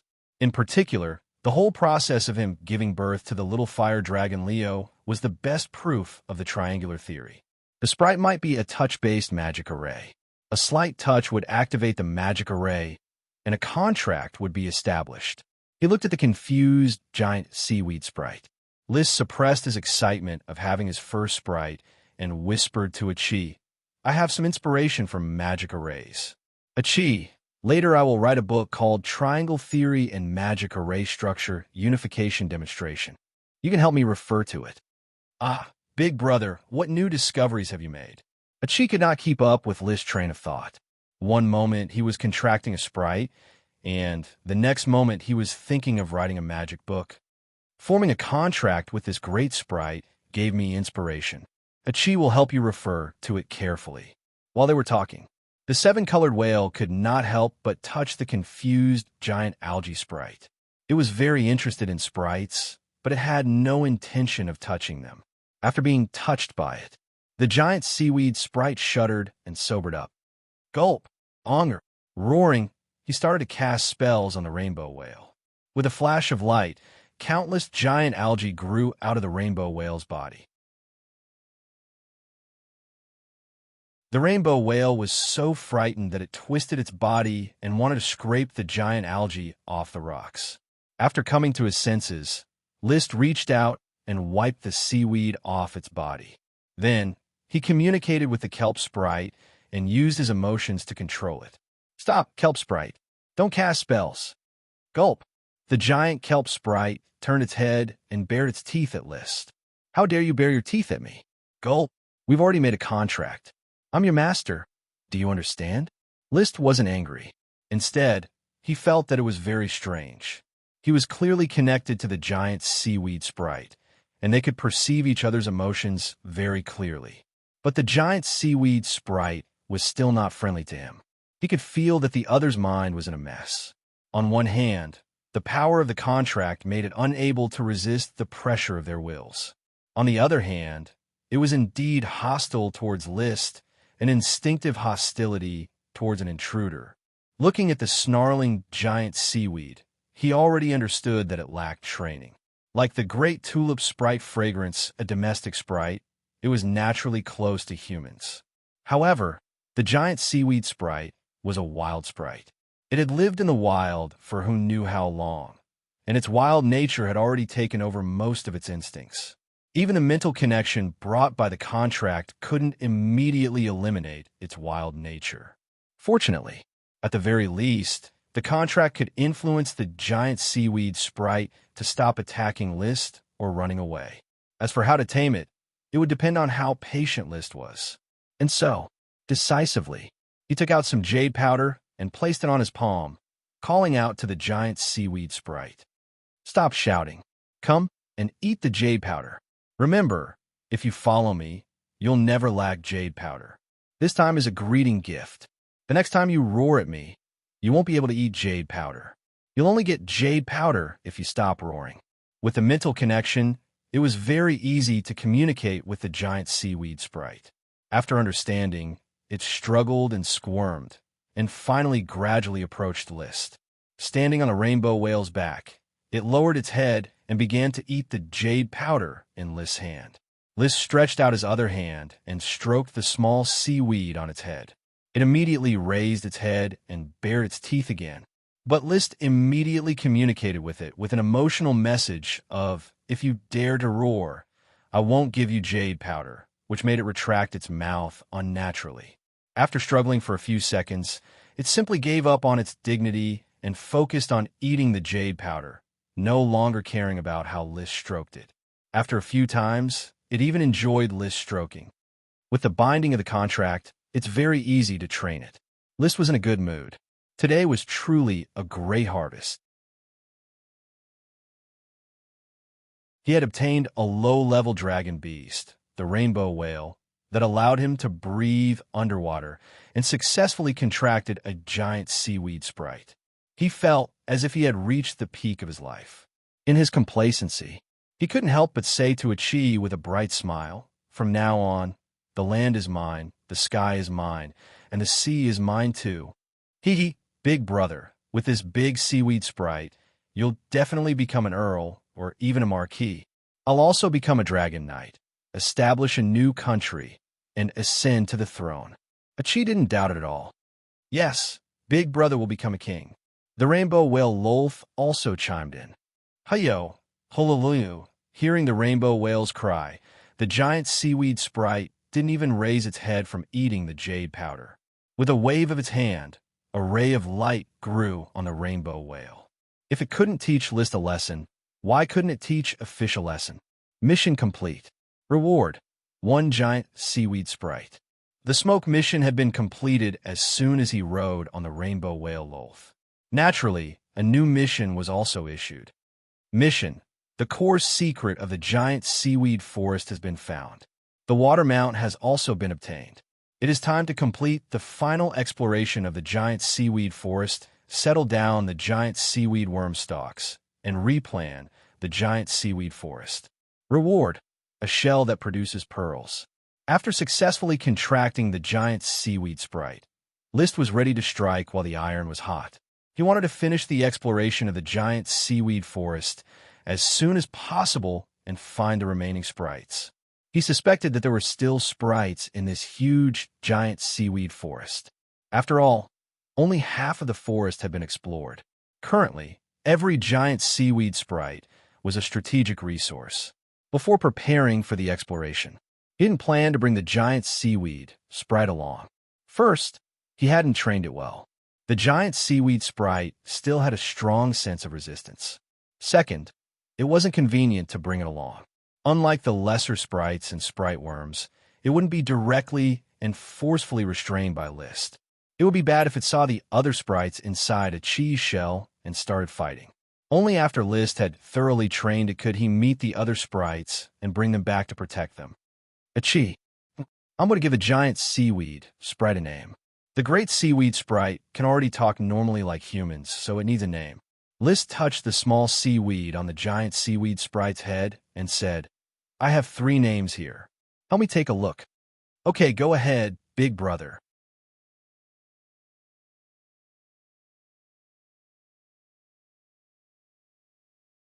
Chapter 544. Achi thought the name Loy sounded good, but in the end, List still rejected it. For the sake of tradition, I'll call you Parker. The so-called tradition was the name of the mounts, World of Warcraft, elves, and dragons he had tamed along the way. All of them had the same style: Fire Dragon, Black Dragon, Dosin, Blessed Curls, Lightning, Ella, Nami, Loki, Mickey, Leo, Fitz, Tam, and Lolth. Therefore, the giant kelp sprite was called Parker according to tradition. Ghost Shadow Parker of Bloodport, a very fierce hero in League of Legends, matched the temperament of the giant kelp sprite quite well. You'll be called Parker, remember? Gulp. You're called Parker. Say it after me. List used his mind to communicate, pointed at it, and then said the serpentines. Parker. Parker turned his head to the side, ignoring List. List smiled and took out a handful of jade powder. Parker. Gulp. Parker stared at the jade powder, unable to move his eyes away. After a while, he reluctantly said, Bye. Parker. It's Parker, Parker. List clenched his fist, still smiling. Parker. Parker. Parker. For the 3rd time, the giant kelp sprite finally clearly shouted his name. Parker. Good boy, come, this is yours. I have something to do now. I'll leave for a while. I'll come find you in the evening. He handed the jade powder to Parker. List waved his hand, riding the 7-colored whale Lolth, and together with Achi, they left Parker and its huge worm stalk. When their figures disappeared in the giant kelp forest, Parker, who had been eating the jade powder with his head down, suddenly stopped. Instead, he raised his head and looked in the direction List had left. He was in a daze, and no one knew what he was thinking. A quarter of an hour, maybe half an hour. Parker opened his mouth and softly shouted, Parker. He continued to shout, Parker, Parker, Parker. The shouting became louder and louder, and in the end, he simply laughed and shouted, Parker, Parker, Peck. He was excited to have a name. It had never thought of giving itself a name while living in the sea. Mimicking List's style, he pointed at himself and said, Parker. Its voice was sharp, but the tone was pleasant to hear. It was just that the teeth in its mouth ruined the aesthetic. After shouting Parker for a long time, he even forgot to eat the jade powder in his hand. At this moment, a fish rushed over, seemingly wanting to taste the jade powder. But before it could eat, a ray of light flashed, and countless giant seaweeds pierced out from the fish's body, tearing it apart. Parker turned his head. Looking at the remains of the dead fish, he roared, Parker! When the other fish saw the tragic end of the fish and Parker's roar, they immediately turned around and ran away in fear. For a time, Parker was the only one left near the worm stalk. As it ate the jade powder, it returned to its worm stalk, rolled up a leaf, and wrapped itself in it. A faint murmur could be heard. Parker. Very soon, this place became the territory of all kinds of fish, prawns, and crabs. I can actually feel Parker's mood, like a happy child getting a toy. Shortly after List left, he sensed Parker's mood. He did not know why Parker was so happy. He did not see it like this when he gave it the jade powder. List shook his head and did not care too much. As long as it was not panicking when encountering danger, there was no need to care. With the rainbow whale Lolth, his search speed at the bottom of the sea increased by leaps and bounds. It seemed that there were still 10 to 20,000 mu of giant seaweed forest to search, but it was basically just a round trip. Magic eyes continued to operate. Despite the narrow field of vision underwater, the water was clear, and he could still see dozens of meters away. With a glance, he could clearly distinguish whether there was a magic retroaction or not, thus saving him the tedious identification process. In other words, magic eyes, this Chi's secret skill, existed to find sprites. Suddenly, his eyes lit up. A bit of magic retroaction light attracted him. He immediately urged Lolth to rush toward the light. Sure enough, it was a giant seaweed worm stalk with a sprite worm wandering at its roots. Without much to say, he sprinkled the jade powder, stretched out his finger, and took a bite. The giant seaweed forest had contributed the fifth sprite worm. The appearance of this sprite worm proved that List's conjecture was correct. There were still sprites in the giant seaweed forest. Thereupon, he continued to energize himself and diligently explore every nook and cranny. In the evening, when he was about to return, he made a new discovery. This time, the worm stalk he found turned out to be the giant seaweed lesser sprite's worm stalk. The third giant seaweed lesser sprite. The blessings came too frequently, continuously smashing my face. I need to go back and have a good rest. List used the old method and successfully contracted the lesser sprite. After thinking for a long time, he named it Eddie. Apart from continuing the tradition, he could not think of a suitable name for his mount, World of Warcraft, sprite, and dragon. Therefore, Eddie became a meaningless name. This was also probably related to the poor timing of its appearance. Who let Parker appear before it? With a greater sprite, List inevitably neglected the lesser sprite. Eddie was the icing on the cake after being smashed by the blessings. At this time, he was already numb to it. He was too lazy to think of a nice name. Many greater aristocrats raised sprites without names, only using worm stalks as a code name. Now that he was gradually stepping into the ranks of greater aristocrats, there would be more and more lesser sprites in the future. He stuffed Eddie into a cheese shell and forbade it from fighting with Fitz and Tam before the three giant seaweed lesser sprites bared their teeth at each other. The wild nature of the sprites was suppressed. Liz called out to a Chi and prepared to return. Riding on Lolth's back, he was a little absent-minded. As I continue to improve my strength, the number of sprites, mounts, and World of Warcraft will increase, and the companions I once cherished will gradually become marginal. In fact, I haven't cared about Fire Dragon, Black Dragon, and Lightning for a long time. Loki has replaced them. There was a touch of sadness. But this was life. Just like childhood toys, they would always quietly leave at some point. At least they can still enjoy the life they deserve in my territory and get the careful care of my servants. Let's put away his sadness. He was not a sentimental person. He was striving for his ideals. Soon, they returned to the position of the giant seaweed sprite worm stalk and woke up the sleeping Parker. Liz stayed for a while, practiced saying Parker a few times, and told Parker his name. List, he pointed to himself, and then to the giant seaweed sprite. Parker. This time, Parker behaved harmoniously. It first pointed to itself. Parker. Then it pointed to List and said clearly, List. List suddenly smiled and pointed to the siren next to him. A Chi. Parker's face suddenly changed, and he looked like he was about to roar. Gulp! A Chi was a little disappointed, but List quickly comforted her. Don't worry, Parker will slowly become familiar with you.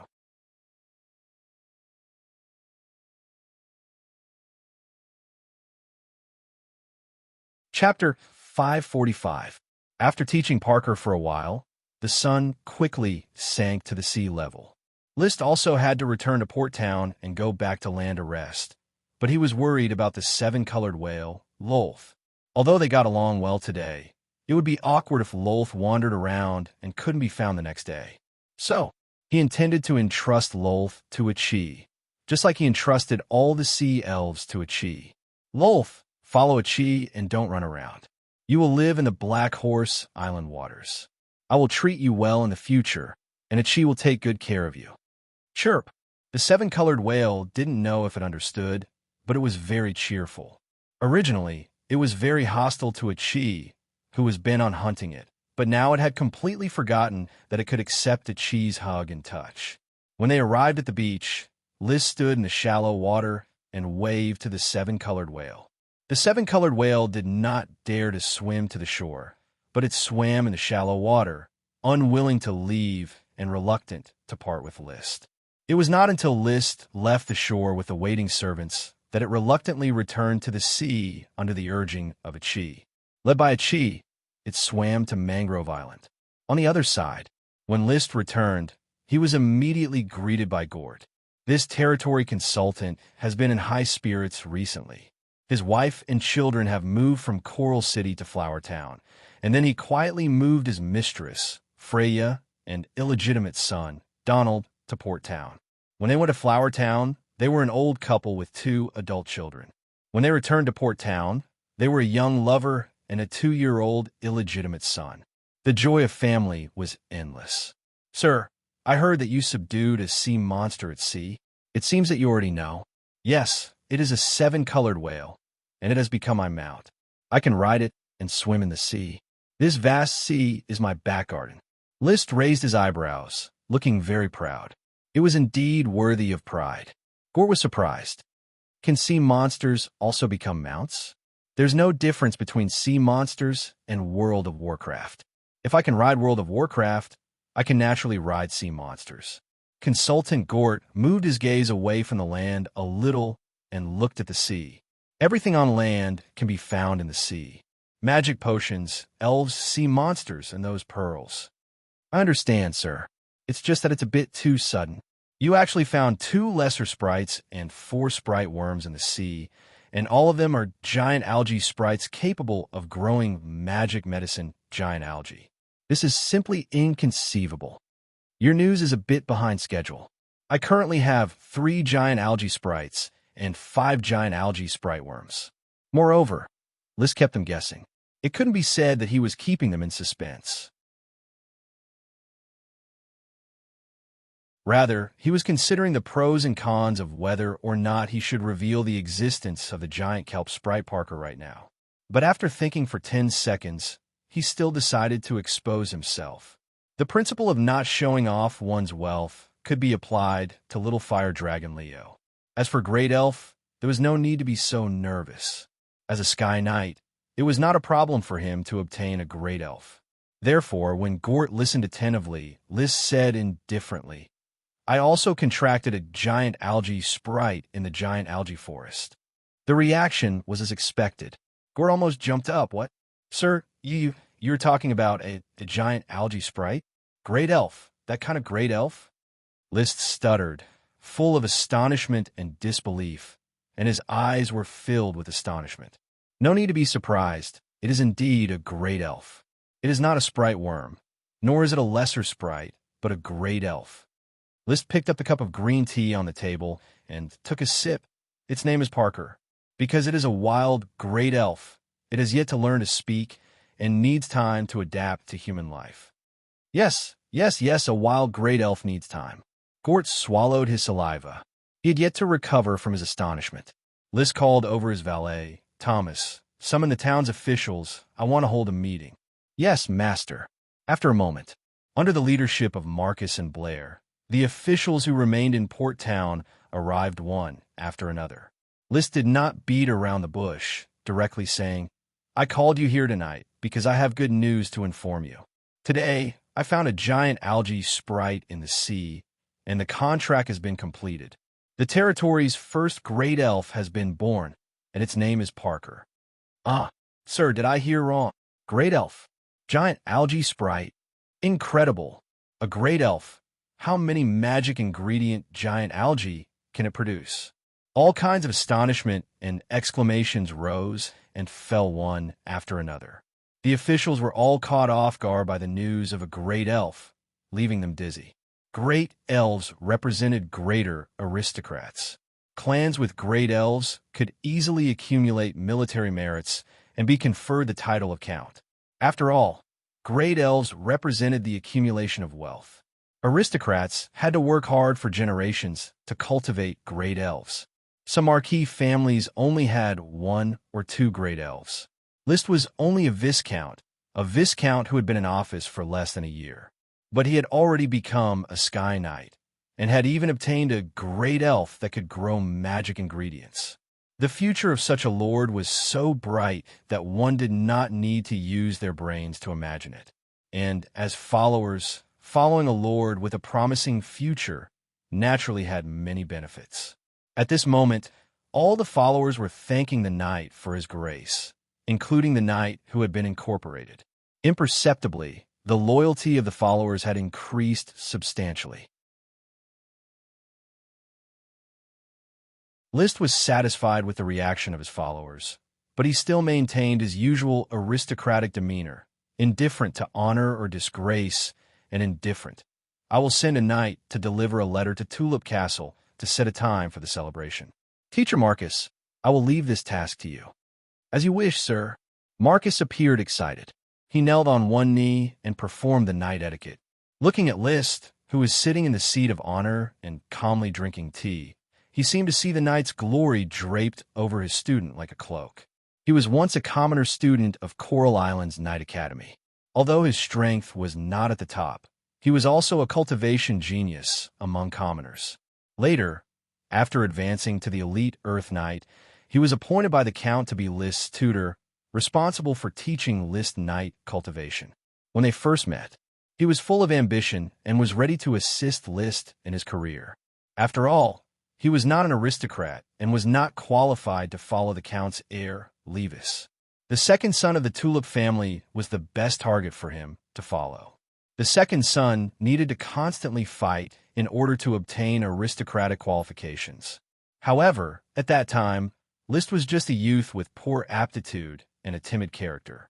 He was not favored in the Tulip Castle. Of course, in the end, List was still made a baron, eliminating the need to struggle. However, Marcus was not happy at all. He did not think that List would go to war and fight for glory. Following such a lord would not allow him to achieve his aristocratic goals. Before setting off for Flower Town, he was in despair several times. But he could not disobey the Count's orders. However, List, who came to Flower Town, seemed to have changed into a different person, maturing from the inside out.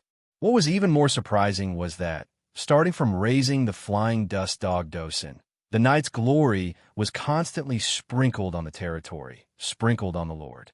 In a year, the originally mediocre List grew into an elite Earth Knight at an astonishing speed and defeated him. In the following 2 wars, his performance was even more extraordinary. The first time he participated in the development order, he broke through and became a Sky Knight, stunning the entire Coral Island. It was conceivable that even in the entire Grand Duchy of Sapphire, there would be aristocrats talking about the 17-year-old Sky Knight List. This represented the rise of another aristocratic star in the country.